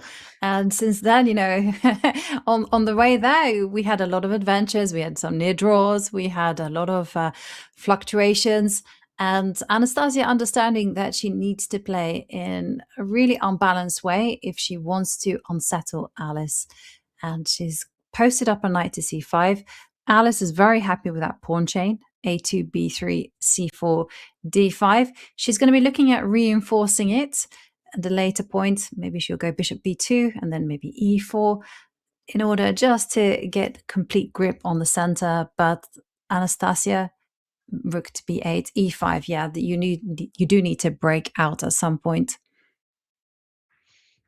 I like this a lot. I think it was very well timed, and I feel like now after b4 it gets two question marks, double question mark, because if you take on d4, the white queen has to take, and it's staring into this discovered attack. It might not be working immediately, but it's still pretty dangerous. So in fact, instead of bishop to e6, bishop f5 with the blue arrow showing that then black was threatening knight to e4 to win material. It would have been really tough for Alice to face it. Bishop to e6 is also logical, but it's not threatening knight e4. So this is not that big of an issue as it could have been. And the queen finds a spot on d3, which wasn't a chance for it to have. With the rook hanging on b1, everything was going to collapse for Alice. So it's a mischance by Anastasia spotting that tactical opportunity with the bishop on f5. The game is back to about even, 0-0-0 according to the computer, but we know this is nothing but, this is definitely not a draw, anything but a draw. Yeah, this is not your boring game, let's put it that way, with symmetrical pawn structure or pieces. No. Here, anything can still happen. I mean, black has got some trumps in the position. You know, black potentially has a knight posting up to d4. There's also the half open E line. White also has the same, you know, a fantastic knight on d5. You've got ideas of going bishop to b2 and destabilizing the black king at the right time. So Anastasia considering what should she do. If she goes c6, kicks out the knight from d5, then knight to e3 will just cement the defense of c4. And then the problem with that move is that the pawn on d6 now becomes the target. And there might even be more problems in the fact that there's a big pushback about to happen. That knight has to post up to, no, it can't go to d7, so it has to go to g4. And there we're going to be seeing e4. You know, white is really grabbing that space. h3 on the cards.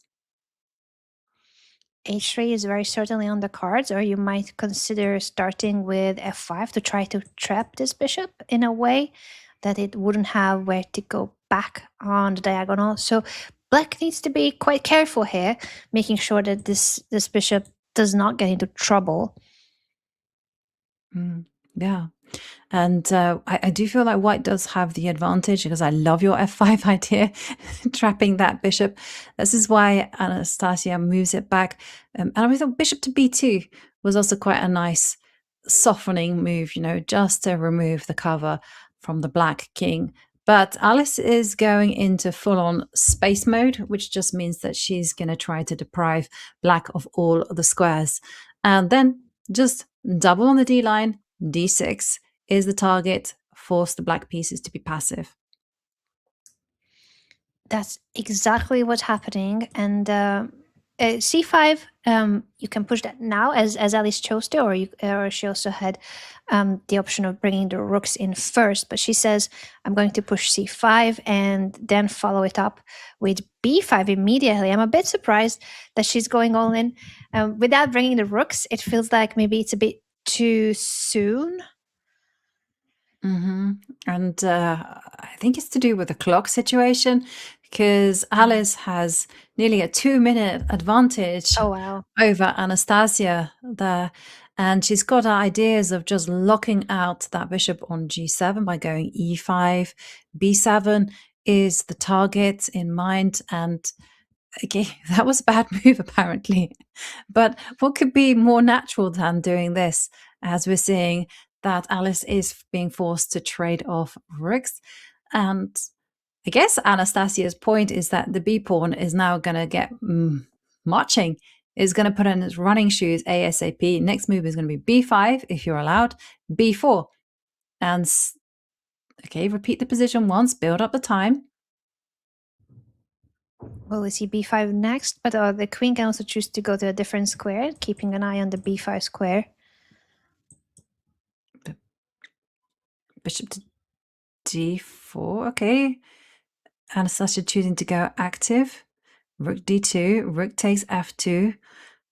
That's there on the horizon.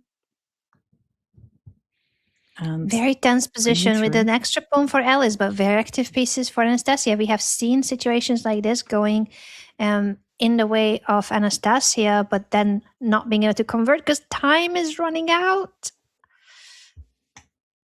Okay, Goodness there me. was players playing so quickly that finally we're catching up with them, and we're seeing that Alice is just grinding out this endgame 4 versus 3, and now she's going to slowly start to dominate the squares, cover the king, bishop to e4 with ideas of going f5. But okay, she has to do it slowly because the bishop on f2 is a touch sensitive. This is why bishop to e3 was the move played. And now she can go bishop to e4. Idea of going f5. Now it's a coming. And rook is simply going to move up the board. Okay, doesn't matter anyhow. The king and the bishop there are in big trouble. And now the king steps back. Bishop takes pawn is going to seal the deal. And the bishop on f8 is going to fall. It will fall, and it's with a checkmate, and Alice wins yet another game. It is now an 8-point lead for Alice Lee, having started the match with a loss, and ever since she has been unstoppable, winning 7 or 8 games in a row. There was a draw in between, the one and only draw in the match. Anastasia badly needs to strike back. There's 28 minutes left of the 3+1, and then we are heading to the bullet portion. But it's crucial for Anastasia to score a couple of wins to have a chance in the match in the bullet. Yeah. And we're nearing the halfway point on the 3+1 section. So the players will have a chance to have that hydration break where they can stock up on those energy drinks or maybe listen to some music, change things around. And then we'll be back with more 3+1 because this is a real test of endurance because the players have been playing at a 45-minute, half an hour, and now we're switching things up. It's 75 minutes, 50 minutes, and soon everything's going to be ending on 25 minutes of a bullet. As we're seeing Anastasia with the white pieces, she wants to put pressure on the center, start targeting the pawns on e5 and d5 as queen to b6. Actually just ignores the threat of bishop takes pawn. And isn't that knight going to post up to e4? Yes, it does.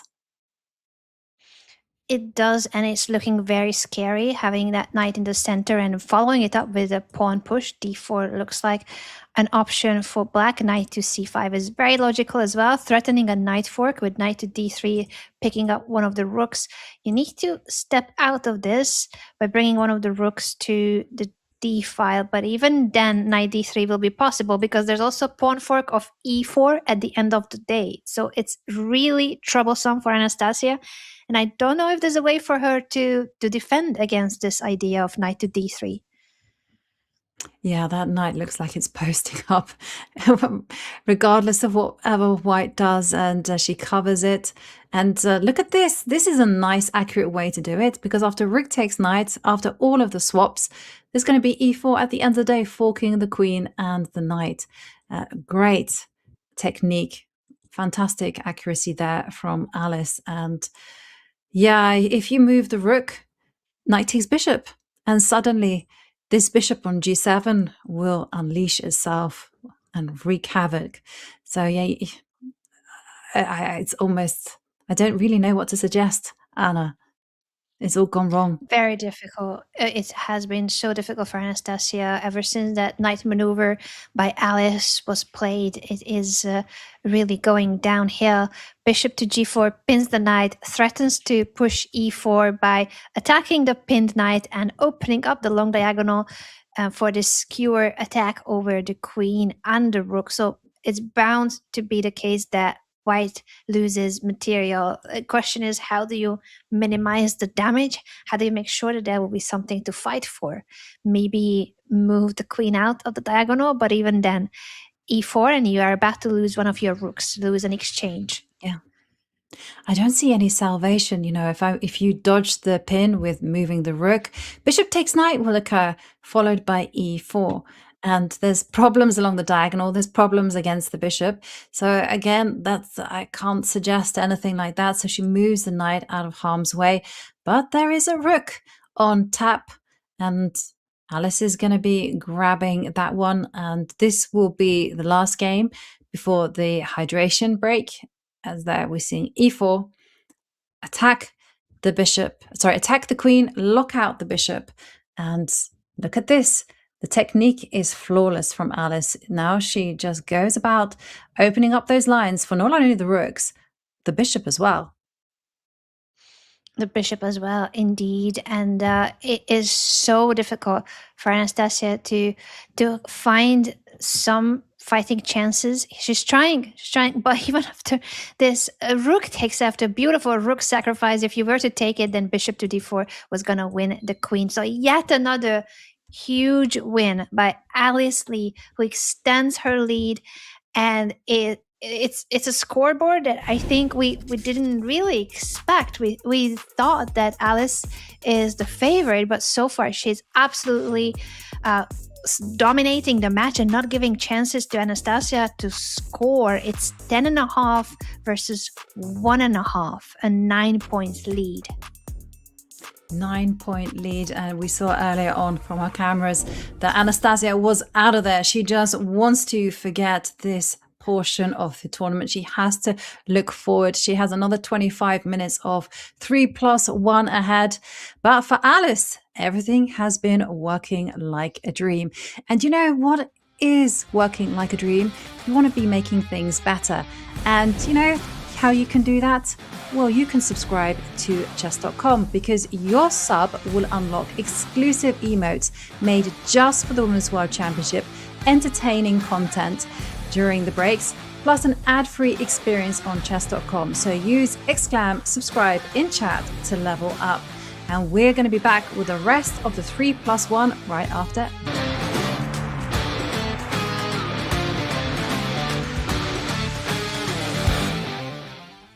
Hey guys, if I make this in one go, we're gonna launch a no ads plan.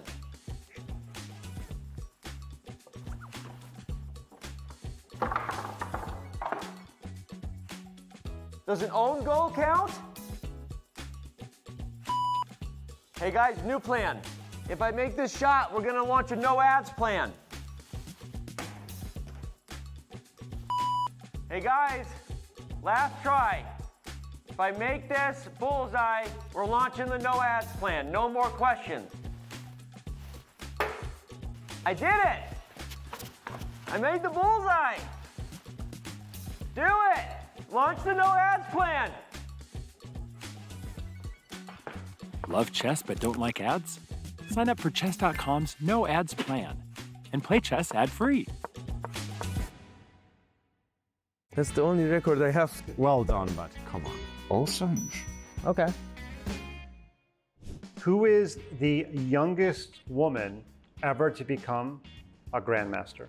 Youngest one to ever become a grandmaster? Judith Polgar?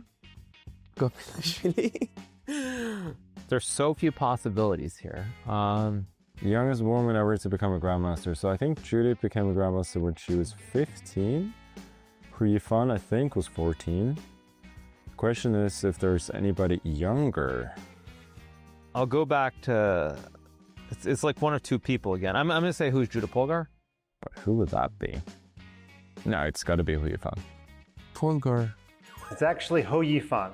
Just for a bonus question, Judith was not even the second youngest. She's the third youngest. Oh. The second youngest. Yeah, it was number 2. That's a better trivia question. Bibisara. Lagno, maybe? No, she was a little bit later. Muzychuk. I won't even ask which one, but no, it's not. It's not be there. Yeah. She's from Russia. Second youngest grandmaster. Like, there are just so few options. Or from China too. So this player managed to become a grandmaster at the age of 15 years and 1 month. Second youngest. 20 plus years ago. But from China, so many players, it's impossible. Humpy? From Kazakhstan? No? I'm probably wrong, but I would say who's Pia Kramling? Humpy. Okay, good. Yeah, she was really good early on. Ah.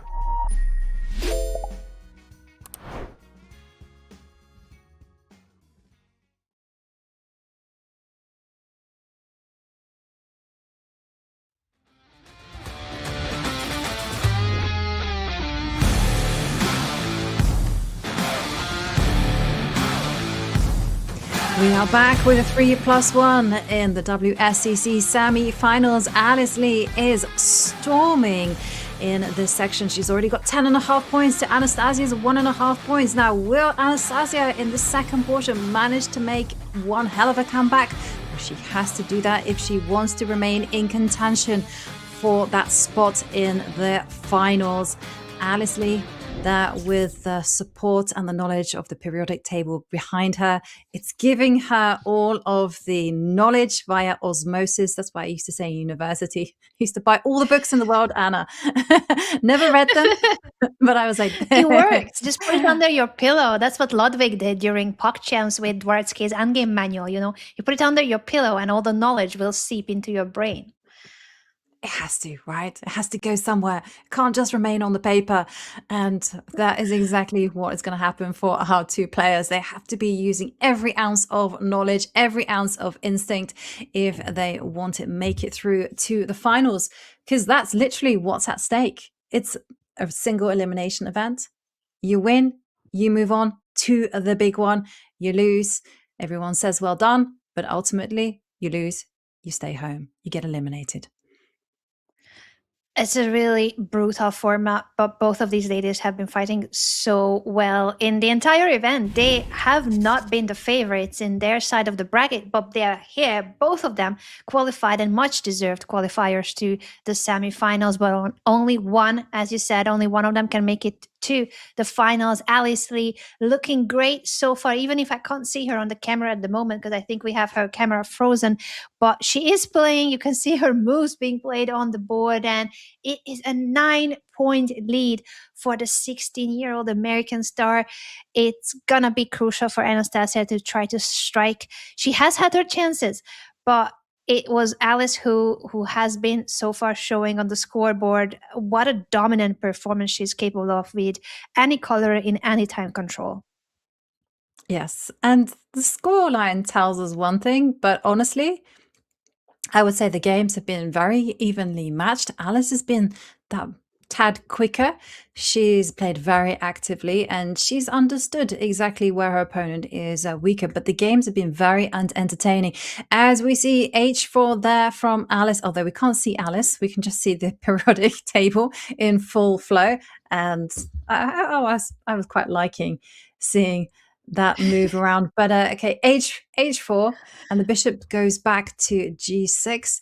It looked like after H4 there was a knight G4's, consequences to leaving your squares undefended, but it wasn't played just yet. Still very much there in the air. Very much in the air. The queen comes to D7 to connect the rooks, and knight G4, as you said, could appear, or queen to G4 as well. That square has been weakened since the pawn push. But white is counting on the queen side instead of looking at the king side too much. She's just stopped the H pawn in order to push on the queen side, expand there, get the C4 square for her knight. Jumping toward E5 is looking like an amazing spot for the knight, attacking both the queen, the bishop, and the pawns. The rook could come into B7 as well. So it's quite some initiative on the queen side for Alice. Definitely quite an initiative as well. She's coming in knight to E5, and if it's just a knight that's jumping into G4, there's nothing to be scared of.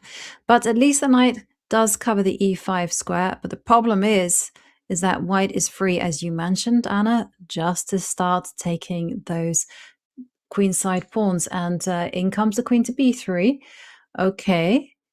This is still a nice move, I'm going to say, because white has ideas such as knight to a5, get those queens off the board, take into an endgame where white is just superb on the left.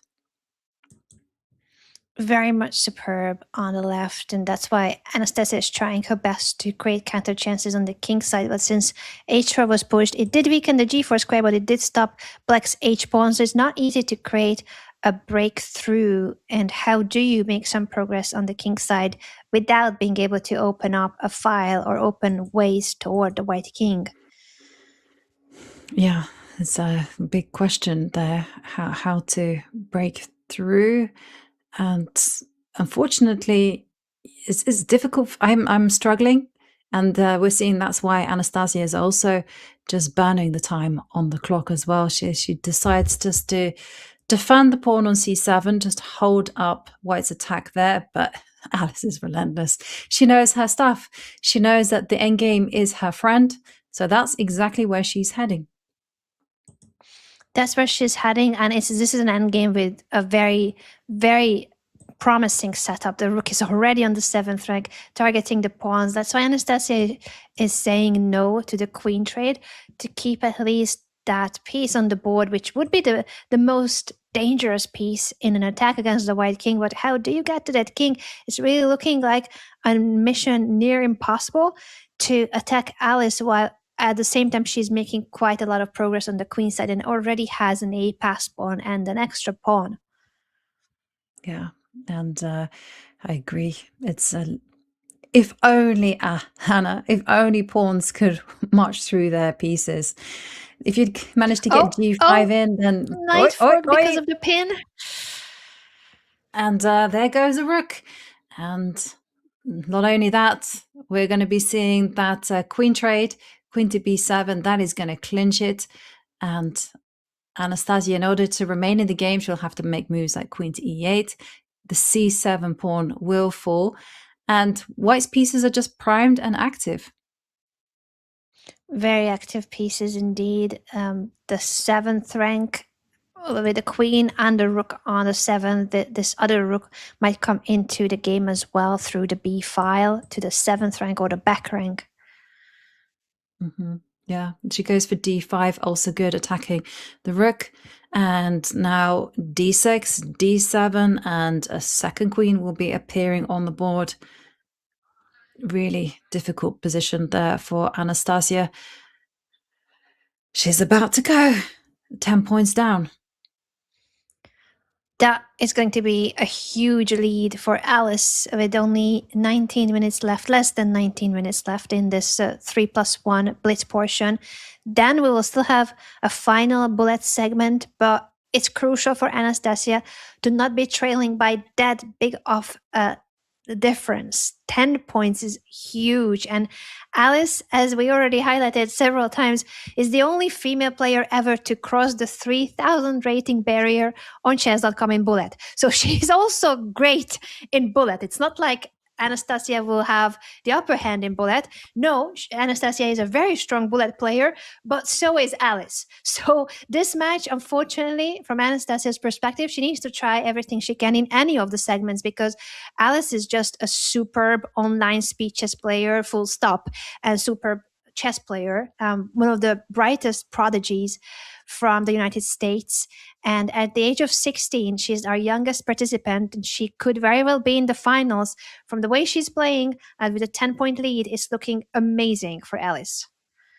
Yeah, Alice Lee, she's just 16 years old, but she has knocked out Zhu Wenjun in the WSEC. Not only that, on over-the-board chess, she's just come off a very successful US Juniors, where she's finished with the highest score ever achieved by a girl. And on top of that, she's a 3-time American champion in women's. So, I mean, Alice is just 16, but she already has a whole list of achievements to rival absolutely anyone. And there we're seeing knight c5. Alice is playing with a bishop and knight against a pair of bishops, but there is a target, the pawn on e4. So that's why knight to d2. And look at this bishop on c1. It's stuck at home. So this is why white is playing to untangle with moves such as b2, b4. And maybe now is a chance for... no, the players are repeating, and we see second draw. Second draw, not many draws, as you highlighted. This is the second draw after over 2 hours of play. Constant back and forth in the match, but not in terms of the score and not in terms of the result. The result being a draw, because draw was the most rare of all. Other than Anastasia winning the first game, it was Alice absolutely crushing it in every single game and going on a 7 or 8 win streak before the first draw happened in the match. Every draw also takes Alice closer to the qualification, but I don't think she has that in mind. I think she's just trying to make the most of every game and increase her lead as much as possible. Yeah, and she's ever so calm. We saw that in her match against Ju and Jun. Just played and rocked it like a boss. And here, Anastasia, I gotta say, does feel like she has some of an initiative. She doesn't have a healthy pawn structure on the queen side, but it's got some menacing ideas on the king side, as we see d5 there from Alice. Well, you have moves such as pawn takes pawn in the air, bishop takes bishop will also just remove some of the cover around the white king, and knight to g4 is a very tempting idea just to post things up. I like those ideas, and you definitely don't want to allow white to take on f6. Bishop e5 makes perfect sense to avoid the capture over the knight and guard in this way the e4 pawn as well. We could see bishop takes, rook takes, and this pawn is very much under black's attack. So Alice ends up taking on c6. I'm expecting Anastasia to take back, and then the trades on e5. Although I'm liking a lot how this is evolving for black. All these trades, I think, are favoring Anastasia's position. It's equal material, but more space for black and more activity as well. Yeah, I agree with you. I'm liking the way that this is unfolding. You know, there's a knight posting up. I'm obsessed with that knight coming to g4. I think it's going to be super annoying for white, at least, you know, because f2 is a target. Also, you can follow through if you need to with ideas such as g5. I'm only going to advocate once you've taken control of the center, once you've forced the white pieces into passive squares, then you can go about just alighting, setting on fire the position with g5. Yeah, g5 is definitely on the cards, and since the knight has jumped away from f6, it gives a path to the queen to also approach the king side, heading toward the f3 square. This is looking menacing.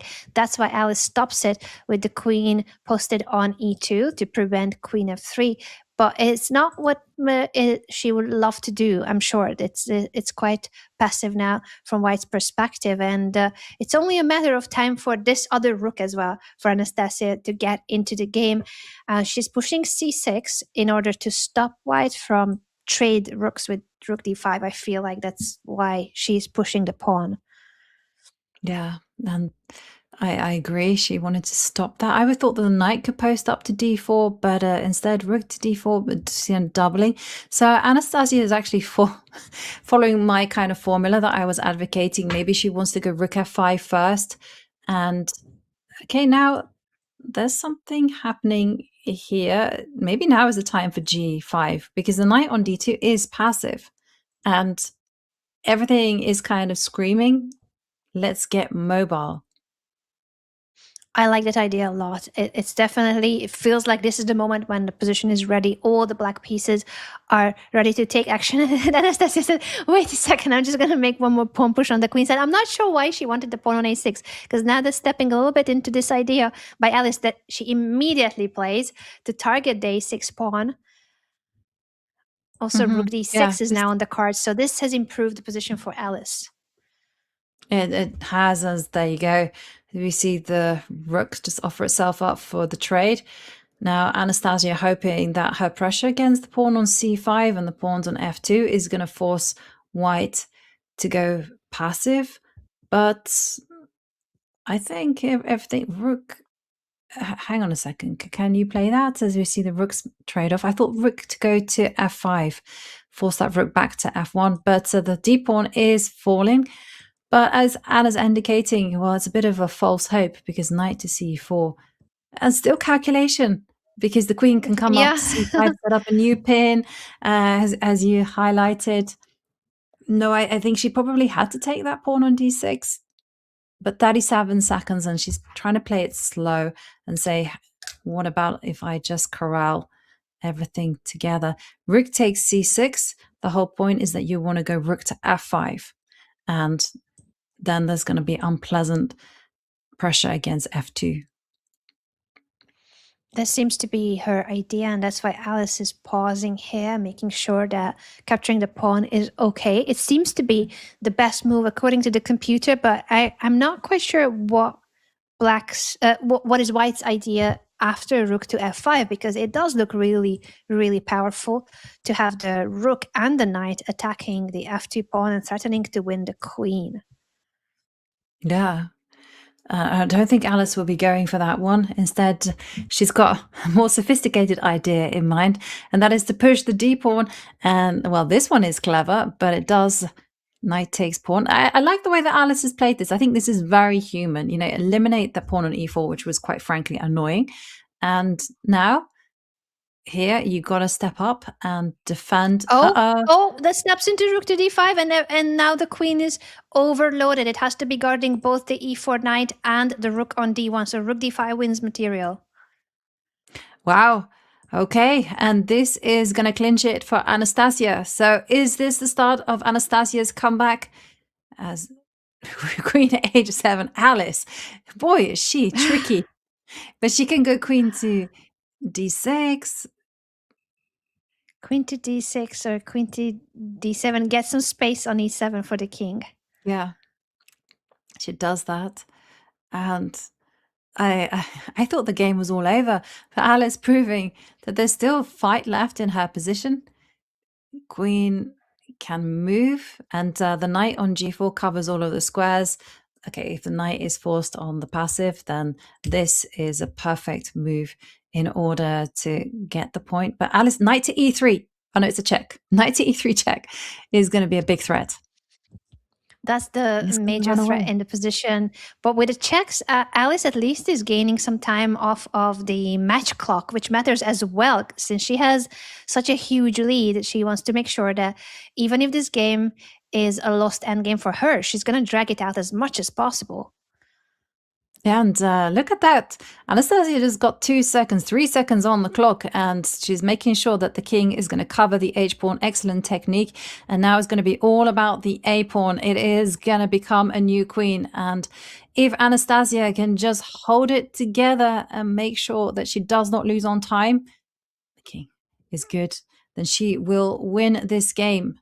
Oh no, what about... Okay, you can't go. Rook takes knight. This is it. Anastasia does it, and she wins.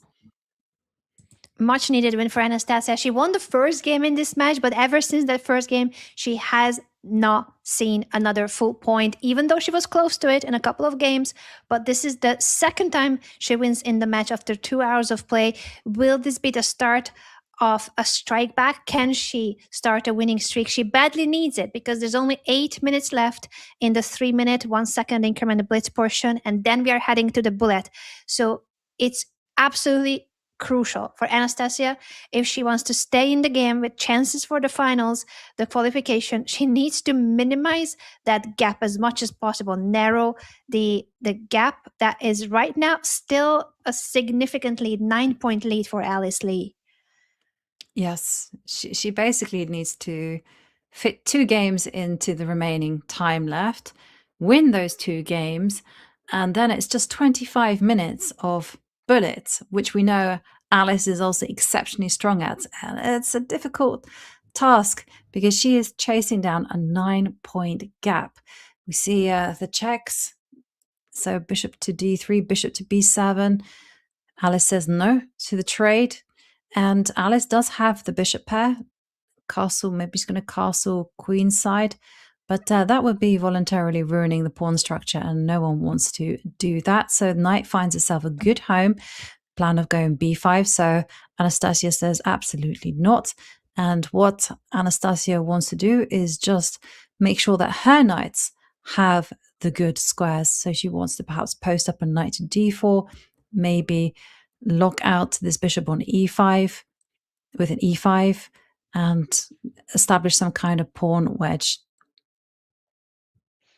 I think that's looking very promising, and she really needs to count on this momentum and try to get the upper hand in this game as well. She's pushing her b pawn to chase the knight back, and then she'll bring, I believe, the rook to the c file, because you are weakening your c pawn, and that's hanging now because of the b4 pawn push. So rook to c1, and not the most ideal to have to be protecting the pawn with the rook, but you gotta hold on to this pawn. Exactly. And one of the things I didn't particularly like about b4 is that the bishop that is unchallenged now has free range and has a target in sight, and that's the c3 pawn. So here, what to do? You've got pawn takes pawn, you've got knight to e5. I mean, so many moves, and she captures on a4. And then this was the move that I had in mind. Open up those lines. Bishops, rooks, they're very simple pieces. They just work well in open positions. They're basically lazy, you know, and they want to be maximalist. If they can work and do the job from home, then make that happen for them. That's a very good explanation. I didn't realize that both the bishop and the rook are basically remotely working, don't want to go into the office. They just want to do everything from home. Same way as we do, Joey. We are sitting at home talking about the most exciting online chess event that is for the top female chess players. And Alice Lee absolutely crushing it. But Anastasia has had her moments and has had her chances and still is trying, because she really needs to use these final 5 minutes of the 3+1 to score a win or two if possible, narrow that margin that at the moment is really huge, a significant lead, 9-point lead by Alice Lee. What we see here now is a trade of bishops, most likely. At least those two bishops are staring into each other's eyes, and that will eliminate the pair of bishops of Alice. Yeah, and that makes a whole lot of sense. f4, if the bishop goes back to g7, then you could just go e5, try to lock it out. Keep the bishops on the board just to prevent any f6, trying to blast things open. And Alice, look at this. She's like, well, you know, I have a weak point on c6, but you also have a weak point on b4. Let's call it even. And here we see also, look at that. Bishop will go to f8, but the knight will come into e4. Okay, we see a trade of rooks. Rook takes b4, and maybe now the king can do an assist and let the knight get up to e4. But black's position is passive, I'm going to say, but solid. I like king to f3 with the assist that you mentioned, so that the knight could jump to e4 next move. Keeping the king on light squares makes so much sense when your opponent has a dark squared bishop. It's really optimal and avoids any trickery that you get your king onto, ideally, the opposite color that your opponent's bishop is. So now the knight is on e4, ready to jump to f6 as well, d6, g5. There's so many options for that knight. For now, Alice is stepping out of the pin in order to activate her bishop. She might want to play bishop to e7, I was going to say, but maybe you will need some room for the king because it's a little bit stuck in here. Yeah, and I agree. You know, if you move the bishop, the rook will come over to g8, and then the knight will come back to g4. So you don't want to be doing that. And look at how Alice is defending and how Anastasia is attacking. You know, Alice might be a pawn to the good, but how to even defend that pawn on f7. And the rook and knight, they're usually not fantastic together, but these two are just killing it. They are working in this game really well, and that's quite impressive. As you said, it would usually be the other way around, the rook and the bishop, but this bishop in Alice's situation is not the best, and also the rook is quite split from the rest of black's position. So looking promising, and at the same time, Alice is defending so well that it feels like even though Anastasia's position is the one with the more firepower in it, it might not be enough. Yeah. And it's an interesting, and we can see why Alice is actually taking some time.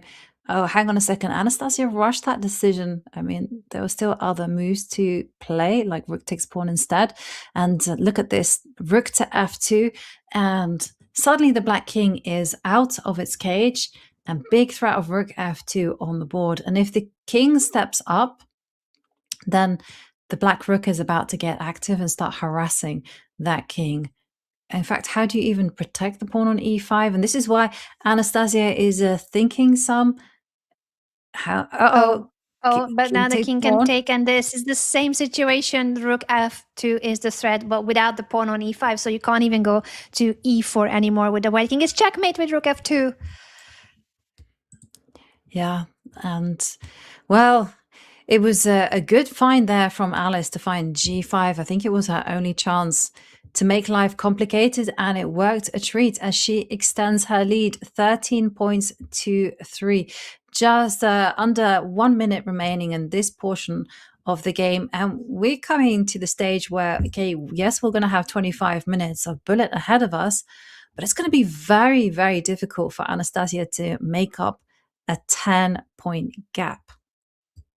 It's extremely difficult. It's not impossible, but it's extremely difficult. And especially knowing that Alice is just as good, if not the best bullet player among all the female players in our field. She is the only one who has ever crossed the 3,000 rating barrier in bullet chess on Chess.com, the only female player to ever do so.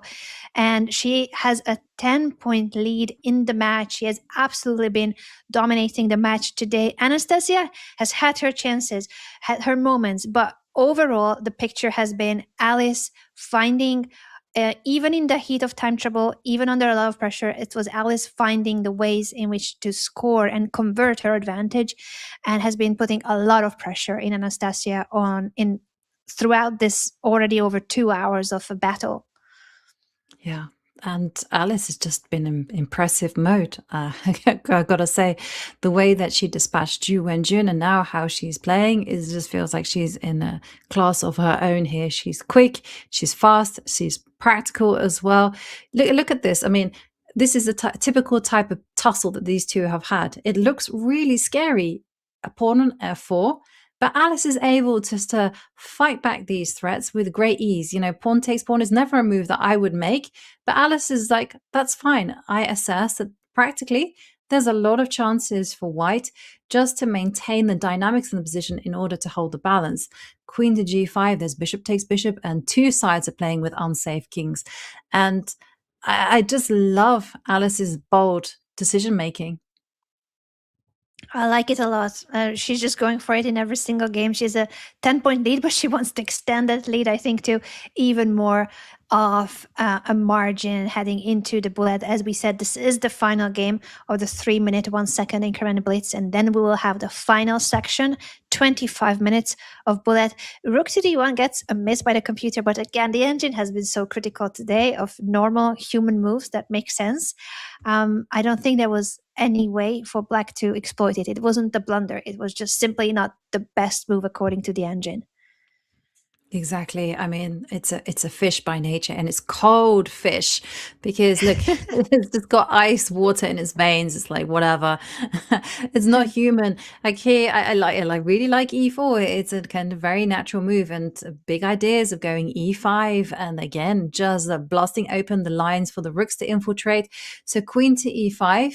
If that's Anastasia's best move, then it means that her position is not the best. And this one is so much more likely because you're threatening f3 and you go, hey ho, what is that I see? There's an advanced pawn, but rook to e1, e5 on tap. And Anastasia, she understands the danger, so she does go into this endgame. And here you can go f3. You can also go c5.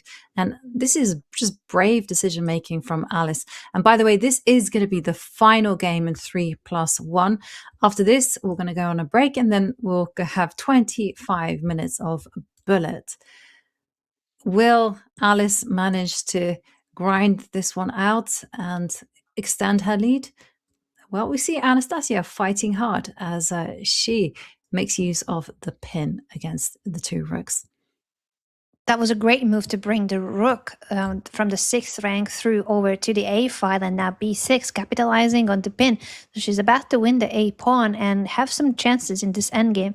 So even though the match situation is not looking great for Anastasia, she might be heading toward that final break of the match with a win if she converts this. d6 gets a double question mark from the computer.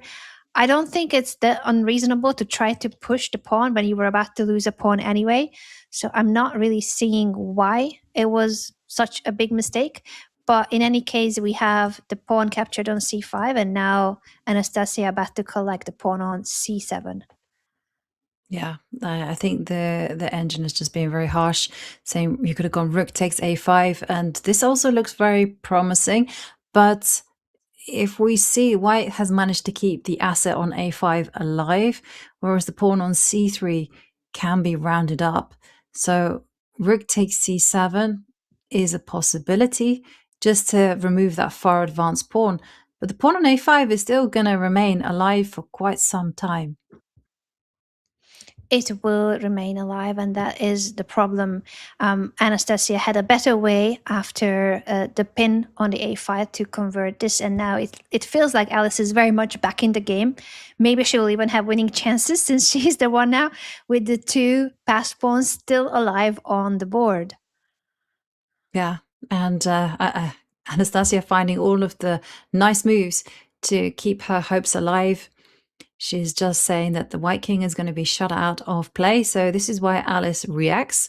Her big idea is to capture those pawns on g4 and then come up with the king to g3 and try to live a safe life over there. And in the meantime, still hold and still target the pawn on c3. So rook takes a5.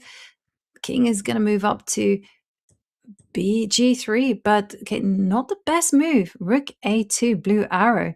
And that's not entirely obvious why that move was so bad.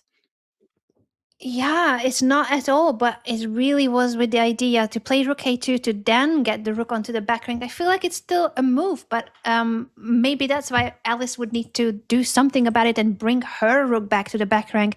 So to not allow black to play rook a1, because that would have been really menacing.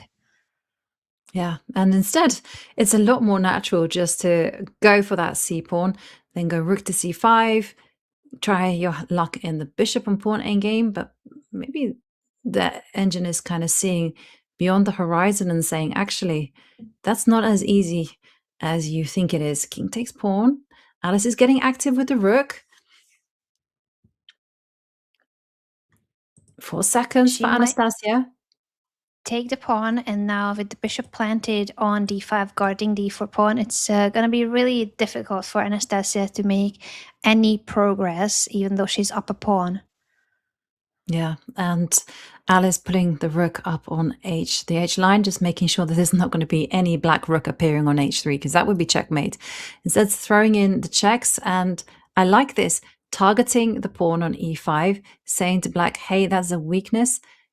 If the king will step up, and now the king will step up to d4 to protect this pawn. So, okay, we've got to be careful that the players don't just repeat, but king takes pawn. Is that a possibility? Yes, it is. As Alice now is the one going on the front foot. And Alice is turning things around. Completely turning things around, and she's about to win the rook.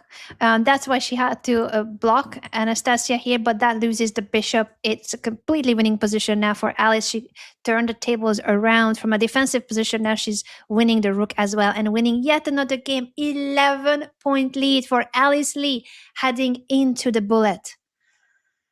Wow.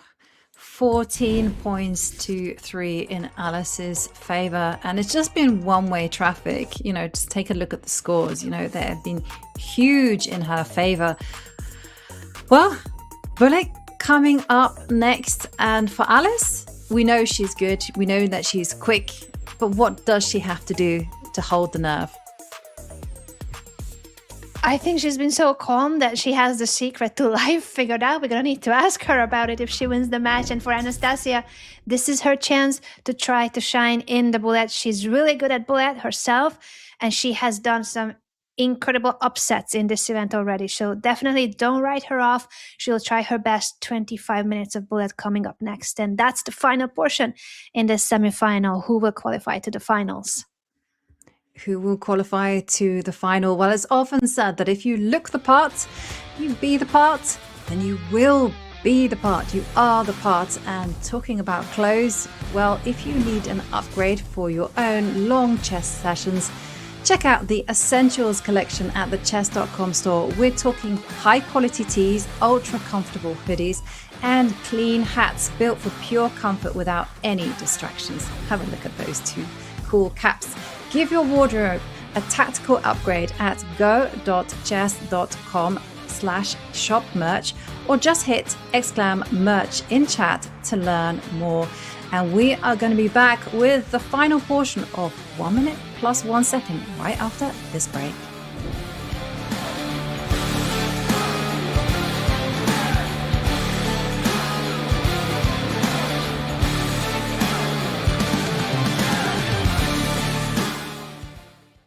Your game is evolving, now your style should too.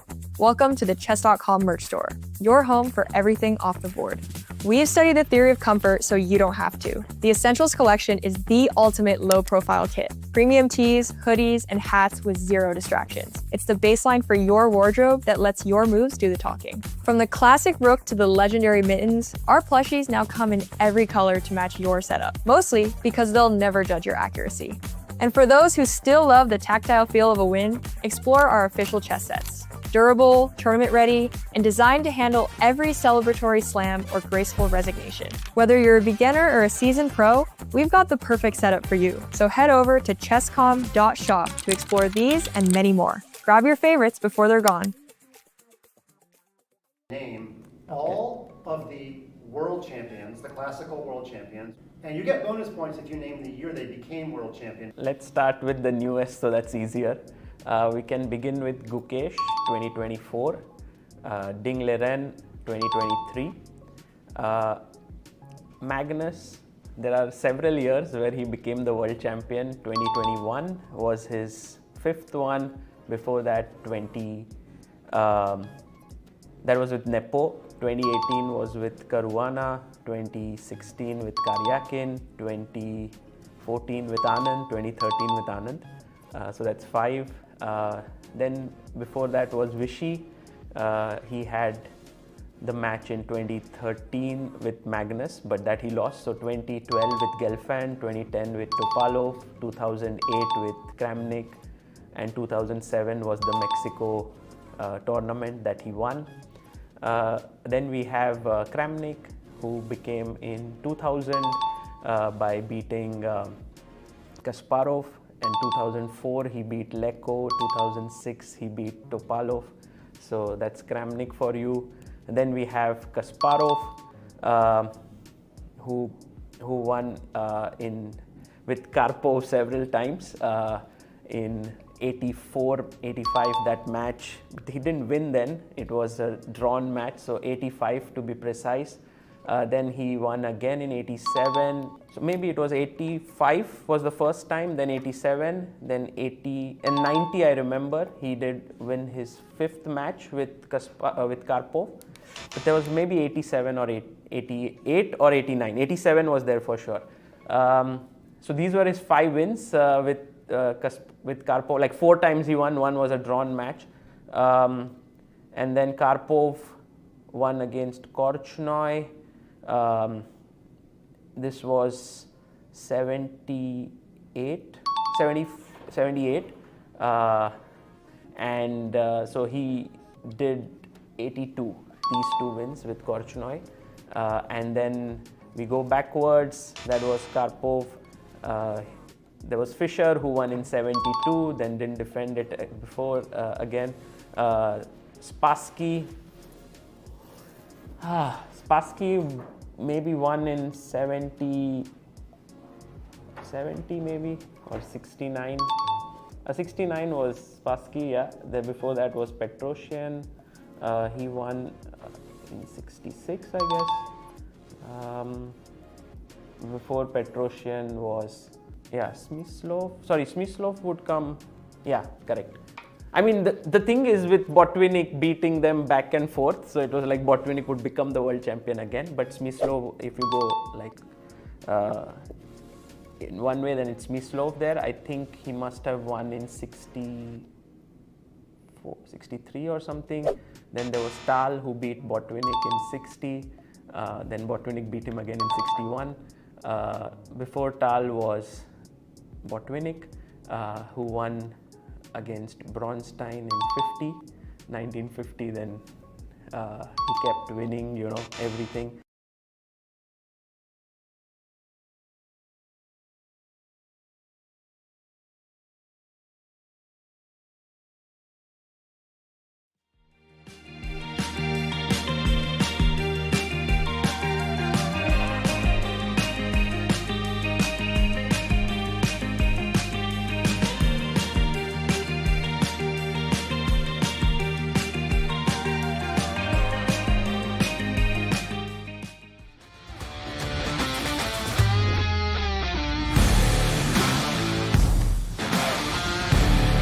"25 minutes of fast, frantic chess."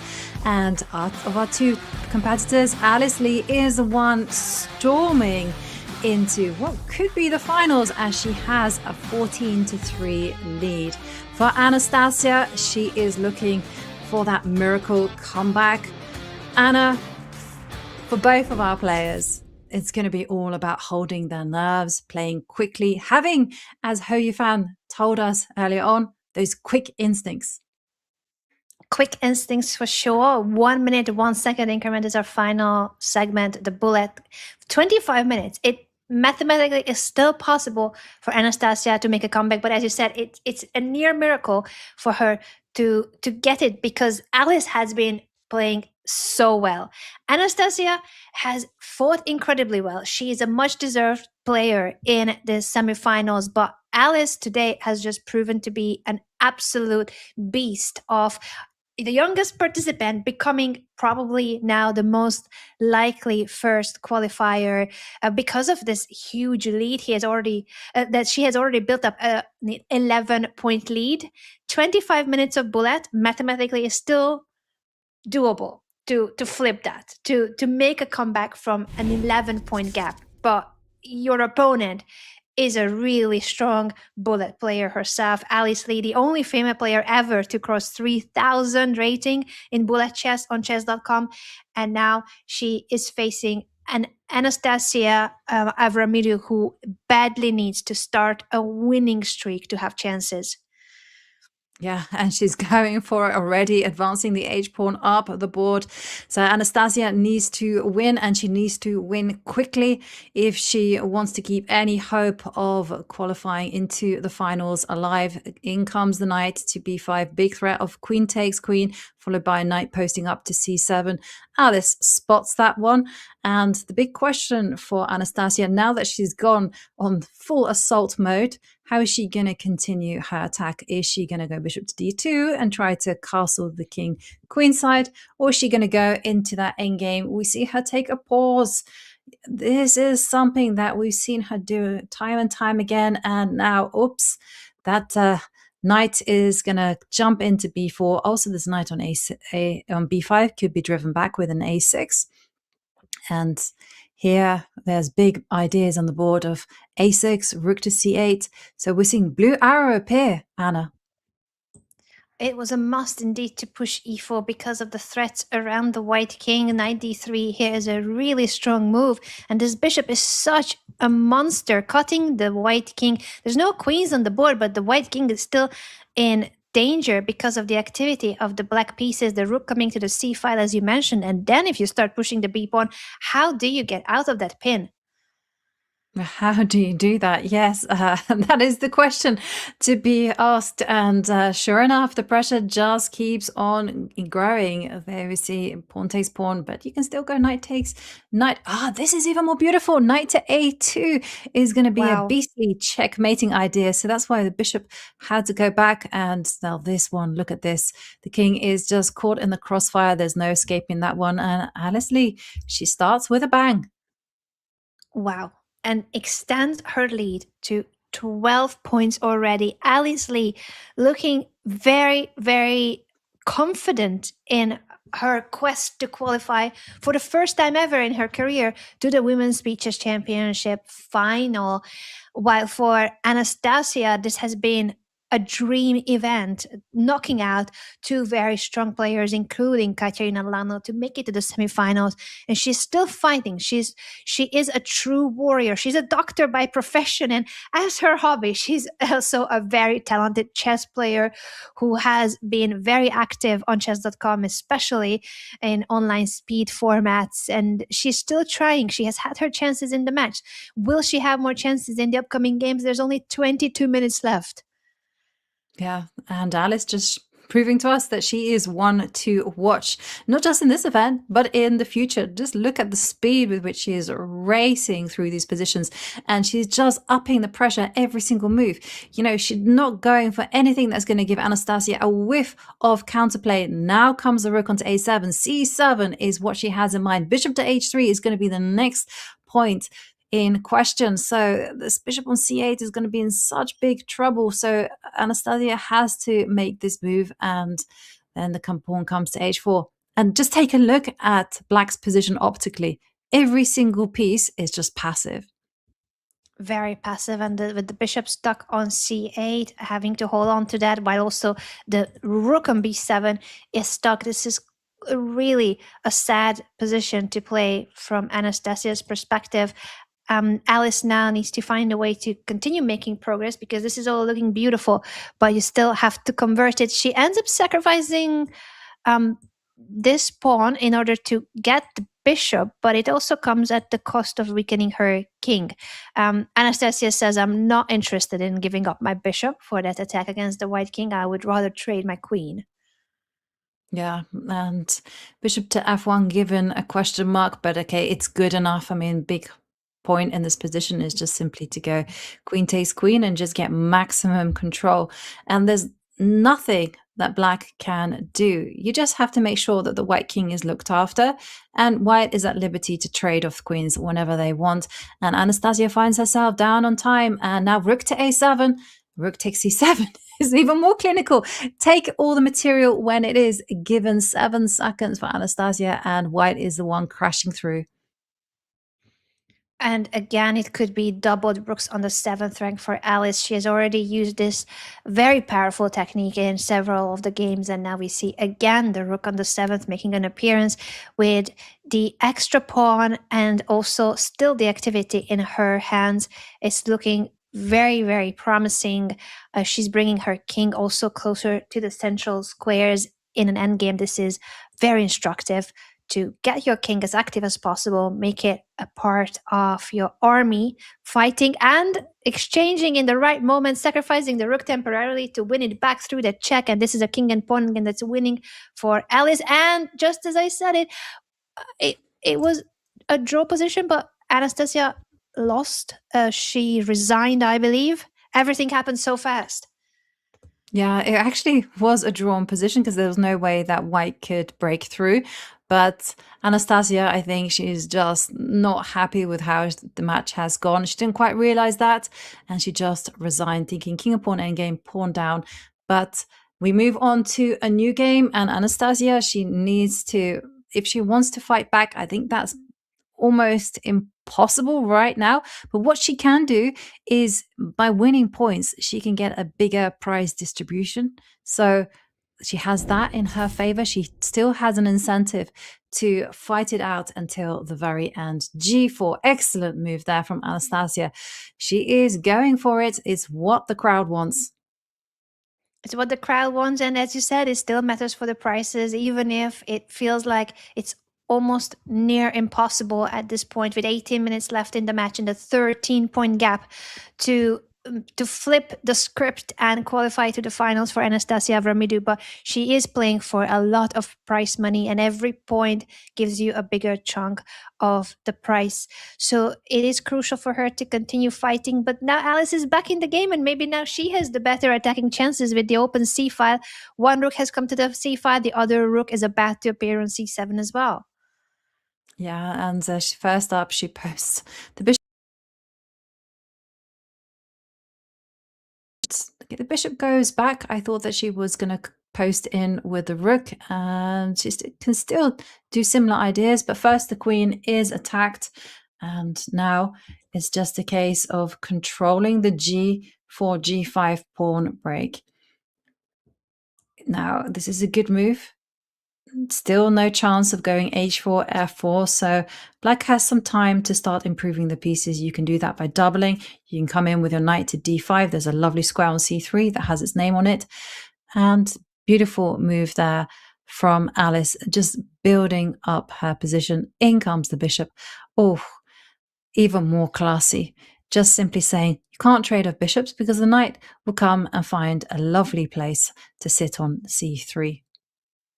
That will be a huge threat at the knight fork, so you can't really trade. But now Alice is forcing that diagonal. That's why Anastasia is stepping away. Now the knight comes to d5.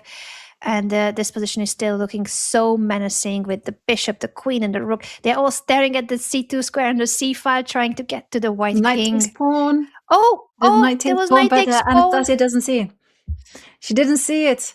There were some forks in town, but there you go. It didn't. You only play them if you see them, and the players just on seconds there.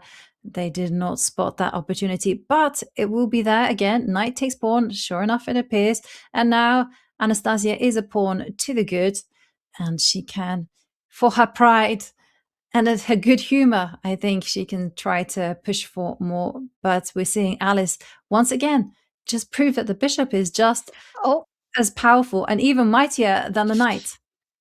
Yeah, and this king and pawn in game again. So many king and pawn games, but f6 was not the right way to convert it, apparently. Now the white king is in time to get to the pawn. Yeah, she needed to run with her king straight to the weak pawns. But instead, now you're going to have to use the f-pawn as a decoy, and the kings are just going to shuffle upwards and downwards and sideways, and it will be a draw. Very few draws. This is, I believe, the third draw in a match that has been going on for hours by now. This is the third and final segment. 15 minutes left from the bullet with a 13-point lead for Alice Lee. But every point matters for the price distribution as well, as Jovi explained. So there's still 15 minutes to fight for the prices, for pride, for honor. And Anastasia has already proved to be a very deserved qualifier to the semifinals, knocking out two really strong players in the field, being the only FIDE master in the field in like the overall Women's Beaches Championship to qualify at all to the event and make it all the way to the quarterfinals is her career best. Absolutely. I mean, she got her spot in the WSCC because of her performance on Title Tuesdays. And, you know, she has been working the online circuit. She's a worthy competitor. She's defeated two highly experienced Blitz players, Blitz champions. So Anastasia can be very proud of her achievement. But for now, it's just been the Alice show. Alice has just turned in a phenomenal performance. Here, she's quick. I mean, she's barely used any time at all. She's quick, she's fast, she keeps on posing problems, and she spots the opportunities that are presented to her. And she's gonna, I think, jump for joy at getting a place into the finals. And just to point out that it is possible for someone to resign the match when they just have 10 minutes of bullet remaining. I don't think it's going to happen. But if you've had enough of chess, you feel like every game is just suffering, you can just say, I give up. But here, there is a lot on the line. There's prize distribution. And of course, you want to give absolutely everything. Both of these players, they are fan favorites. I think Anastasia and Alice have won a lot of hearts with their performance throughout the WSCC. They have, and the fact that they both made it to the semifinals, being not the favorites on their sides of the bracket, is already a huge achievement. And Anastasia having a full-time job and then sitting down at the computer to play in the top chess female event online and compete at such a high level, making it all the way to the semifinals, it is a huge achievement. And 16-year-old Alice Lee, who will be our first finalist, the youngest finalist in the history of Women's Beaches Championships. She's the youngest participant. She started at the age of 14, and now she's going to be the youngest finalist, making it all the way to the top. And she's had quite the ride.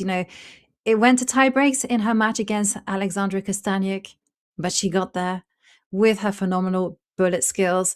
She defeated Zhu Wenjun in the quarterfinals, and now she's just powering past Anastasia Avramidou, just showing us that she is such a quality player. And here she goes again as she starts mobilizing her rooks in order to start preparing them for the advance.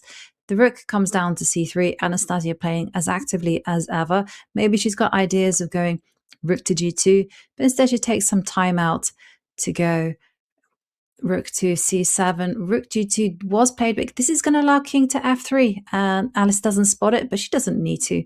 The position is absolutely fine for white. It's fine because she also has these really powerful pass pawns that are marching forward. So now white's position is winning after d7. And the rook coming to the 7th rank, threatening checkmate on h7 and also rook e8. Black had to give up the rook for the pawn, and black's pass pawns, unfortunately for Anastasia, are not advanced enough to compensate for a full rook. No, and there's Alice. She's now bringing the king to the defense, and it's going to be all about the e-pawn as she's setting up ideas such as king to g3, but look at this. Just relentless till the very end. Precise now the e-pawn is going to promote. And that nets Alice another point. We have just under 11 minutes of bullet chess remaining. It's more or less guaranteed that Alice is going to be in the finals. But Anastasia can have some fun in the remaining games as we see the bishop come all the way out, just provoke that pawn on h6 to move forward, get a hook, and Alice just breaking out in the center. Breaking out in the center, indeed. And now will we see a follow-up with f4 or g4, pushing on the king side? f4 is the choice of Anastasia, trades on f4. Alice can also push the f-pawn if she wants to, but she prefers instead queen to d7, connecting her rooks, getting ready to bring that rook into the game as well. And it's very solid around the black king. f5, I think this is a great moment to chase that knight away and also plan potentially your own knight in the center, knight to d4. Yeah, and look how that knight just sits there. Oh, and look at this, bishop to f7. Just saying, hang on a second, that queen on h5 is not very well placed. c5, again, supporting that knight with a pawn, very, very natural move. I don't think there's anything fundamentally wrong. And this is the whole point, that the queen is driven backwards. It could have been done when the rook was on a1. That would have been a bit more clunky for white, but here all is okay. Black stands very well, starts expanding there on the queen side.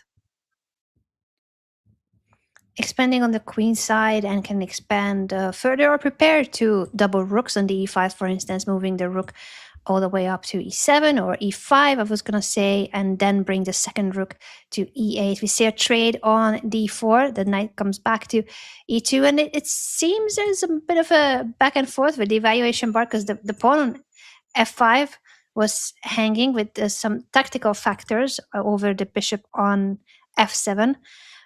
It's now water under the bridge, and black is in full control again with the heavy pieces dominating the position, queen taking the pawn on d3, and these bishops will be snipers also heading toward that white king in the right moment. Yeah, and this is the problem. There's such good long-range pieces. They can do their job perfectly well from f8 and f7. So Anastasia gets active.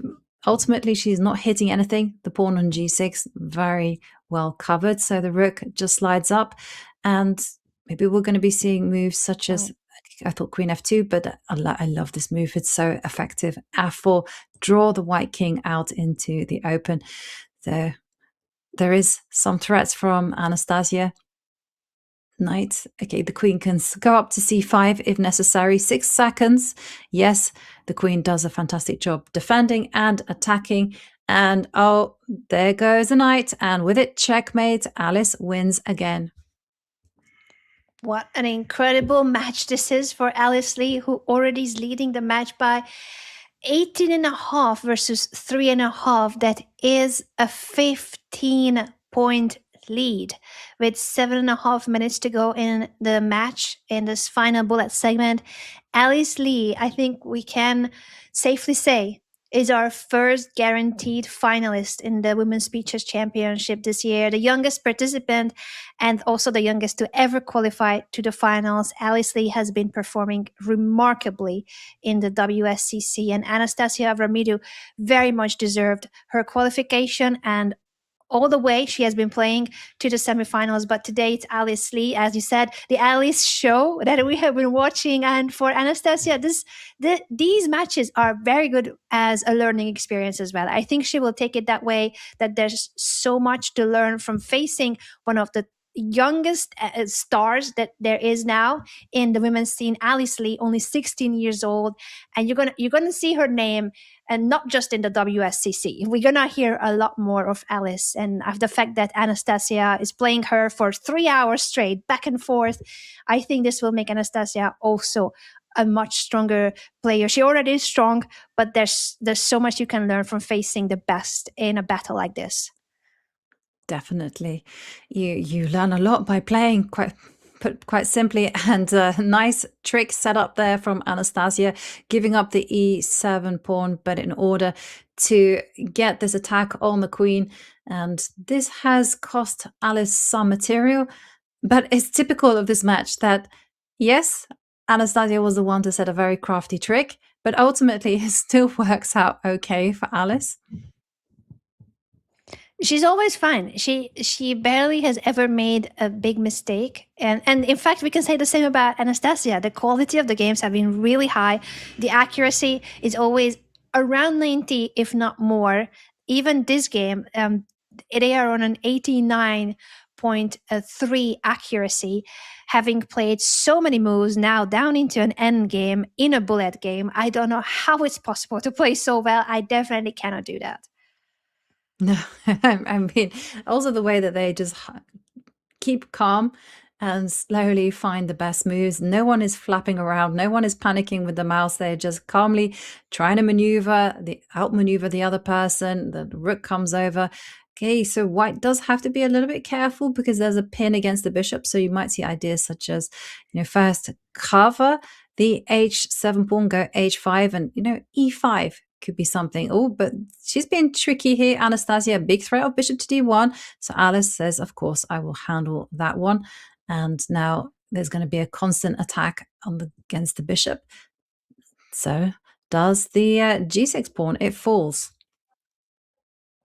It's about to fall. Alice chooses to capture it with the bishop. Anastasia with the pawn push, but Alice says, I'm going to push my pawn as well, and that's a passed pawn. But leaving the h3 pawn on the board, I think was quite brave. I would have been scared of this passed pawn a little bit. Yeah, I also would have been very, very scared. But our players, they show us why they are fearless and why they are such good bullet players. And along comes the g-pawn. Just when you think that things are all sorted, no, the rook is going to give itself up for that queen.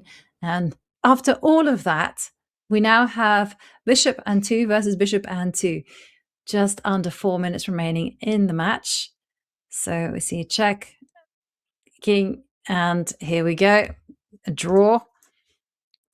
And we move on to another game. This could be our last game. There is just over 3 minutes and 30 seconds remaining on the match. Anastasia with the white pieces. Will we see her finish this event with a bang?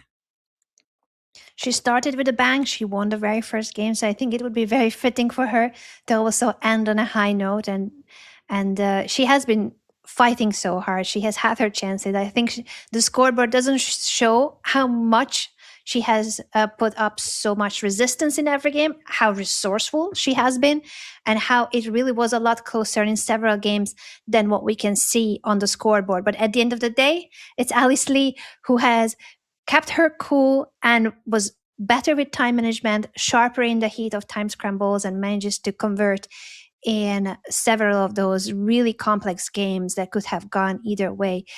very much deserved qualification for Alice, and what a fighter Anastasia is. She keeps fighting. She still is trying, but now it's this whole situation here with the pinned knight and the bishop appearing on f3 that's making the white king look really vulnerable.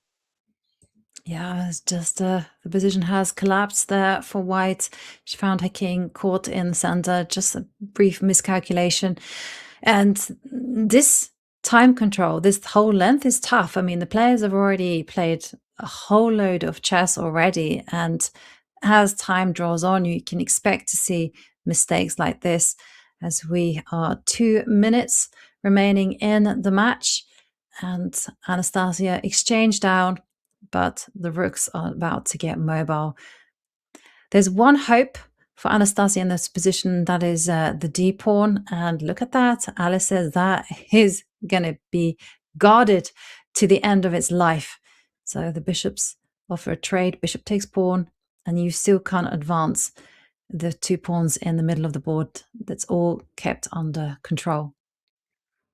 All kept under control indeed, and now the pawn structure stabilized by Anastasia, the king trying to chase the rook away. It was possible to double rooks, but instead we see rook e7, and Anastasia trying to push the e pawn, doubling rooks now on the e5 by Alice to put pressure on the e4 pawn. Rook e1, making sure that the threat of e5 is still on the cards, and then there would be hope, because suddenly the pawn structure of white is getting mobile, and trying to run with those passed pawns is something that you need to deal with from black's perspective.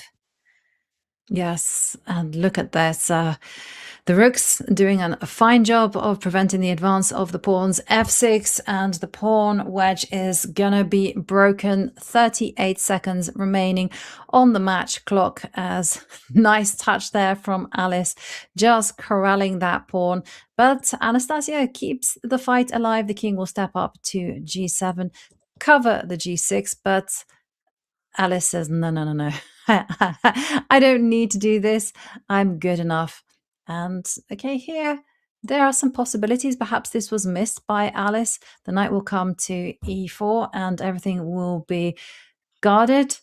But there's rook takes bishop at the end of it. And now we're going to be in a king and pawn endgame, where the pieces and the kings will just keep on shuffling until the end of time.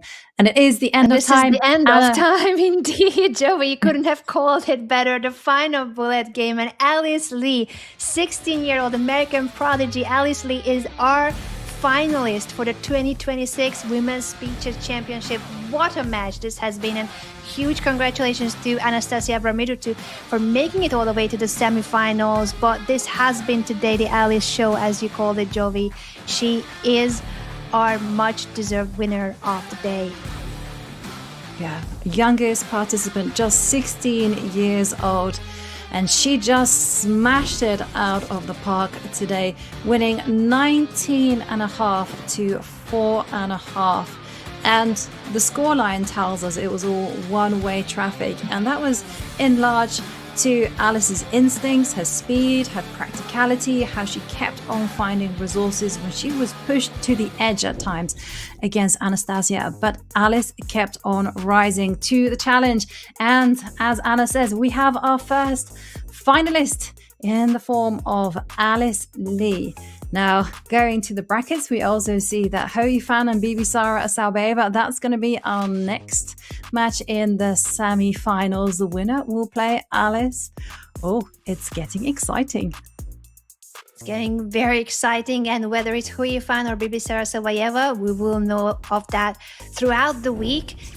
These are the final matches in the Women's Speeches Championship, and Alice Lee, youngest participant to ever play in a WSCC, already 2 years ago. It was the first time at the age of 14 when she qualified already, but this time she makes it all the way to the finals, and I believe she will want to win the finals. She's waiting to know who her opponent will be, whether it's Yifan or Bibisara. Exactly. She's made it through this far. Why not go for gold? And we are going to go on a short break. and return, we are going to be hearing the thoughts from our very own Alice Lee. So stick with us.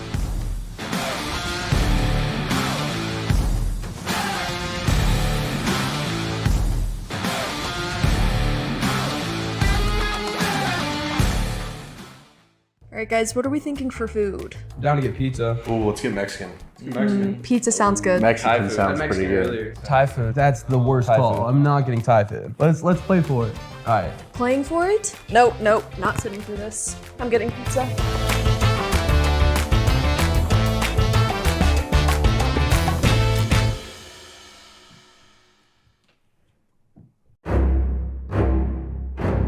Let me get it. No.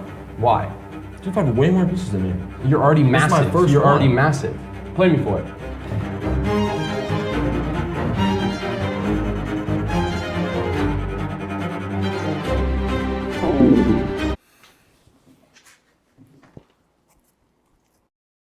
You serious?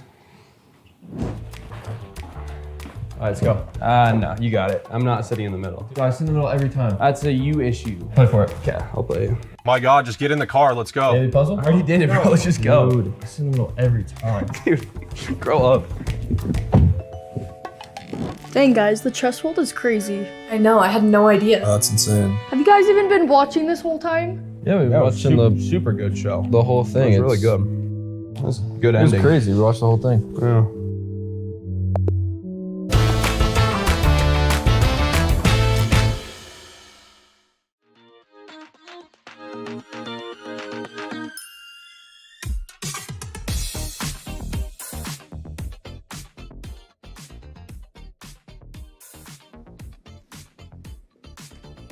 Okay, I'm ready.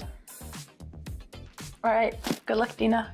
Good luck, Andrea. If I beat you, would you be embarrassed? Every loss is a learning. So the AI is already taken over here, I see. Oh, a nice opening. Okay, really creative. Okay.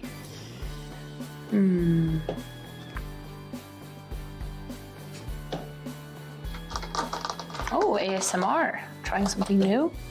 Oh, I can. Well, you don't have a rook, so that's fine. What?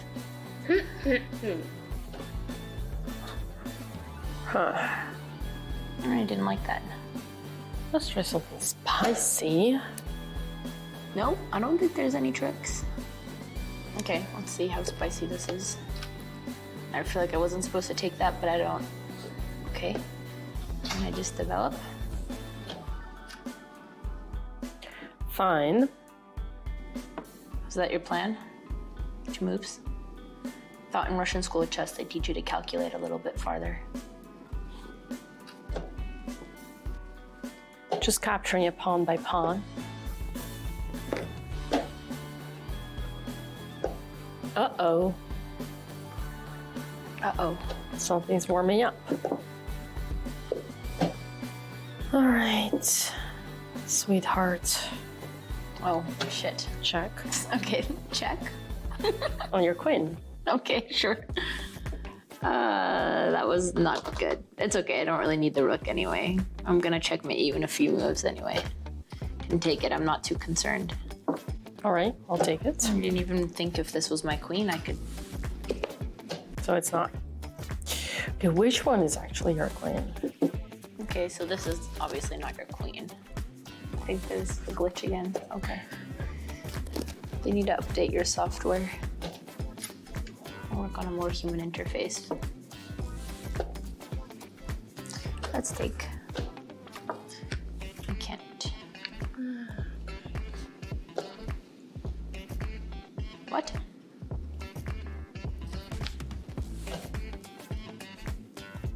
Am I missing something? Am I just a really bad player and I don't understand because you keep giving me free pawns? Oh, yeah, okay. Well, that's an illegal move. Do I win the game?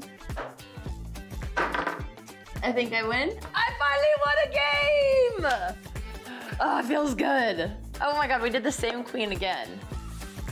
What did he say in Russia when they beat you really bad? Do they have like, I destroyed you, my young Padawan? Is there like a Russian translation for that, anyone?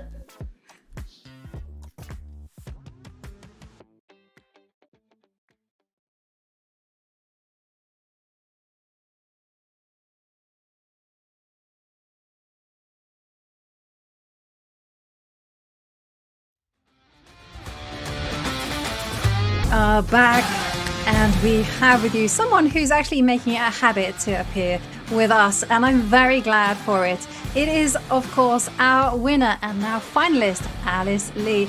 Alice, what a performance from you today. I mean, it was absolutely epic. Yeah, I thought in general this match went quite smoothly. Like, I felt like I was managing my time pretty well, and eventually, like, later, she would get, like, very low on time, and even if the position was okay, it was, again, very hard to play for her, so I think that was probably, what basically determined the match, time management. When did you feel that things are going really well? Obviously, you have won with a huge margin, but in which point of the match did you start getting very confident about how everything is going? Since you lost the first game and then you turned everything around and started winning game after game. Yeah, the first game I felt like I had a very good position as the opening, and eventually, like, she found some very nice resources to make my position quite difficult to play.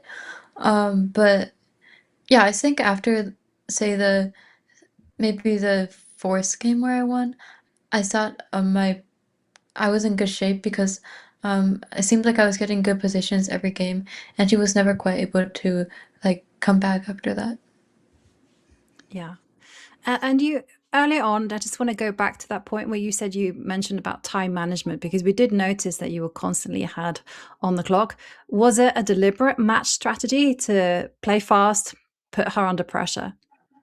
I don't know. I didn't really think about it like that much beforehand, but in general, I feel like I used to, for example, my first match, I played quite slowly in like the 5+1 section, and even though it seems like there's like more time, it actually just like can go down very quickly. So, I mean, I did just in general want to play fast, so I didn't get into like the situations where I have to play with a few seconds, and in that case, like blunders can happen very easily.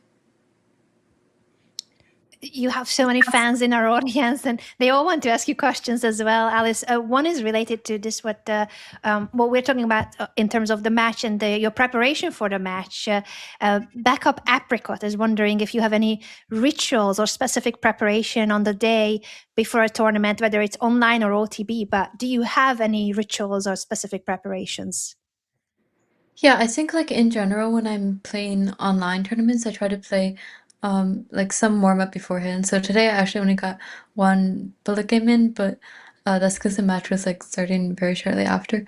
But it's just good, I think, for me to test my mouse skills up and like make sure that I'm playing quickly.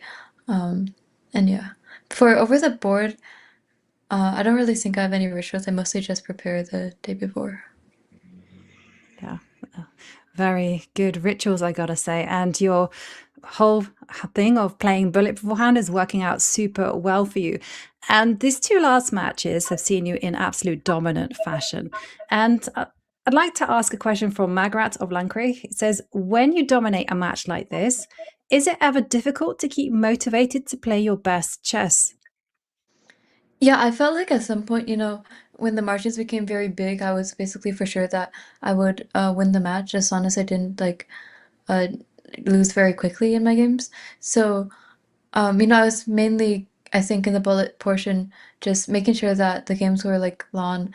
And I don't know if I was playing my best, and I think she did play well to give herself like a lot of chances. But yeah, like, like I try to play well, but of course I think when the margins are like, I have so much room for error, I feel like I don't feel the same pressure to win every single game. Speaking of pressure, you are now in the finals. You have been our youngest participant, full stop, but now you're the youngest player ever to make it to the finals of the WSCC, and you are going to be facing either Yifan or Bibisera Sobayeva. Do you have any thoughts on their upcoming semifinals, and who would you like to face?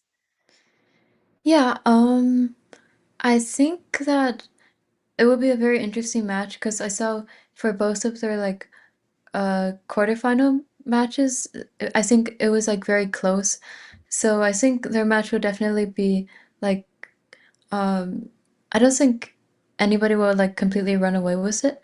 I'm not sure who I'd prefer to play, but I think whoever I do, like, it would again be like a very difficult, very long match. So I'll just have to do some preparation for the person that I know I'll play beforehand. And you mentioned it was a very long match. We're now at the longer time format where you've got a lot more games and a lot more chess. I mean, how did you find it? Did you find it enjoyable? Did you enjoy playing all of these games, or did you feel that the games themselves were a little bit tense, so it just kind of kept you a bit motivated? I think I felt like at some point towards the end, I was running a marathon. Like in the 5-minute portion, it was like 75 minutes, and there was also like a break in between. So in general, like I felt like I was playing a lot of games back to back, and I had to keep myself very energized. But I think it's a good format, especially for like the finals, because I think that gives like a lot of games to see who is like. I guess the matches, when there's more games, then there's more like showing the players' skills. And certainly today it has been the Alice show, as we call it. You have dominated the entire match. I want to paraphrase a question from the audience. It's Innate asking about your favorite female chess player. And I wanted to ask you about that in general, both among female players and overall. Who are the players that have inspired your chess when it comes to your career, and who are your favorite players overall? Yeah, I mean, I think it'd be like, I would, of course, have to say that players like Judith Polgar and Ho Yifan are incredibly inspirational for me. And I think for a lot of female chess players in general, for like what they've contributed to the game.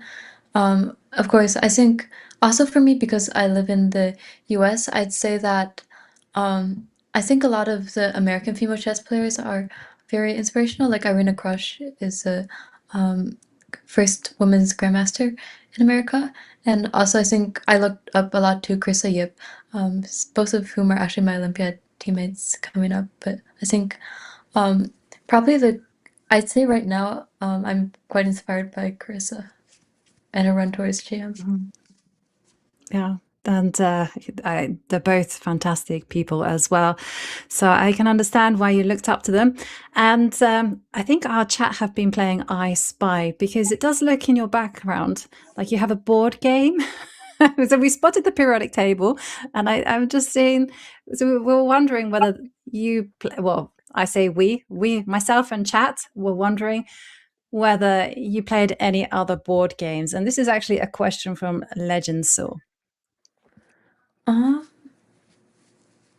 Yeah, that's a good question. I mean, I have played board games like in the past, but I think in general, like now I'm mostly just sticking to chess. And like I think I used to play this Candyland game, which was a board game that I really liked. But yeah, I mean, mostly now if I play any other games that are not chess, they're usually like online games. That makes a lot of sense. And in terms of chess as the main game that you play, and you play it really well. You already mentioned your Olympic teammates. Other than the Chess Olympiad, will we also see you at the World Rapid and Blitz? Nikori is wondering about that. Yeah, I'm not sure. I think it depends on where it will be held. Like right now, I don't have any plans for December, but I think if it's like, say, maybe a place in Europe where the travel from like the US is a bit easier, then I would definitely consider playing. Mm-hmm. Yeah, that's a fantastic event. Well, thank you very much, Alice, for joining us, and congratulations once again for making it into the finals. We've been entertained by your chess every move of the way, and we look forward to seeing you in action in the final. But it's been an epic day of chess already here. We saw who our fourth quarterfinalist is. It was Ho Yifan showing her blitz skills against Anna Muzychuk. She now will face off against Bibisara Asalbayeva. But we have our very first finalist, Alice Lee, and just 16 years old. And I just want to drum home, she's just 16 years old. She's powered through. First up, Alexandra Kastaniuk. Then it was reigning Women's World Champion, WSCC champion. She has put in quite a performance every single step of the way. For the WSCC, youngest participant ever, already qualified 2 years ago as a 14-year-old, and now at the age of 16, she is the youngest to ever make it to the finals, and she might be facing one of her idols, Yifan, in the finals, since she mentioned both Judith Plugger and Yifan as players that have inspired her, other than, of course, her Olympic teammate Irina and Carissa. But will it be Yifan or will it be Bibi? Both ladies have very good chances. They are so strong and also have proved so well in the Women's Speed Chess Championship this year why they are two of the favorites. Absolutely. These two have nerves of steel. Yifan telling us in an interview in the advert saying, hey, that she doesn't play that much bullet, but then she proceeded to demolish her opponent today. 5-0 in the bullet. She's already been a 2-time WSCC champion. She's also been a 4-time Women's World Champion, and she's facing off against Bibi Sara, who's a 3-time Blitz World Champion. Now, we don't have a fixed date for the semi-finals just yet, but we have a solution for you, because you can keep an eye on the Chess.com schedule or you can even sync your calendars to find out absolutely everything that is going down. So go follow the link, go.chess.com/broadcasts, or hit the exclam schedule and everything will be done for you. You'll receive the alerts on your phone. And honestly, that is such a good invention. You can catch up without making too much of an effort to remember the dates. I need to do this myself because I never remember what I am signed up for. So I'm gonna sync my calendars too. This is a great invention! !schedule. Absolutely. Exclamation mark in every single sense of the word. But what a day it's been. It's been full of action-packed chess. We've had dramatic scenes. Yifan qualifying into the semi-finals. We just saw Alice Lee just overpower her opponent to walk into the finals. And we've seen absolutely everything in between. Comebacks, fantastic moves, brilliancies, absolutely everything. Anna, thank you once again for just sharing with us your knowledge and doing it in the most entertaining manner. It's been an absolute delight. You've made all of this time just whiz past. I couldn't have asked for a better co-host. And a thank you to everyone at home for watching. It's been a lot of fun every move of the way. And until the next, it's a semi-finals that's coming your way. We're moving ever one step closer to finding out who is going to be winning the WSCC. And until the next, I'll see you then. Goodbye.